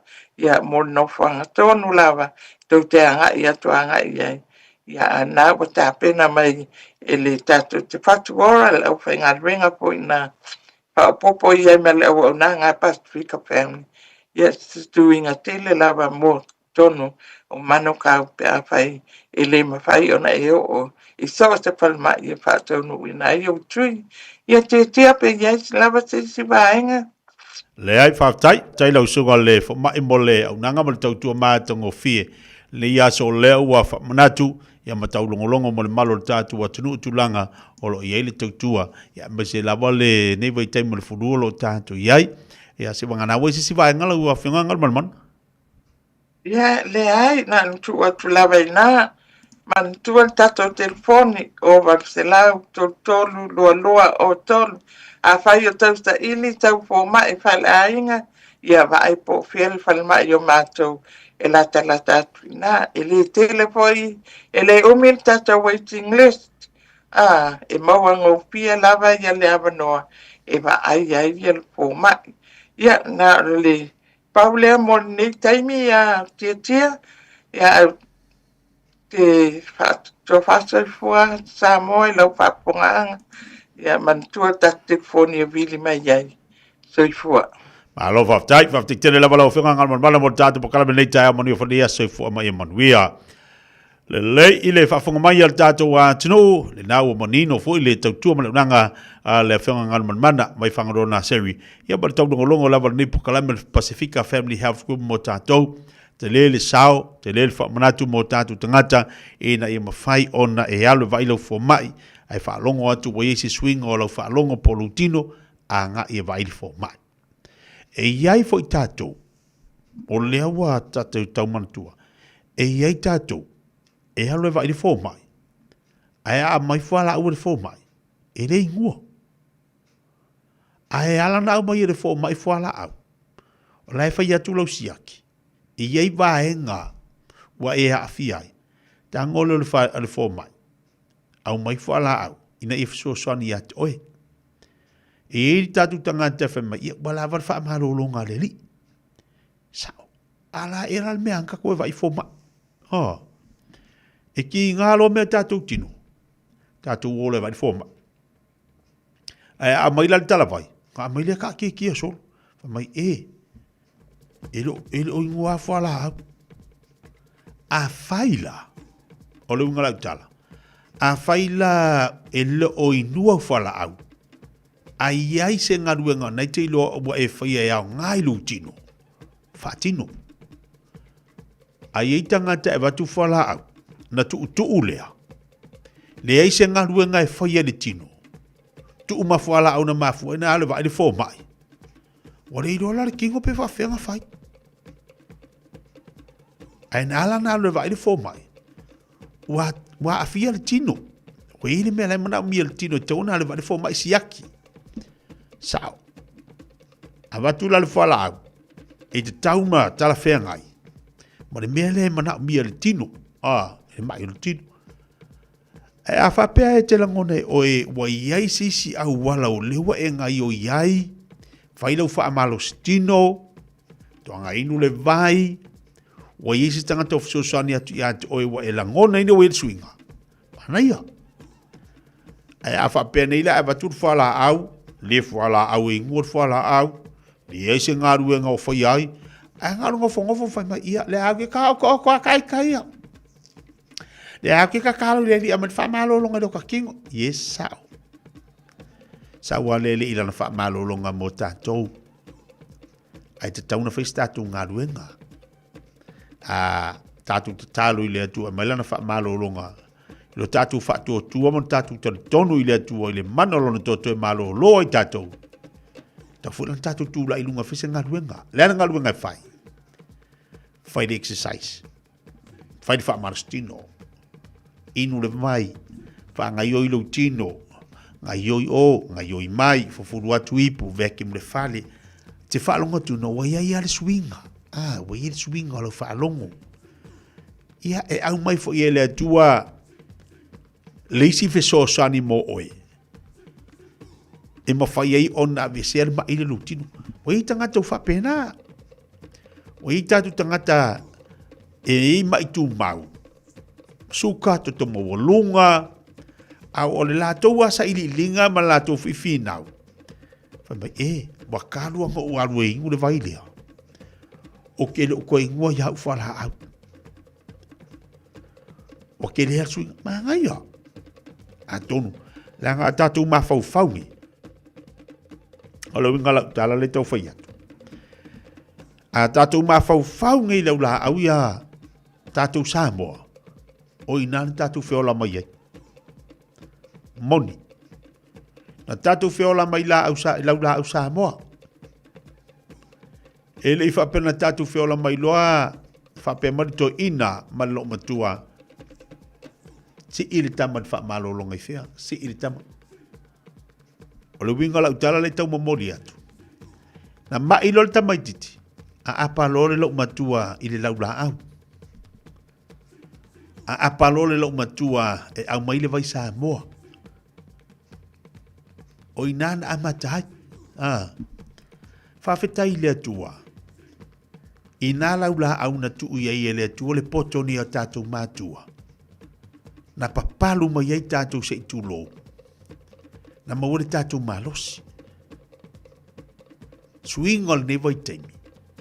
O tātou mamalama ili atu omalon fina ngalo. Ua tātou mamalama ili upo leli. O tātou loa le whaaratanga Yesu, mana ngaruenga Yesu na whailunga le sātaru. O tātou o oa ili tātou sa ili atu ni whaamalolonga. O tātou o wha malolonga. E iei fo i lātou, mua lātou te i le laula au.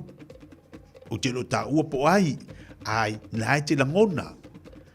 E fo i lātou e tari tonu o la lava e tā ua le laula au. I vai Samoa i mele teimile nei. I o wha atasi mat wha malolonga. A iei fo i lātou, la fo i lātou te tari tonu. Ngā luenga a li matamai tai fo mak. Ai paule ta o le fe au moli mo tato. Fai oe le mea e te sila fia e au ngai lutino. E au ngai lutino. I ni fa pen kako feola mai le sa i laso. Kako feola mai loa. Kako fa alungo ko fa mai kala ko inga. Si ko e inga ngale. Ke vai ngai ka ko a mo ko ko mo lunga. Pe le i whaalongo. Ta ilo i atoi. Au ke le i whaalongo ia ma i laso. I se koe inga ma se lo makua. A o mea ainga ai. Po le ale pala ala e whaafonga tatu atu. Nā fo i te mori mau. Ka whai a kako mea ai. E ke ala kua peri se whasi mori fufule le ulo. Ngā wala kua sari mani le fule fufu ilo ka ingafi. Ama yo fufule le ulo. Ia, whamama, pingel saka. Ai longa ko i se ainga ko fufurongi por ngi vai kamingi lefu. I whea kolo lefu mai. A mai le whangfuru ipu. Ai lengi ma i la vai kaimi. Ararangi vai kaimi, wa mama mea uma, wa mama i tangata. Wa mama ipu, wa mama o ngā haumu, wa mama poku, wa mama mea uma. Ai oka ingi mai. Suka, koko mawalunga. Anu aku isi mai o oka, karino po aise mau Ma ia wa la umai. Mai vai suinga. A o kama foi ngai fa koi a mai se vai sa mo mai. E le au ngai. Na ia te oi, na yo wa au. Le faita lia. A e fa mai. Wa o mai foi le tua le pule ma le mana ia te tanto. Tatu te tineia, ma fa uma tia ini mea uma o mai. I o fa fi kaudi ma meo tutupu. I o le so sangi mo tato ono le taua. O le fa sol po kalame le Taeao. O le taulongolongo ala unanga ma le tautua al Pacifica Family Health Group. Se e mate malawati, le ua tasi le minuto te enei le tulas fumal tasi. Radio Samoa tasi lima i batolu amo. Radio Samoa tasi lima i batolu amo.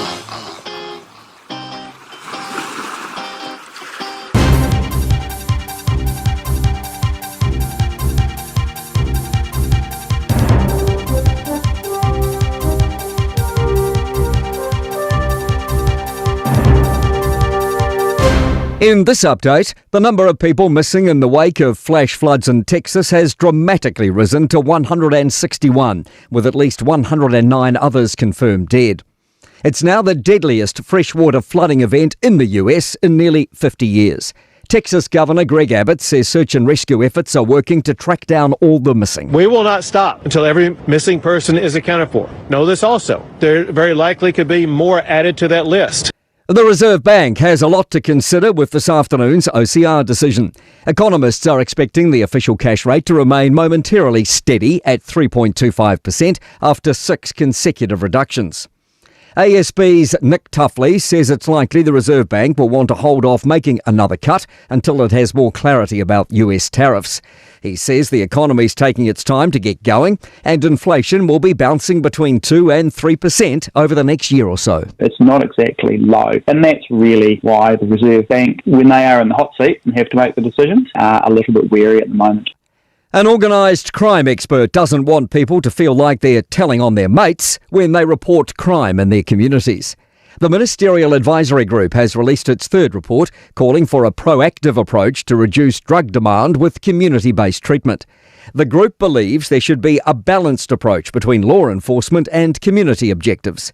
Advisory Group Chair Steve Simon says attitudes need to change to stamp out crime. Not okay to have that business going on around our families and around our friends. We want to get rid of it. Then if we take that approach, really, it's not so much a narking thing. It's more saying, you're not welcome here. A reorganisation of Southland councils is being investigated by the Local Government Commission. This follows the Southland Mayor's proposal last August to reorganise local government into 2 unitary authorities, one rural-based and one for Invercargill City. The Commission has agreed to investigate the initiative after consulting with the local authorities affected by the reorganisation. Southland Mayor Rob Scott says this is welcome news as there's a need for change in their local government. That's news. In sport, Tall Blacks and Breakers forward Carlin Davison could be on the cusp of playing in the NBA's second-tier basketball league. The 21-year-old's been selected by the feeder side for the Portland Trailblazers, with the 6th pick in the International G League draft. The competition runs at the same time as the Australian NBL. Halfback Irianari has extended his time at the Hurricanes for next year's Super Rugby season, and Ari deputised for first-choice All Black Cam Roigard at the franchise this year after joining from Moana Pacifica. The first finalists have been found at football's Club World Cup. Chelsea are into the decider after a 2-0 win over Brazilian side Fluminense in the first semi-final in New York. Tomorrow's second semi-final features Paris Saint-Germain and Real Madrid. That's sport. I'm Malcolm Jordan. Talofa Samoa, waule nei o kasu tialu, awal suia ngila ura kio. Aeva eva mai ina se fulu lima iva kolu, amo, Radio Samoa, vevela a. Le decor cakes, waonos fulu tausanga talu o na tatala fai tutoa, matautua i fai poiponga, aso soifua, fauunga, maso o se faa moe moe. O keke uma, e tuu whaitasia ma le wha maoni. Mātou te au au na atu i au mana o ngā whaapitoa, a wāle tu ai ngā keke molo wha moe moe. Vili mai e tala noa ma le au whaingaluenga lau fofonga fiafia, e le ai se mea mātou te le mawhaia. Susu mai i le decor cakes, se fulu wha Queen Street, o Tahu, pe vili mai i le lua fituono, ono fituono, lua fituono, ono fituono. Whafonga mai atina matamaita i tutoa, ma malolosi o le Pasifika, wa lātou lavea ina lalangi. Whaftai moa o tō ngaluenga lelei uma, wa whaia mo a inga, matangata lautele. Ai pe tai, tu salava pe tutoa ma malolosi tina matamaitai. E lātou te moomia lava, una whaia lātou siaki whafoma. A whai ua fast full 5, i le onos fulu iwa tausanga le matua o lo soifua. Whaatonu nei loa so ua wanoa siaki fua ai o susu, mo le siaki ina, pe ua afia i le kānesa o susu. I le pressed, screen, Aotearoa. Wala awane i le numera. Oval se lau, lua fitu o, lua o. Awa, o le whaia o le siaki ma wha ata o susu i le aso. E lavea ina ai o tou moa Taeao. O fia maua sau ta avale po sau piki apu, ai tongi ta iwa yaso, lua va yaso, pe ta imasina, o le sleek cars o le a maua ai le fisosoani. Ua ta pena le au whainga ruenga a le sleek cars, mo oi malo a inga. Aua e te popole i se mea e tasi, te tala fitu aso, mai le sifulu i le Taeao, anga i le afo le ono le Fiafia. Tele la lai au kilani i saute, vili mai loa, i le o lua tasi wha, fitu lua selau, po le o lua o, fa 5 tasi 5 tasi. Whai mea alofa i a inga maua i Samoa, e ala i le whaatawina o se hotel ta alofa voucher. E mawhai o na whaongaina mo aso ta ua whailongaina. E pei o aso whanau, whaipoiponga, pe whai malolonga mo ta whawhawai whaiungo vai aso. Whaatau e oi New Zealand nei, ai piki e lau a inga i Samoa. Tanga i ane i le pacific40.com/hotel. Ma whaatau nei loa. Pe wala au i le o lua tasi, o valu tolu tolu, lua lua lua tolu. O lua tasi, o valu tolu tolu, lua lua lua tolu. Ua na o le Radio Samoa se furulima iwa toru a mo e tautuaina o e ilangungana fitu aso le vai aso. Eva, ja, Nato.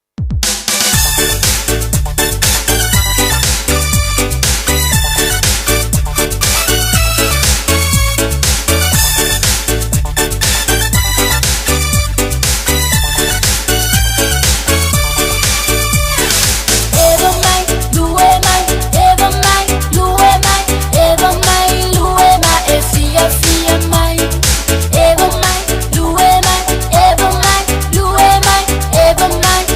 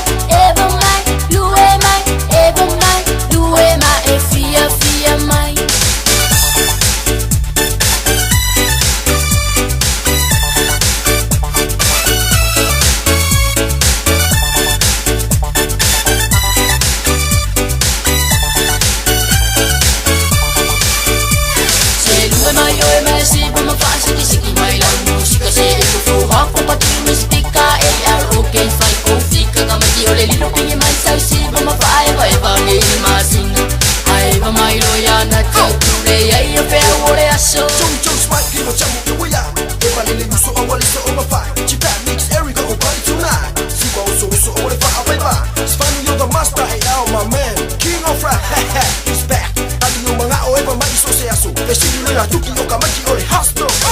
Ever mai, lue mai, ever mai, lue mai, ever mai, lue mai, e Fiafia mai. Ever mai, lue mai, ever mai, lue mai, ever mai, lue mai, e Fiafia mai.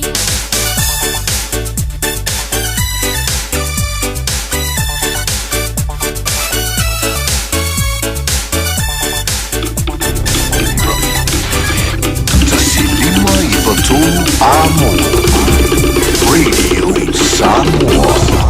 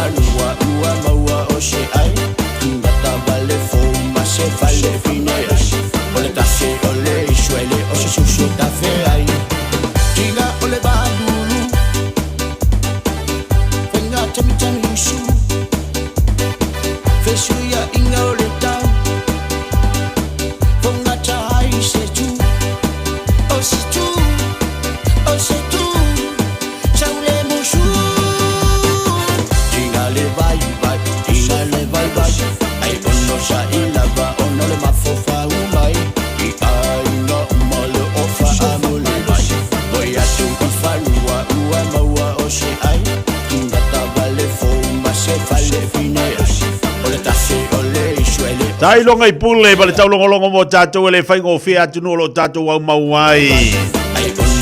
Lono winga le wha malosia o na sai eusu ni Taeao a wale tau singa o lo ainga. Se furu pale walu minuto tene le tula sumatas. A wale tula sumatas I toi mo watu tātou pokalame. Toi fso ta iatu le e au number tau tua tātou wa onga le Ignite Colleges mo tātou. A ba tau a waif wa foi. Ia le latu tau tumalunanga mo tātou le nei aso lulu. Ia polonga tono le vaiaso. Papalao tiriso tātou paanga lo mafuta mai nai maripone. Alo vatu le fpo. Ia oi maritausi mai se foi le ainga. Ia lo mafuta mai nungo le tātou tau tua. So ia anae talo whanae. Ta whawhau pia oi tono lo whawhainga luenga. Pamalota mai alo pepe pirione malo si fumanuia nei Taeao. Sina le sa to rupe fatalo fatu tatu to tua fa fowina tani e lu fatalo fatu e alo fatu so ya to sanga fanga yo pa ta to dia ngase o le tino e dio vai nga fatalo fatu nei Taeao tina pisu fatalo fatu so ya misa anae tofi paila brada maria ngalu ngalo fanga i bauto le nei Taeao au fa no o le tala fo ile le na mai Samoa ma le tala le to avatu le news se uli Malu ya te la tu fo ia le na finga ruenga fia pepa ma mai tatu tanga talo fai o le winga le tele la o le winga la tala le tau avatu te ofo e pasi fo ma le ofo winga ma me lo fa tino ni tangata awala awala fa solitu la fono po awala le fitawi man au mai o tate o fo fa ngai no na i o tatu tangata ia a tatu no fo ma tatu ma fo ia e sa ili manu i o mai o tatu tangata ni atunu ele to fengo fie i atunu nei o sa ili ngata e o ai lo su Taeao o fa ngata su engor se fulu sene su engor tala e le o to fengo fie e te au sulu se tu lo wa fa fonga tatu wa tunu te au sulu a e sea o lo na na ia mo sele atatu falongolongo la nei news e matautia e matautia awala mamea o lena tutupu ai ia na we fa fonga ia manino lo fa fonga mala uia foi falongolongo tu langa pi ona ia ni tala na mai li Taeao news na mai li Taeao e makautia ai foi tatu tangata e tatu ainga o le fate tenga la tala le vat a fa peneila o te tango le liu mai e mai si o ainga mai fa no fo ia te tango le o ia ma ule le card ia avi ina se na le avi ina se lima se fulu tala il vaiaso ia ai puleita ita tongi atoa le avese tupe matua ainga na mafuaina mai tamatiti po tangata le ni New Zealand o lona winga pe foringa mai o lewa o ta au mai tangata mo ta ita ai le mo na matua malona ainga o ita mo mai le winga tala o le ala e isi tangata pe mu se fai tangata ia po fana wala to uso ia e riu mai ma au mai nei e fa matala ia ia tulanga lo langa ma se fuanga tatu I fafo a ilo wa tari tonunga a fa peta te tango le amusi tangata nei fa matala uma ile lo langa o New Zealand a va tala fa te tengo New Zealand e ke e kupe e te inu le tupe e ta ele le tupe tu lou e te nofo le tupe a mea uma lala me tau na fai ma nino la fai lole iai ia vai oi o le tutongi le tatou fale tutongi le tatou fale fia o tatou piri e fia le mea luai o penisini o taavale ia wai le keke mingo le kaavale mingo ia o le kupe o mea uma ua ngai yo ia o le tupe a manino lalo te tango fa amalamalama le tangata ia te vaenga fa pena tu ule lona mafaufau e fa nga fu ila lona mafaufau kei fa ilo le kipi mai la lau tupe mo tatu sosani tatu fali. Ia tingo fala e fofua.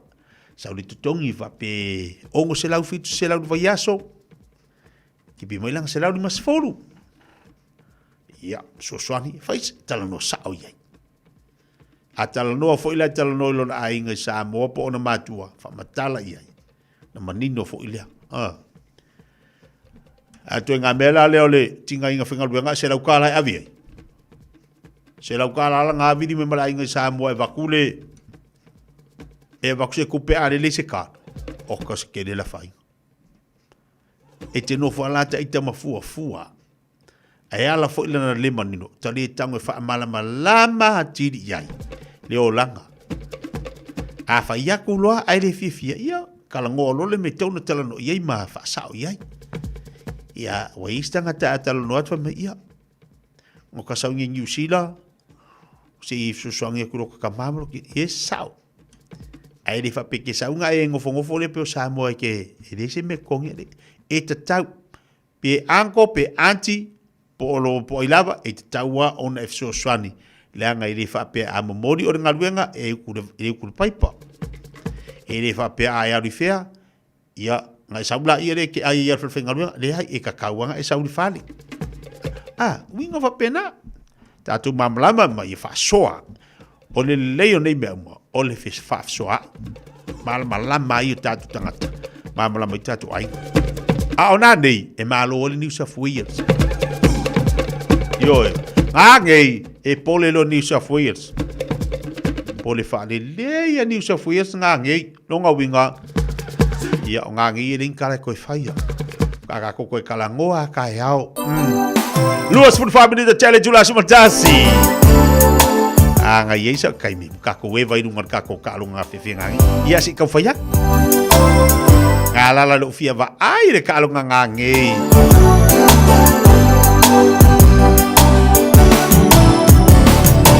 Angi maya ole matani mase ukufai mo fie.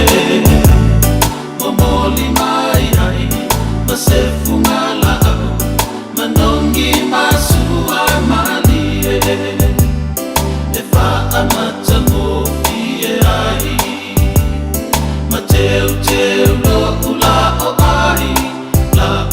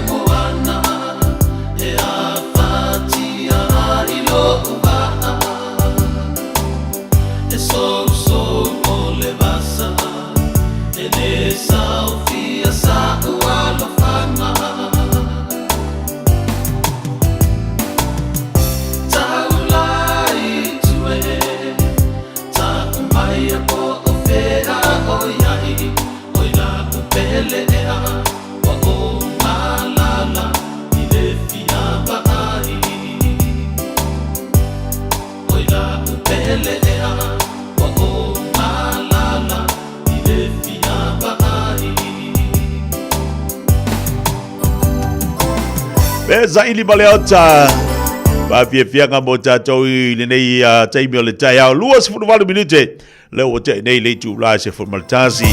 Tau whai atu lau nanga matau tua ale Ignite Colleges mo tātou. O le mawatu I vātau. Ia pe o nei whoni tau tu masana le tātou wa. Onga, awa renga le atu oe. Le lau tanga wha emu atu I lunga le tāpo kalame le tātou telefoni. O le over se lau o si sida mai over se lau se lau tolu whalima. Over se lau lua se lau tolu whalima. Ma le tātou tu atusi la o le iwa walu Kirts Road I nei I Manu Kau.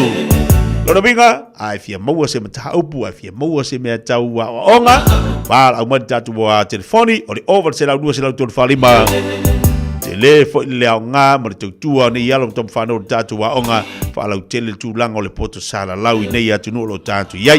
E le whatu la whanoina, pe le alunga lau tala.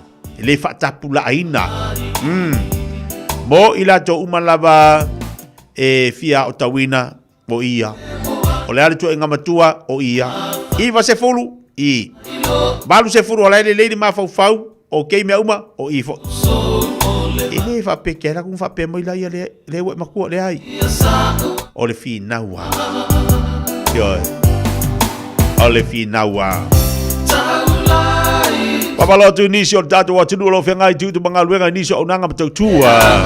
Company pisi nisi te tasi ala mtam whanau le tunu. Malo fa aftele maftoma ilunga le tatu tautua.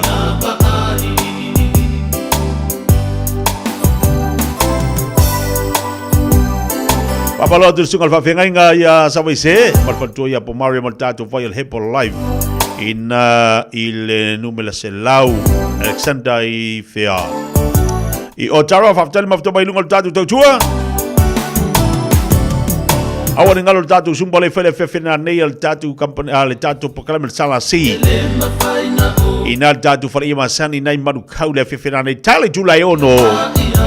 Ia la ma fai foi on fai le tatu fa marstino na le Fiafia na nei. Ia tale foi ma tatu vai. Inu ia sau vai le fefena nei le tatu team le tatu aloe. Uma tatu fa marstino mau tima le aloe molo se fu malolo ina le lei mau mo le shake le se tau maftanga to e mau to e fai la inga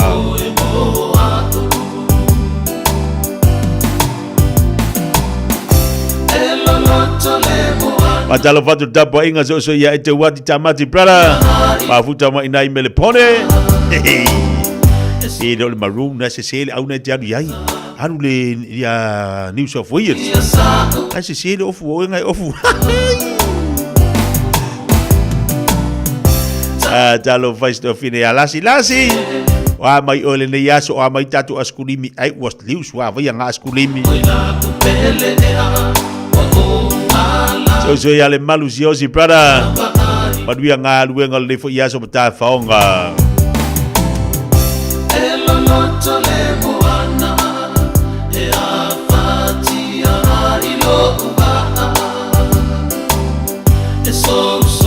ole bossa ene sa fia sa ualo fanga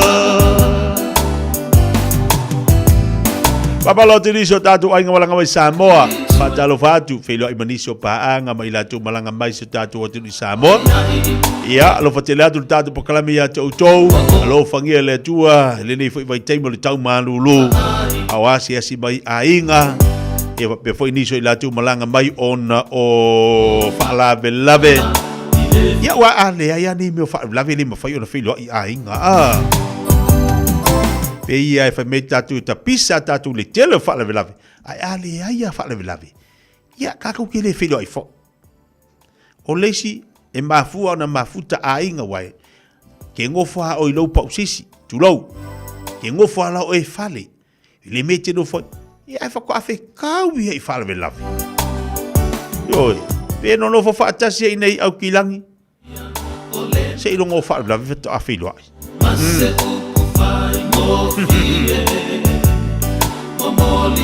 ia vai la le tau o fa lave lave ia ai tau o fa lave so ta ia ai ia male mea lole o si ainga po le ale telo mau mea o mea tutupu ma mea faile ni o langa lo tatu iai ele tu o lava lo tatu o si ainga le anga le mea tau o na fai o si ainga Le ale me maua li fa pia la tu a e tanga ma tu a faise saunga te le o le ale me maua alo ya sei lu ai e fa va va wa ai lasi o le tau le ofu lea e ova male card e ova male kupela ko le card lasi aua ya ngole ofu le mangwalo le Fiafia na nei Johnny Fina vatalo vatu le Jamie Lasso yo e mafuto mai nai papa toi go blues pesita lo fatu se pesita rana lo fatu la usung malfatua ai tanto fa Fiafia ngala se bal pokal me le mo oe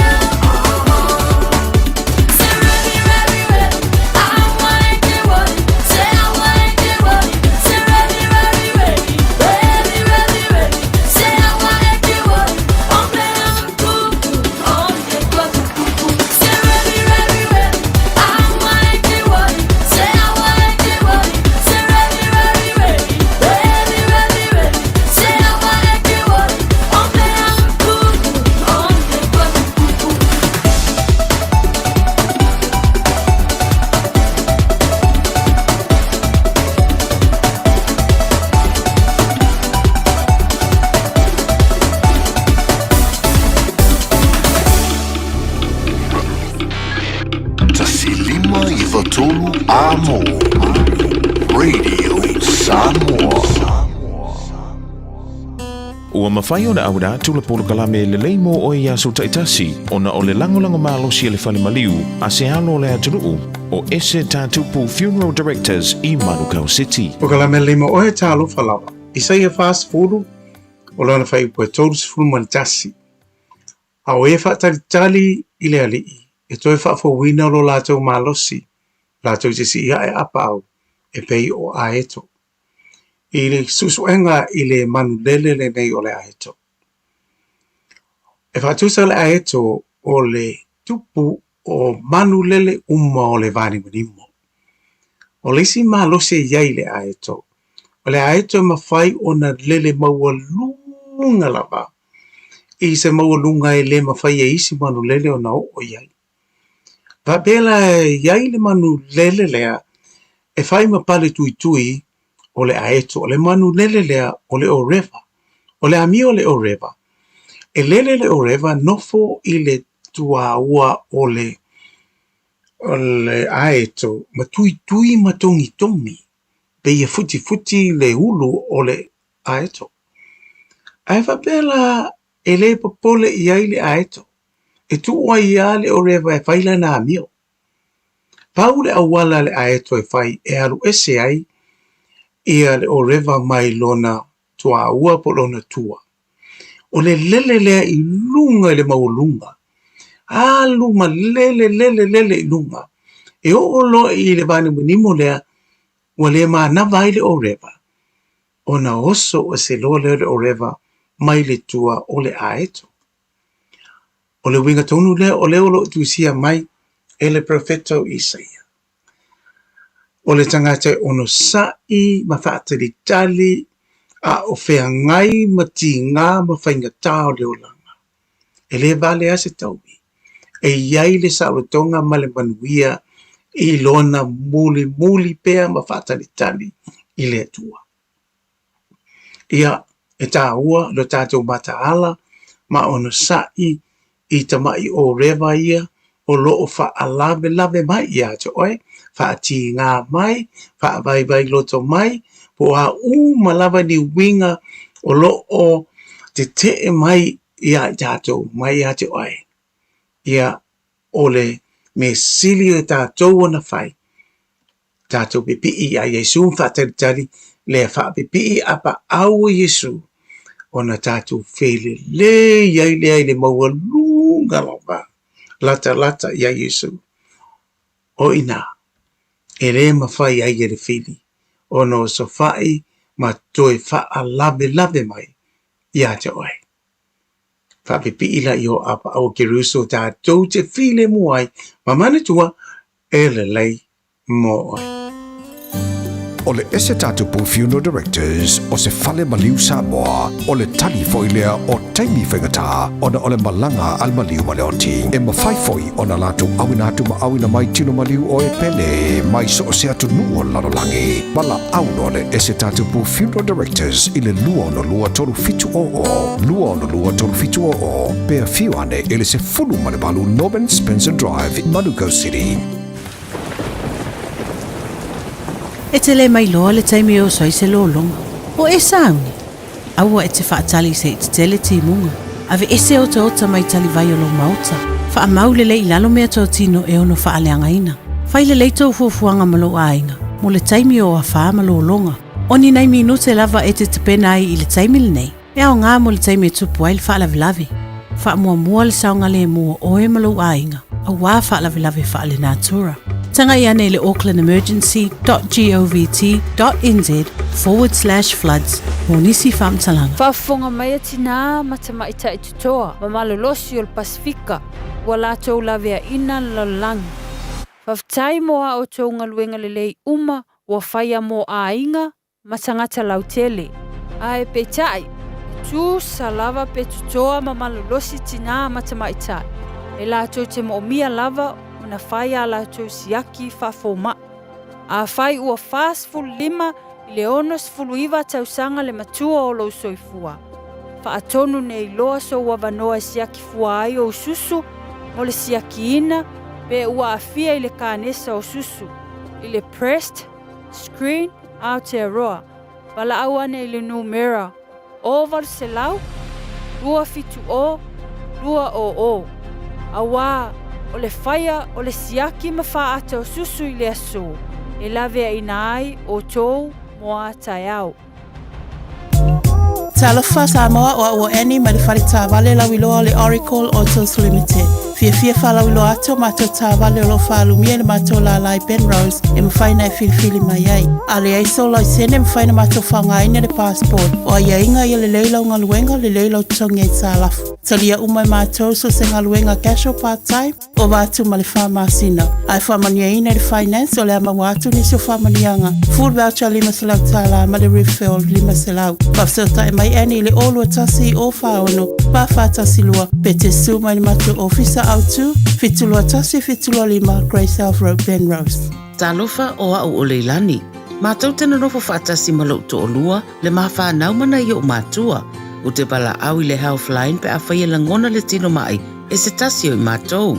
E le ai se totongi o le nei au o nanga, mai ma whai ona o tala no e se tausima i mō fautuanga, tau soifua malonoina, ma whaamatalanga i mea te tau ona whai. O te pala au iai e le tinga ina seisi o i mātou. E awa noi teimi uma, lua sul whai tu lao le aso, mo aso uma o le vai aso. E maua fo i le fesoasoani mo se whaamatala upu, pe a whai o e fia tala noa i lau lava ngangana, e lea i fo i se tutongi, ma la au loa le Healthline i le o walu se lau, ono tasi tasi ono.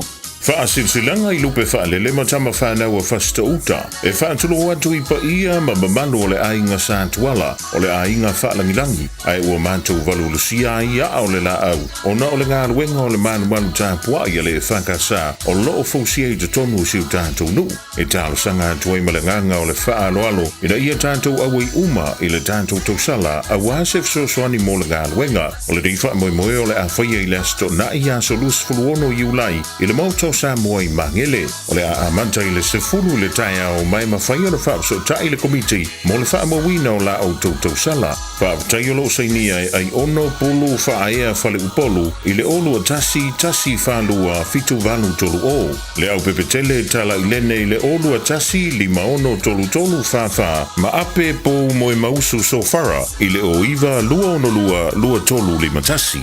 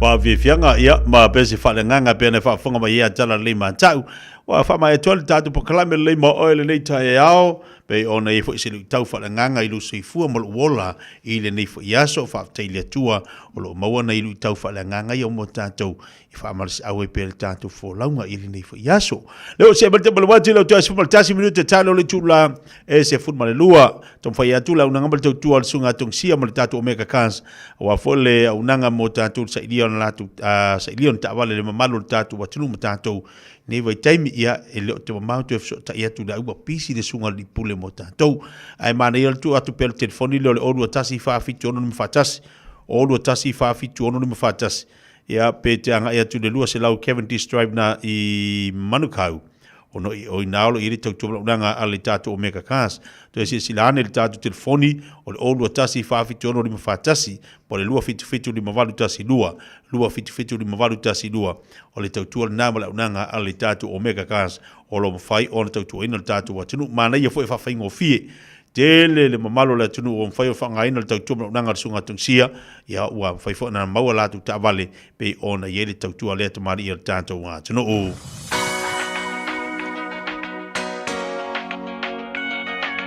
6, 5, 1.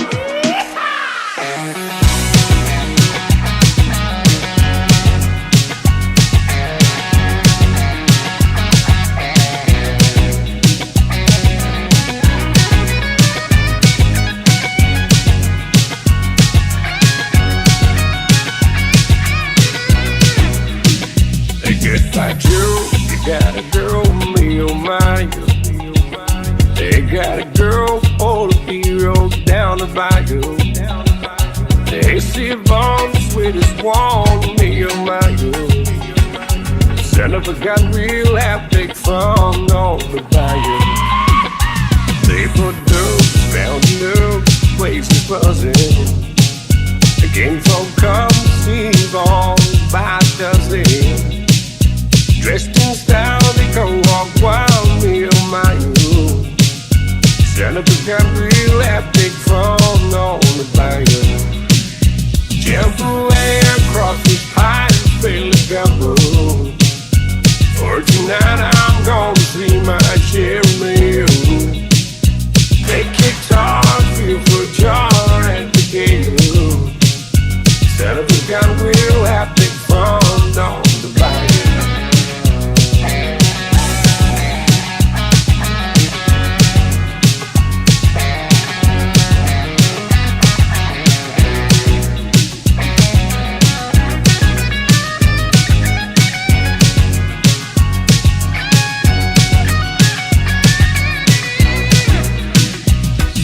Down, far from town, get in the field, and you catch all the thieves in the bayou.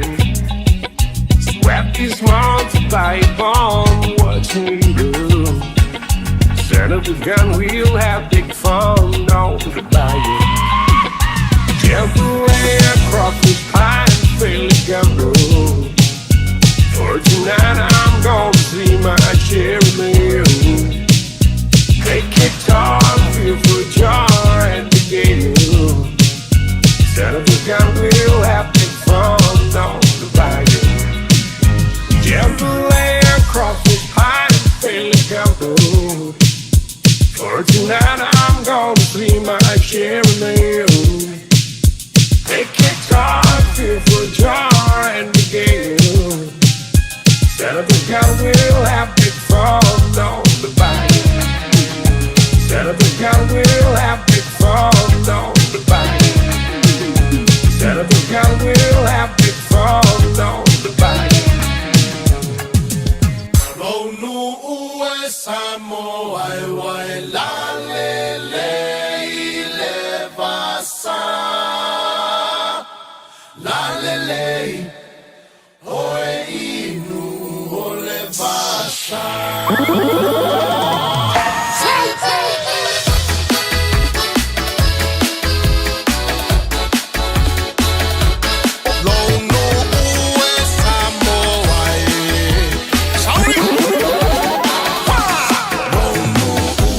Samoa,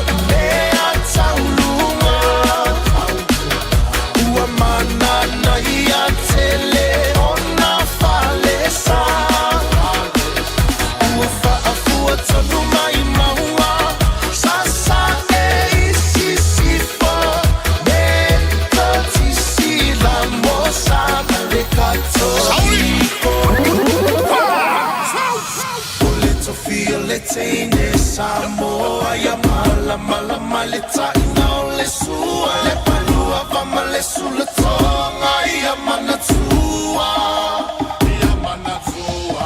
utupula ngatala voine ya so semana ufa ali ali malu ya tile fa Samoa wana ole nanu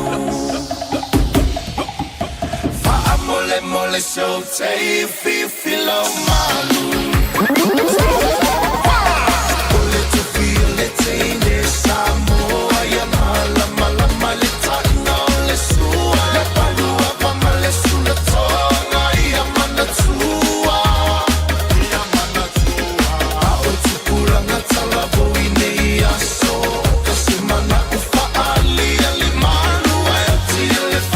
Samoa wana ole nanu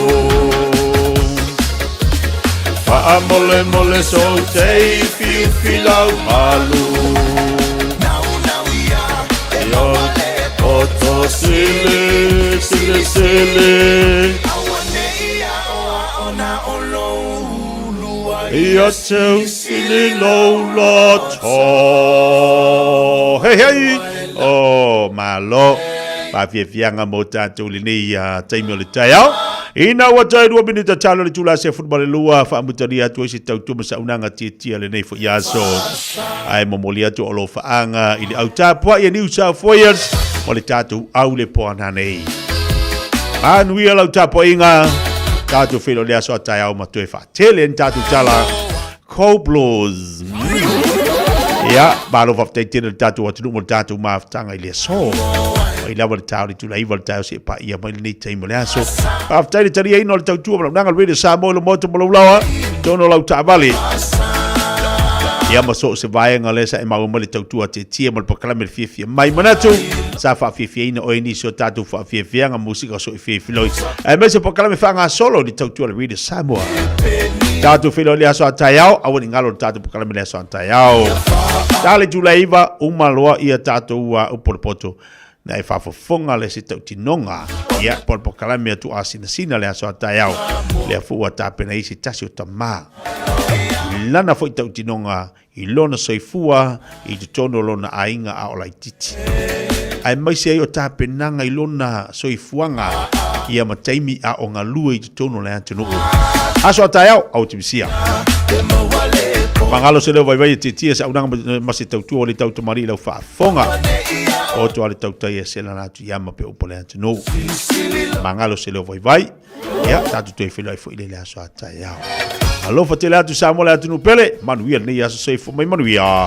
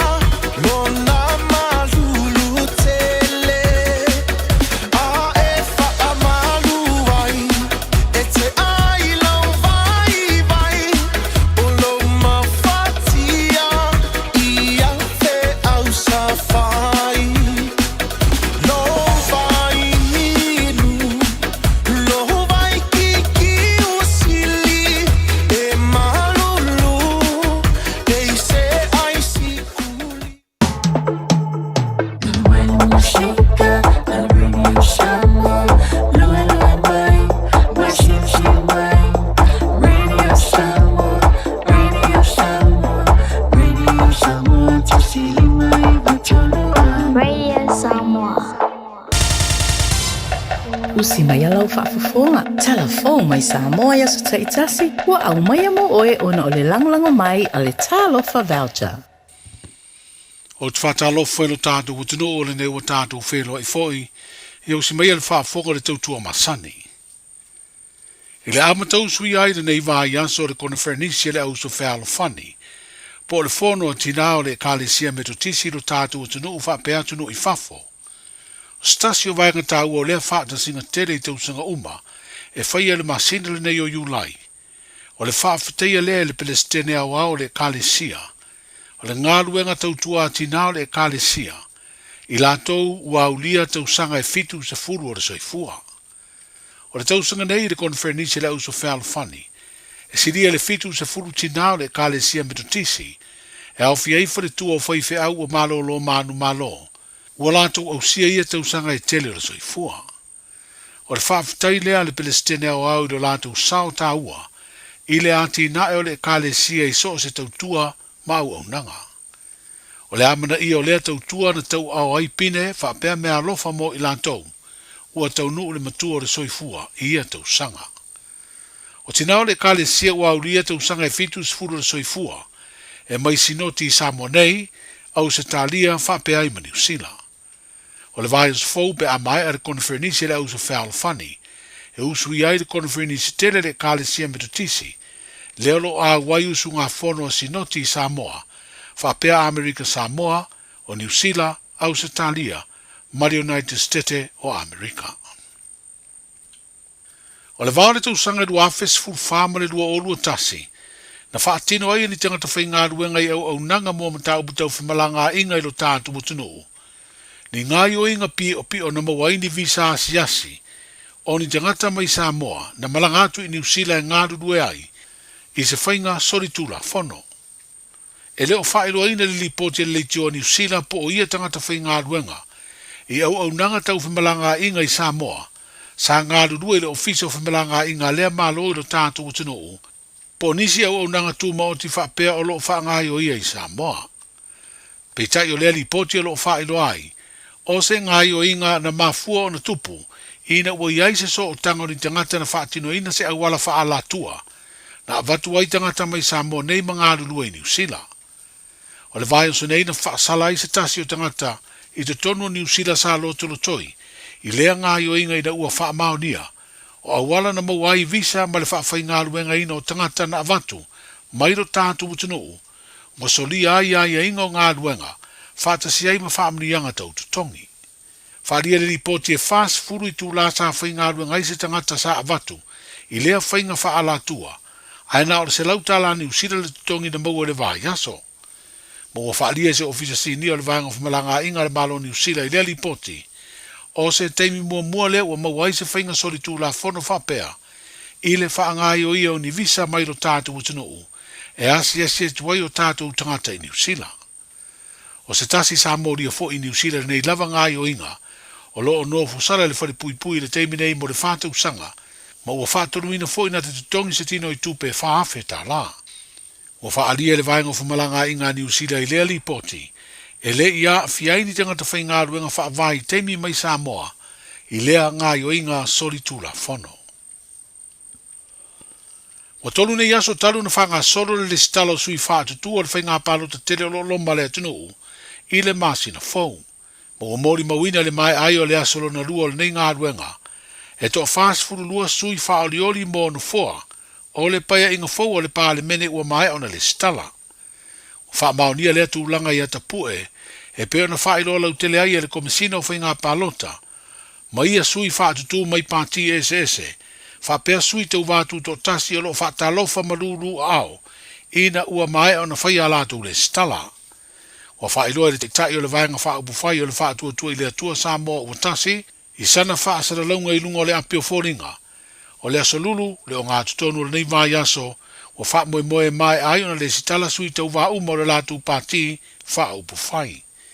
Ma ua manino ai o le vaenga whaupu whai mua lea, o le amae a le sitala o lātu sui tau wā, a o whanga solo ai pēa lea ngā ruenga sa ia mai a, i le tāo sfurulua o le au auli o le asa tō nai, o le vai aso nei.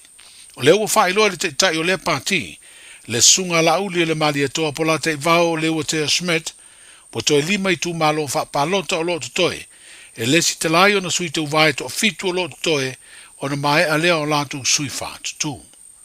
O isi pati fa upu fai, o lo fa solo atu o latu sui fa ori ori e le stala ma fa mautu ai, le a vea ma sui te uva, o wale fai ngā whiriwhiri ngā wao, aro tātu butuno.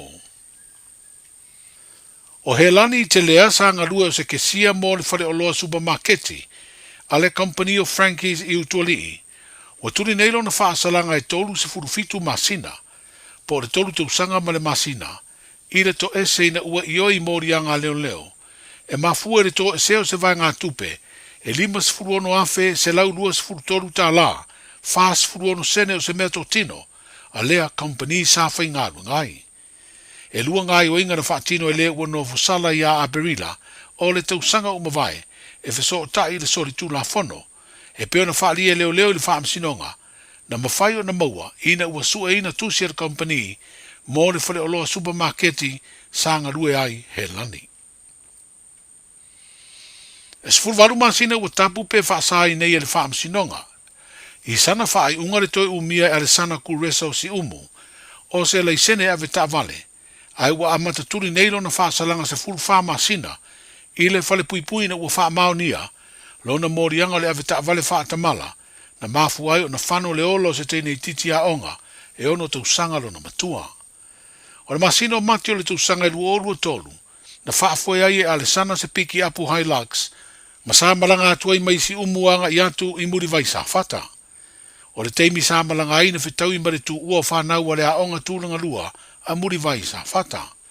O le na fiena tau mawhai e so po ia le isi tu o le ala tele, a e tei ai le ta vale na whaafoe le ua no fosara nei i le whale pui pui. O whaali e le ua mori e leo leo na tu i le teimi o le whaare velave, ma tau mawhai e whesoa soani, peitai, na toe wha awau o na arura na ta vale ina ua ia vaia, o ta mo e wha vaveane se tau le lea. E tolu tau sanga sa amatai le fua le wha salanga, i le whale pui pui peitai, o i tū le lei wha sino ia ale sana e pei o le ifonga, ma le wha ato e senga i le ainga o le na maliu le whaare velave, o lona sao sa fisoa soani ai le lau awa, ma lona i oe vave i le morianga na to e se aisi masina, to e ai le tau sanga ma masina e lua, ua turi nei o lona wha salanga lea i le whale pui pui. Whairoi a Taeao mo seisi wha poponga, soifu. Ta lofa lava, o le si ufafonga le nei o Samoa, le Radio Samoa.